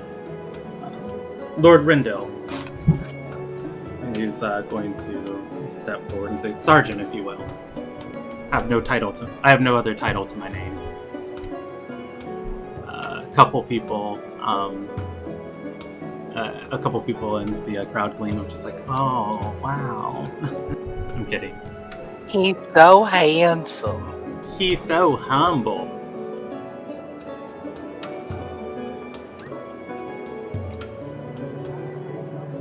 Give me 1 second. There's one thing I need to look up.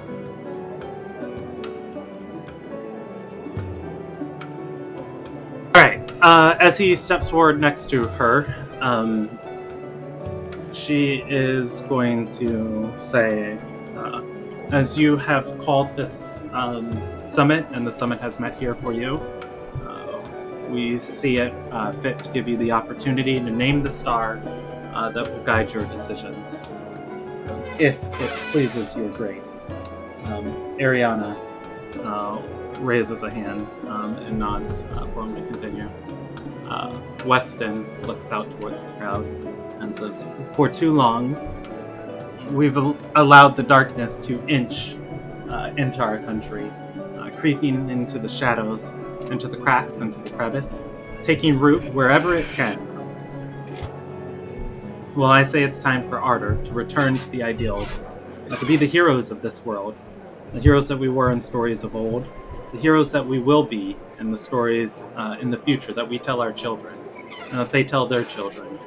The star that will guide my path is Sarchia, the unsated sword, as my sword won't rest until the darkness is pushed back and our country reclaimed.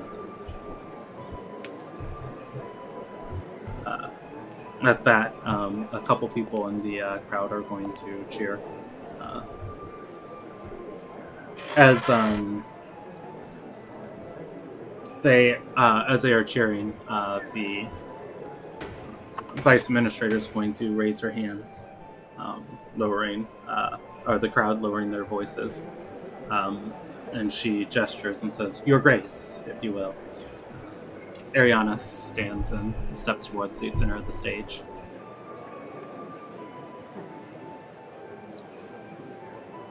At which point she says, as such, you are a leading magnate. You have the opportunity to name a star if you so wish to change stars. Otherwise, if none appears, we will continue to be led by Maphis, the Path of Peace. She nods and says, I wish to continue upon the path of Maphis, the path that Maphis has shown us. With that, though, there is a small word I would like to give to the counselors and those who lack faith in my judgment. I know I've conceded portions of our country to those that you would call enemies. I know that all of my decisions haven't exactly landed in favor with our traditions. But to those I say, the people who we look upon as enemies, in the right light and the right opportunities, we can find to be allies. We can find common ground with some of those that we might have never before thought appealing to. I know why each and every one of you are here. You hate that there's a new provincial lord. And to quell your dislike of such a powerful threat inside of our country, I have tried to give voice back to another area of our country and reform the Nakard Alliance.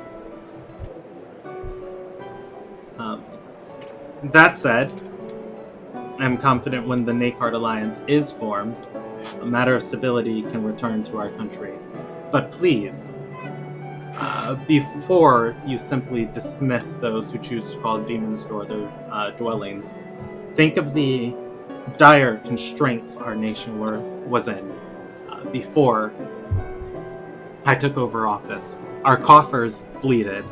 Our security forces strained to their limits. But now, with Ira Alla's assistance and the taxes she pays for the land she occupies, our coffers have never been fuller. Our navies have never been better equipped. Our armies have never been more ready for any threat that might seek to destroy us as a nation. I'd say our biggest threat always came from within. This is just commentary as a player, don't mind that. With that, I sit and await the guidance of these stars. At that, Ariana's going to start walking back to her seat. the vice administrator is going to say, as is tradition with the Dawn Oaths, while we can await the judgment of the stars, there's, as she is speaking, the party is going to notice Asuandria has stood up and has a hand up, at which point the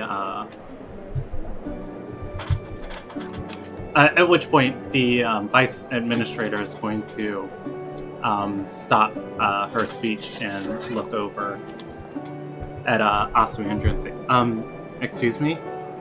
Asuandria is going to say, you said earlier with the Dawn Oaths, anybody can name a star? She's going to say, it's tradition if the chamber, or rather if the leagues agree to it. I would like to name a Lilius.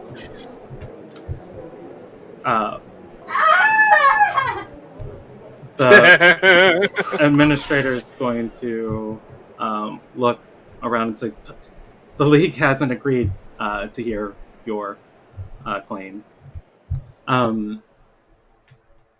Weston's going to say, no, anybody can name a star. She should have the right to, too. Asuandria nods and says, if it's our tradition, we should abide by it. Ariana begins laughing. At which point, the vice administrator is going to say, tradition evolves, darling, and new laws and ways of going about. Wait, but you're the leader of the League of Tradition. Stronor is definitely laughing at this exchange. Openly the administrator laughing at this exchange. is going to exhale and say, fine. By the tradition of the Dawn Oaths, you will be allowed to name a star if the League allows it, upon which I do not allow it.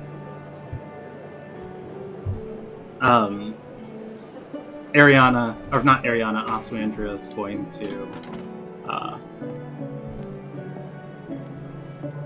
Asuandria is going to swallow.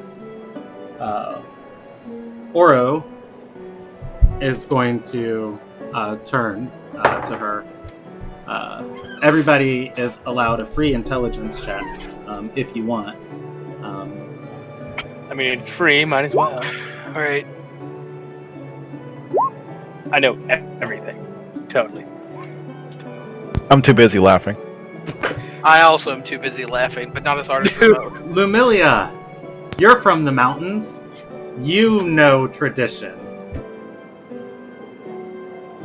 There is only one way to get stuck up nobles to do what you want them to, and there was a reason why it was implemented. Oh my god. Challenger to an honor duel! Oh my god. Asuandria is going to say, fine. I challenge you to an honor duel. If you decline... Okay, now I'm title is, actively laughing as well. As Vice Administrator stripped. The woman is going to laugh and say, I accept. And by the leagues, or by the traditions of the Dawn Oaths, I can appoint a champion, one sworn by oath, to defend me.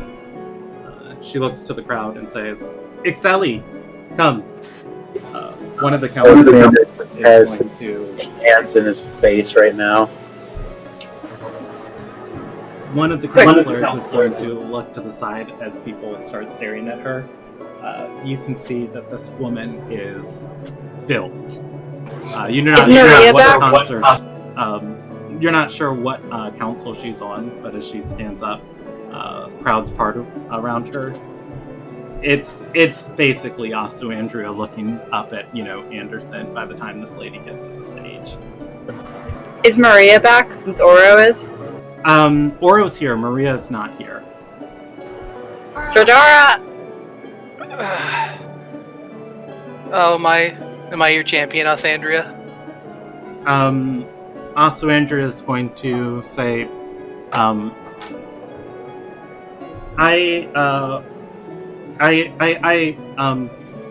I appoint Stradora as my champion.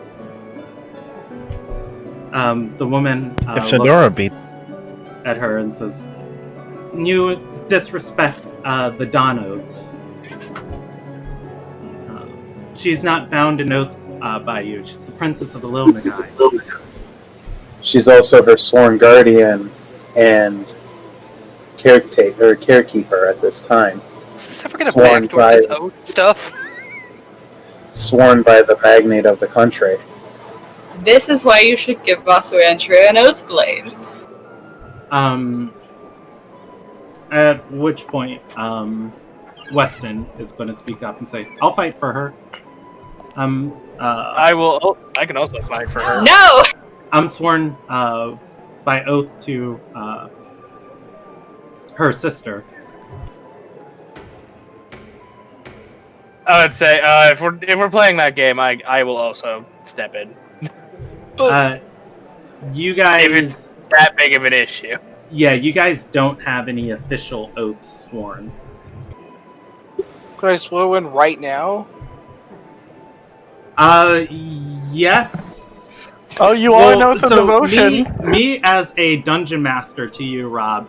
Yes, you can. I did try and push you earlier for an oath, and we never settled on anything. But as far as what that would look like for Stradora, I don't know. Roll me a history check of if Stradora even knows what the Dawn Oaths are. Probably not. Definitely not.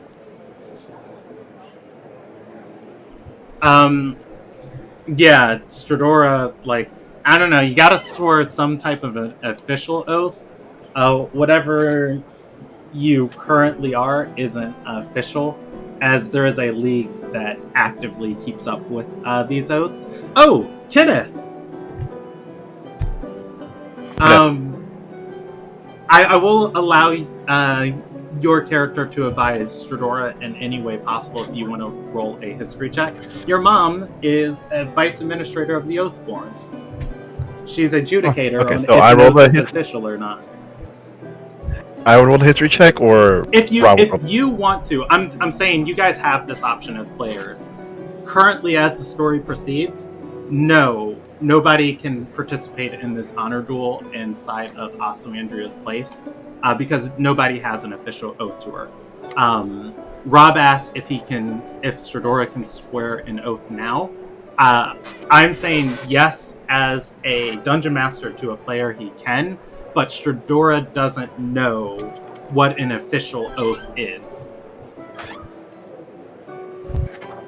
Okay. So Kenneth I could roll a history check for Yeah. Kenneth to see if he knows, If just you to tell guys, her. yeah, if you guys as players want Stradora to make this oath, Kenneth can participate in informing her what official oath is. In order for Kenneth to have that knowledge, he would have to make a history check. Is there any way any of us can help him with that? Sure, you guys are I don't- Argorians. No, I I don't was know. saying Kenneth Might can go help against because my- his mom is literally on a council that decides oaths. Might go against my plans. My mission. Hey, Stradora, remember when I was saying you should carry around an oath blade? Hey, Dora, I forgot to give you. This is your oath blade. Hand it over to Alessandria now. No, that's not Can the I plan just I like want. give her a dagger and say it's her oath blade? That's a small oath blade. Size doesn't matter. It's one. God, thank you for being It's in a left alone. Oh, I'm not telling you. This is just so I know. Okay, Oh so man. I have a Ramon, mission. For Kenneth, the Dawn Oaths are in early society, it's very hard to know who to trust. All of these different oaths developed that Ardorians would swear to each other, and those oaths eventually became the practice of oath blades, which is, the marriage tradition. An oath blade is an official oath, but there are other types of official oaths. The most prominent one that comes to your mind is the oath of Soulsworn, which is swearing yourself entirely to another house, which can move your rank either up or down. Essentially, people do this to the provincial lords, which is why they have so much influence. The scary thing that happens with Soulsrai, well, I'm not going to tell you the ramifications of it because we're in kind of an intense moment. So there's the Oath of Soulsworn, in which you basically become a bannerman of a specific family. There is the Oath Blade, which is officially a oath. There is the Oath of Appointment, which if you are appointed by a member of the Chantry to guide a specific area, those are often sages, have the Oaths of Appointment. There are different oaths that can be sworn on, the dealing of lands and inheritance, but I guess those would be like the most relevant ones right now. I was working on a wiki page for this, which I can update in the future when we're not strapped for time. Yeah, well, I know them, but even if I would help with that, yeah, they're not going to help her. None of these oaths I know will help her. I'm going to keep quiet. The oath of Soulsworn would help. Yeah, but I have plans. Yeah, but I need Zadora to do something else. All right. What constitutes an oath blade? What constitutes an oath blade? Is Lumilia saying that out loud? I'm asking that more as a player. Would I know what makes an oath blade different from just a random dagger? Purpose. So if I just picked up a dagger and said, "This is my oath blade," that's okay? Yeah, but I mean, whoever you're giving it to would be like, you can't do better? Does it have to be a blade? Well, I guess Weston's her champion, because apparently Ardor likes to deploy its red tape when convenient. No, I didn't say that, Rob. I said Stradora can make an oath. Whether it's official or not depends on the oath that's made. Either way, it's too late because we're already in the middle of it. High or low? Is that what you're asking? High or low? Players pick. You know what? Hi, Lumilia. I want to go low.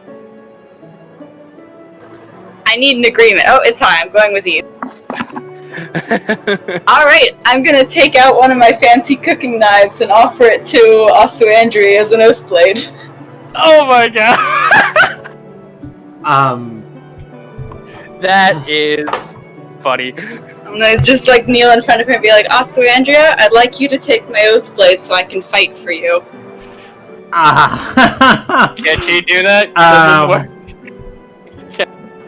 We just established I can do that. I don't want Lumilia to die. No, that's a I'm in a bad mood. Alright. Asuandria is going to accept the oath blade. Huh? Okay, here's advice from her mother is now ringing in her head. You shouldn't date somebody just because you feel politically pressured to. That is not the time. Alright, I'll roll her percentage die. That's the easiest way to go. I think there's a 40% chance she accepts this. I think there's a 60% chance she declines it. 33, she accepts. Alright. Asuandria is going to reluctantly take the oath blade and whisper and say, this does not mean we are a couple. Yeah, no That's duh. not kind of play. Alright, I don't suppose one of y'all wants to propose to me so I can get out of this. Because I'm going spur of the moment decisions.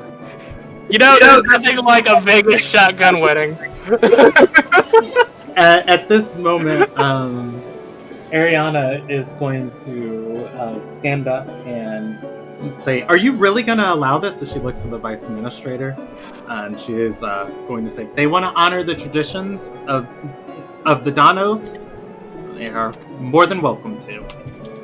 Is that your champion?" Andrea is going to look over and say, "1 sec, Dad, wife, will you fight?"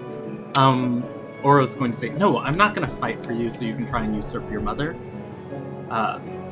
She's going to look to the vice administrator and say, "Yes, I appoint Lumilia Earthfire as my champion." This is gonna be the worst fight ever. It is. Yeah, no duh. We're about to watch. But at least it's not also Andrea. No, how come every Well, I time mean, we watch the Weston door and do volunteered. it, like something gets in the door in the way? Volunteer. Mr. Dora, why didn't you propose? Sometimes you make your grave, and now you gotta lie in it. All right. Weston volunteered. He could have fought for her. You don't have an oath, and I don't like Weston. All right. So, Lumilia. I agree that we.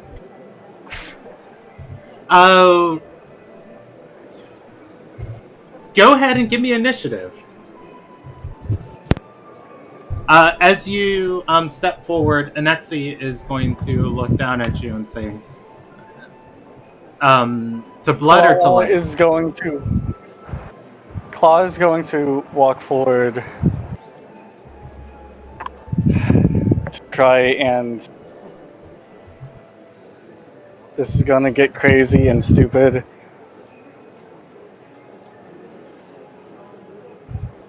What's up, E? Claw is going to say,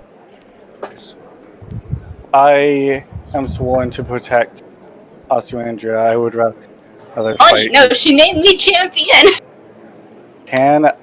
I'm trying to fight in your place, Lumilia. Sorry, done, Paul. But it's Yeah, but already you done. didn't propose.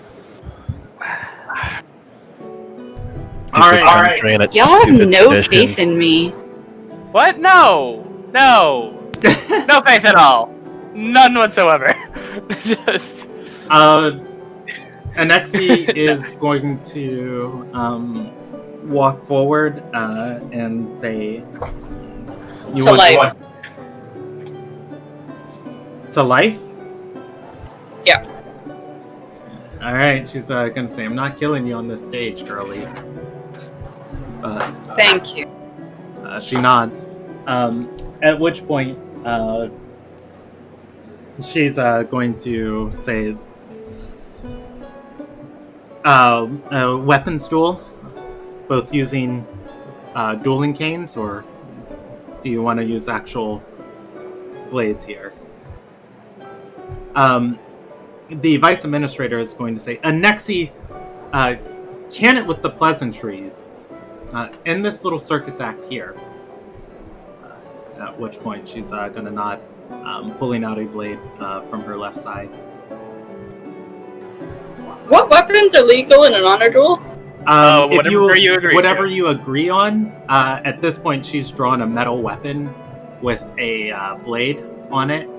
Most of the time, these are fought with blunt weapons and don't have any lasting damage. Mace it is. All right. I draw my mace. Is magic allowed? I mean, it's looked down upon, but yeah. I mean, Cool. all right. She has one I feel like initiative. that you would ask that you should ask that in character before initiative actually starts. She has one initiative at the drawing of blades. As soon as Lumilia has her hand on her mace, she charges forward She makes 2 attacks at you with this longsword. The longsword, the first one is going to cut into Lamilia, dealing 8 points of slashing damage. As it does, she pulls it back and spins around and tries to attack at Lamilia's waist. Lamilia is able to move out of the way of this sword. At that, she rages. It is your turn.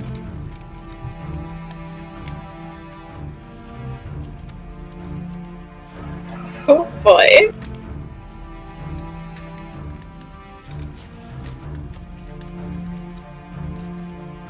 Yeah, I'm just gonna swing with my mace. I don't know what else to do. All right, go ham. 19 hits. Roll damage. All right. She is going to, as she is swinging at you, you are going to catch her with the mace. The hit doesn't look at all to have shaken her. She takes 6 points of damage, but it doesn't seem that effective. You have your bonus action. Is there anything you want to do before I go to her turn? Is there anything I can do? Spiritual weapon. I don't want to do that though, because that's dirty. Fair. I'm just letting you know that's what you can do. All right. Would Sanctuary be too dirty? No, not at all. I mean, I'm sorry. Magic isn't not allowed. It's just frowned upon to use magic. So Yeah, I don't want to discredit also Andrea too much. Yeah, I'm gonna cast Sanctuary on myself. All right. She has to make a Wisdom saving throw against your spell save. She rolls a 15 before bonuses. She is going to be able to attack you this turn. With this, she makes 2 more attacks, missing again and then hitting with the second attack. She deals 4 points of slashing damage, pressing the assault. At that, I think she'll say, "Yield!" Mace! Alright, roll me another attack roll. The mace is, using your mace is going to end the effects of Sanctuary on you. I'll use my bonus action and cast it again! Alright, the mace is going to miss her. Well, actually, you know what? If she is a barbarian, yeah, it's plus her constitution, not wisdom for her. I was just like, that actually would touch, but yeah. Alright, she is going to roll a... I rolled her attacks, but she's got to roll a save against Sanctuary. She is going to fail the save against Sanctuary this turn, and she is going to hold the weapon at Lumilia's chest and say, "Yield, you're outmatched here, girl." It's Lumilia's turn. Obviously, I'm outmatched. Mace! Alright. That is going to miss. And another Sanctuary! Just going through my spell slot. Alright, she's going to save against your Sanctuary and make 2 attacks. Missing and missing. And it's your turn.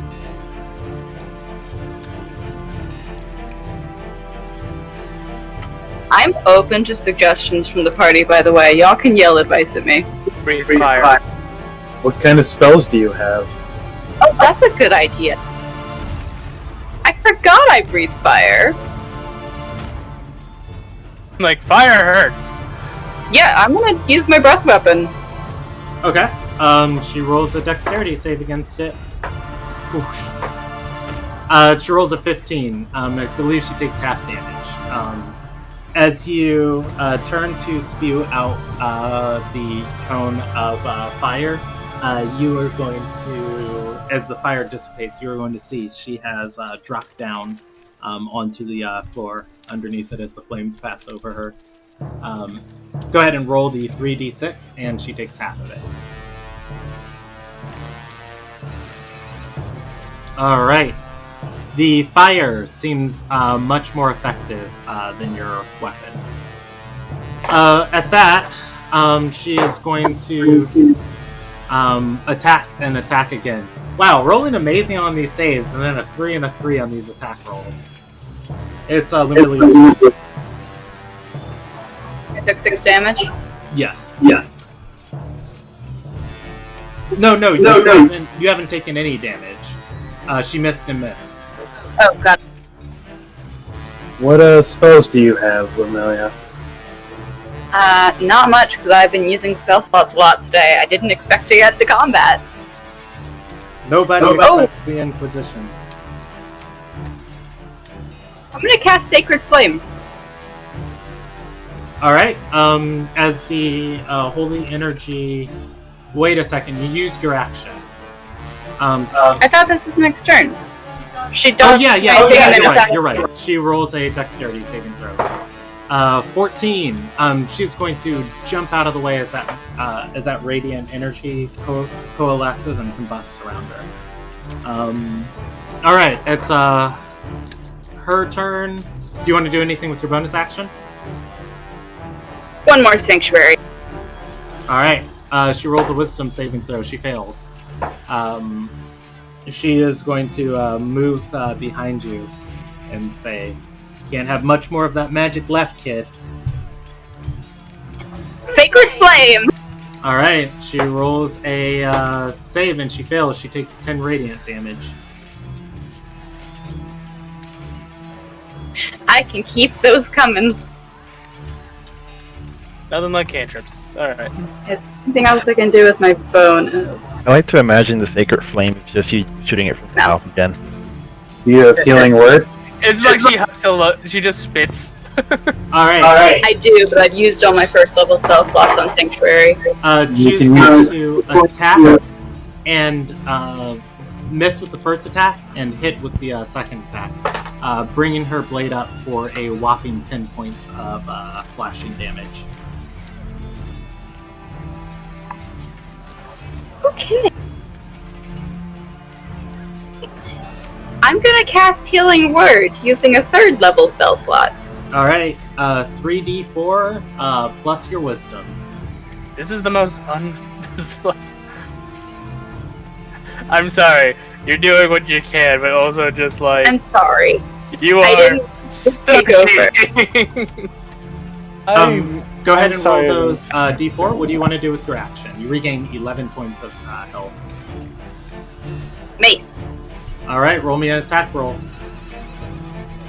That is going to miss as she deflects off your mace. So far, she is looking a little beaten down from your mace and fire, and radiant fire. She's not bloodied yet. At which point, she is going to step around your mace and attack. And this one is actually going to be 16 versus your AC. 17! That one is going to miss. That said, she misses and misses. It's your turn. Sacred Flame! Alright. 17 frickin' AC? That's so much. I mean, she's been rolling like 21s and 23s, so that's why I haven't asked, but that's a good note.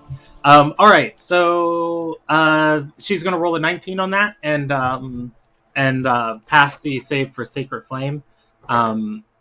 It is Yield! okay, go ahead and roll another healing word. No, I said yield. I'm telling her to. Oh, you told her to yield. At which point she's going to attack again, not relenting whatsoever. Oh, she's raging, so she deals +2 to all her damage. I'll start adding it in the future. All right, it's your turn.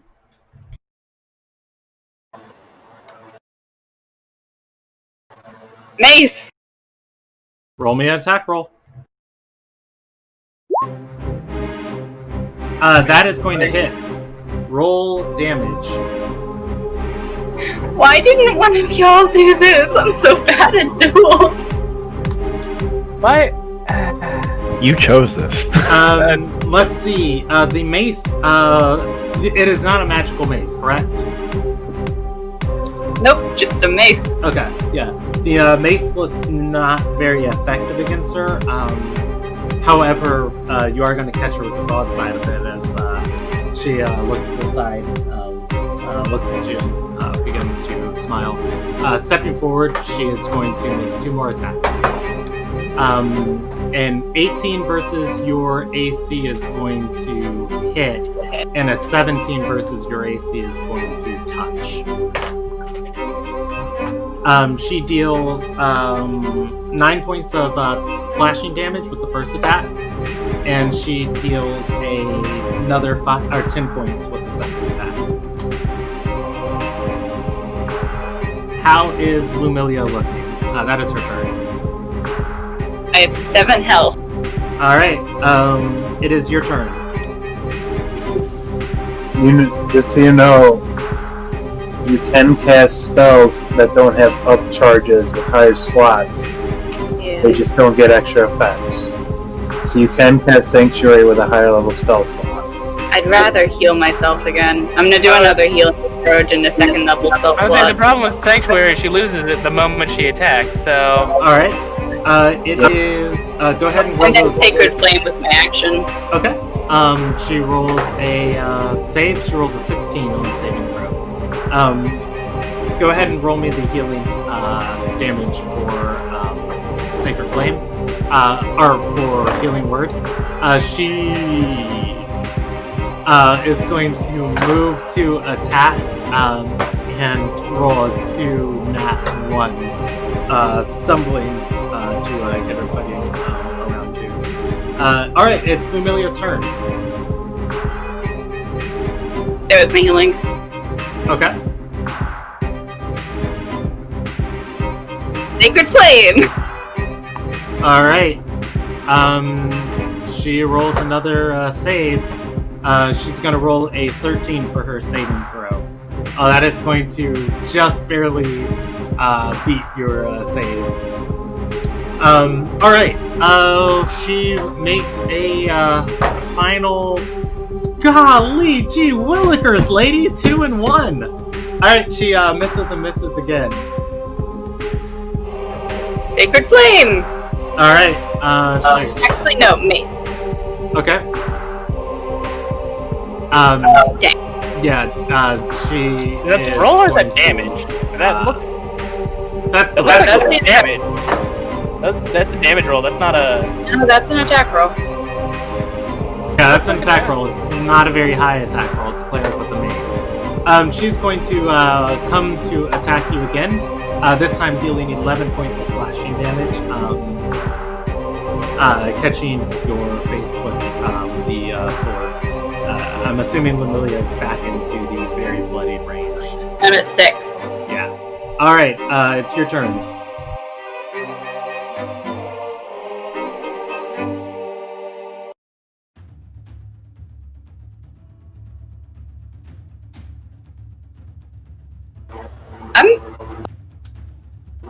I'm gonna use my channel divinity, preserve life. Okay. As an action, restore number of hit points equal to 5 times your cleric level. I know I'm playing dirty at this point, but I'm going to because I'm defending a teenager. All right. You're a teenager. You imbue yourself. This feature can restore a creature to no more than half of its hit point maximum. Okay, so you can imbue yourself with 25 points of health. If it brings you above half HP, you return to half HP. What's 37 divided by 2? 18? Okay, oh, AJ. Yeah, 19 rounding up. Or wait, you round down in this edition. Never mind. 18. Okay, so you're at 18. That's fine. That's an action on your part. She is going to attack and critical on the second attack. She's going to say nothing personnel, kid. I'm kidding, by the way. The first attack is going to deal 8 plus 5 points of damage, is 13 points of damage, and the second attack is going to deal 14 points of slashing damage. I'm at 5 when the 14 hits. So that's me down. Alright. As Lumilia crumples, she's going to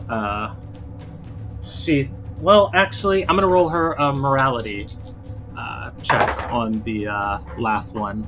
That last attack is it is a melee attack, so she can designate it non-lethal. That last attack is going to be non-lethal. Seeing Lumilia unable to bring her shield up. A fight to the death. It is a fight to the death. That's what Lumilia selected. At which point, the vice administrator is going to say, "Anexi, you pulled the blade." The woman's going to. Wait, no, I said to life, not to death. Yeah, the fight was until blood is drawn or until a life is drawn. Lumilia chose a life. Why are you trying to kill yourself? Good. You were 1 point away from bloodying her, though. Literally I 1 point. understood.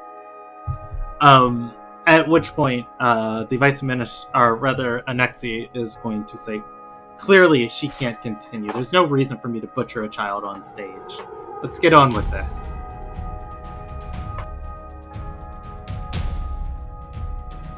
Claw's gonna start walking up towards Lumilia and start trying to carry her off, casting Cure Wounds on her. This is why you're my favorite, Claw.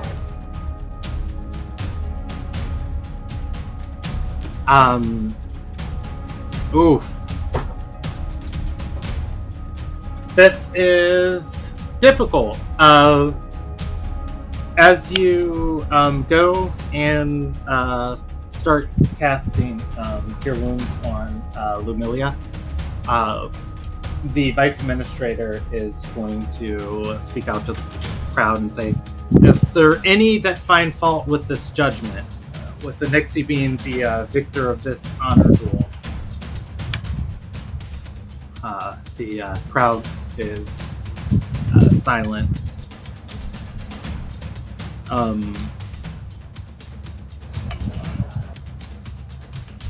Again, Weston is going to speak up and say, "I do." They agreed to a duel to a life, and a life wasn't taken. Weston, son of a bitch. If we claim to follow the tradition of the Dawn Oaths to the letter, we should follow them to the letter or not at all.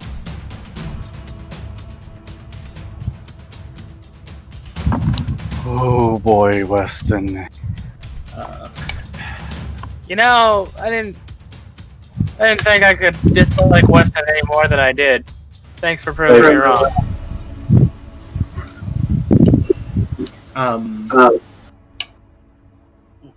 Weston is going to speak up and say, if an honor duel can't properly be had, then she should be allowed her claim.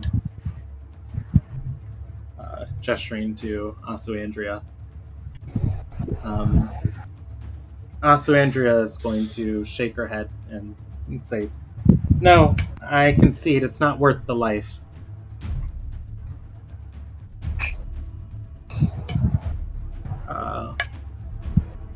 Weston is going to shrug. Let's stepping back towards his chair. I'm not saying anything. I just want it to be known that Anderson is glaring daggers at Weston.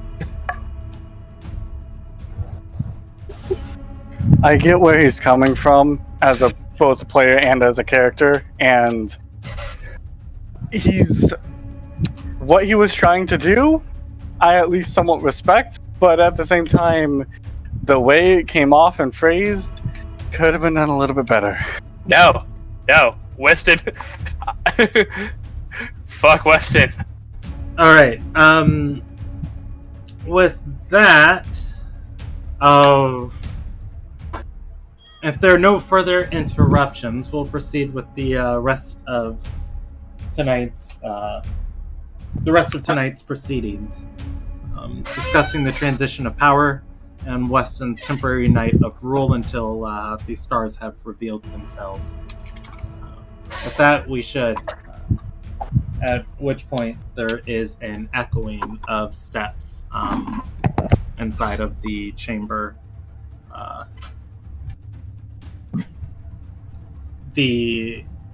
Entering the amphitheater, everybody's going to see a haggard man, scruffy and unkempt, step up, sword in his hand.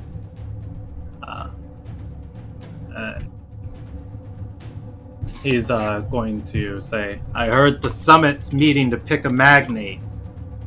I'm here to stake my claim unless somebody has something to say about it. My name's Eldrick Bertolf."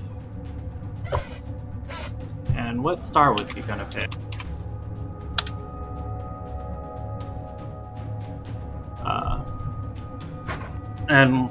The star that's gonna lead my path as magnate is Matherin, the royal light, as the throne was always meant to be mine. Claw's going to cast Detect Magic quick. Okay. Before you do, how do you guys feel about ending there for the night? I'm good with it. Yeah. Cliffhanger. All right. Yeah, good. I have a question though, Brandon. Hit me.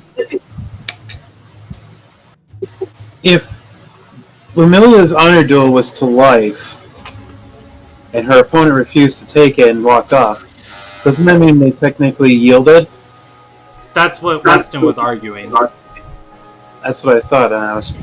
Yeah, that's what I meant, was he was actually helping Aussie by not... He was saying if she won't... No, she wasn't saying kill Lumilia. He's saying if she won't kill Lumilia, then, the duel's not valid. She refused to kill, she yielded, walked off stage, she yielded the duel. Yeah. I mean, that is an argument that can be made. But, yeah, that was why the administrator put it up. Just like, does anybody find fault with this? Weston was the only one like, yeah, I do. Yeah, if that was a miscommunication, I mean, I feel like we can handle that next week. Because the Dawn Oaths are a messy thing which results in our Dorians hitting each other a lot until the last person standing makes the decision.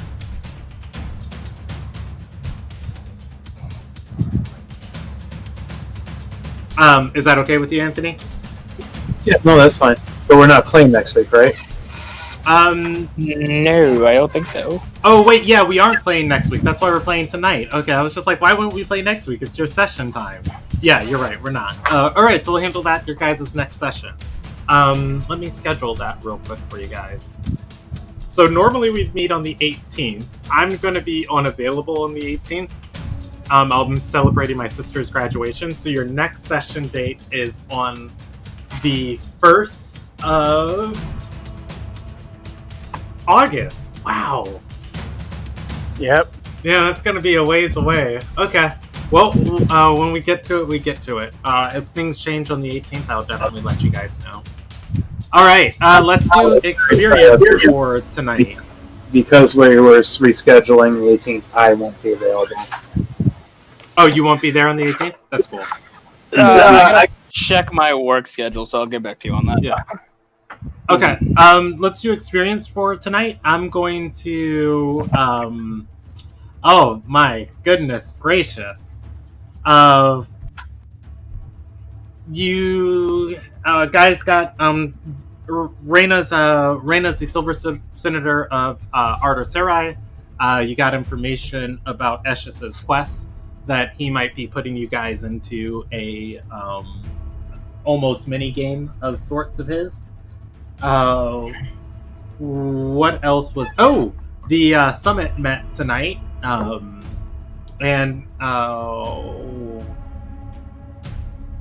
was there any other major stuff that happened? No, I got engaged. You got Lumilia got engaged. I don't know if I give you guys major or minor experience for that. I'm going to give you minor for it, but there's a lot of minor experience to give out. So that's 3 ticks of major experience. As far as minor goes, Lumilia got engaged. They got flunked to Greater Restoration Reyna. Yeah, Frame cured Reyna. Claw was able to continue in his father's footsteps and be able to diagnose a major thing. Dr. Dog Jr. Oh, and then Kenneth's personal story. Not only does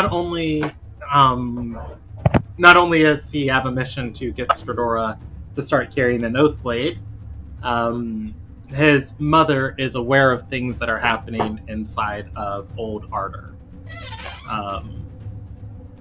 That's 4 ticks of minor experience. Anything else minor that happened tonight that's worth experience? Eldrick Birdolph just showed up out of nowhere. Eldrick Bertolf has been loosely foreshadowed in the background. Yeah. You guys keep asking Asu Andrea about her family members, and it's just like, oh yeah, I got a stuffy uncle, but nobody likes him. Alright. Yeah, I'll be honest, I wasn't paying attention to that. Important. Yeah, so I'll give you guys minor for that, though.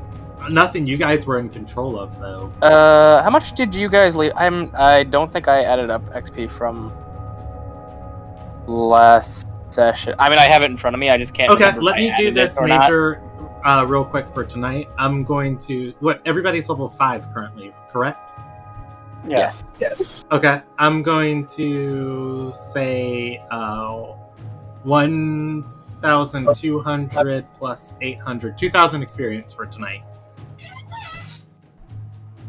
Okay, and then we got 1,300 last session. Yeah. Did I as far as inspiration is concerned, what's everyone's tonight, benchmark right now? Stradora. Inspiration for understanding Reyna's viewpoint on why she constantly tells Aswandra to stop talking. Oh, and I mean, I know I gave Lumilia inspiration last session, but does anybody feel opposed if I give it again? I want to be very she's trying to kill herself of, again somehow. Of biasness, but like proposing on stage in the middle of 100 councils so that you Am I can allowed to give inspiration away? Because I've already got 2. I don't really need it. I can't take another. You can grant it to other people, but you can Lumilia's grant it to other people during rolls. Oh. No, Lumilia's choice. You get to pick who gets the inspiration. I'm comfortable with that. I feel like everybody had good moments tonight. Is everybody else cool with that? Because I don't want to give the decision, because this is a Jackal and Willow thing. Rob, Ramon, and Anthony, are you guys cool with that?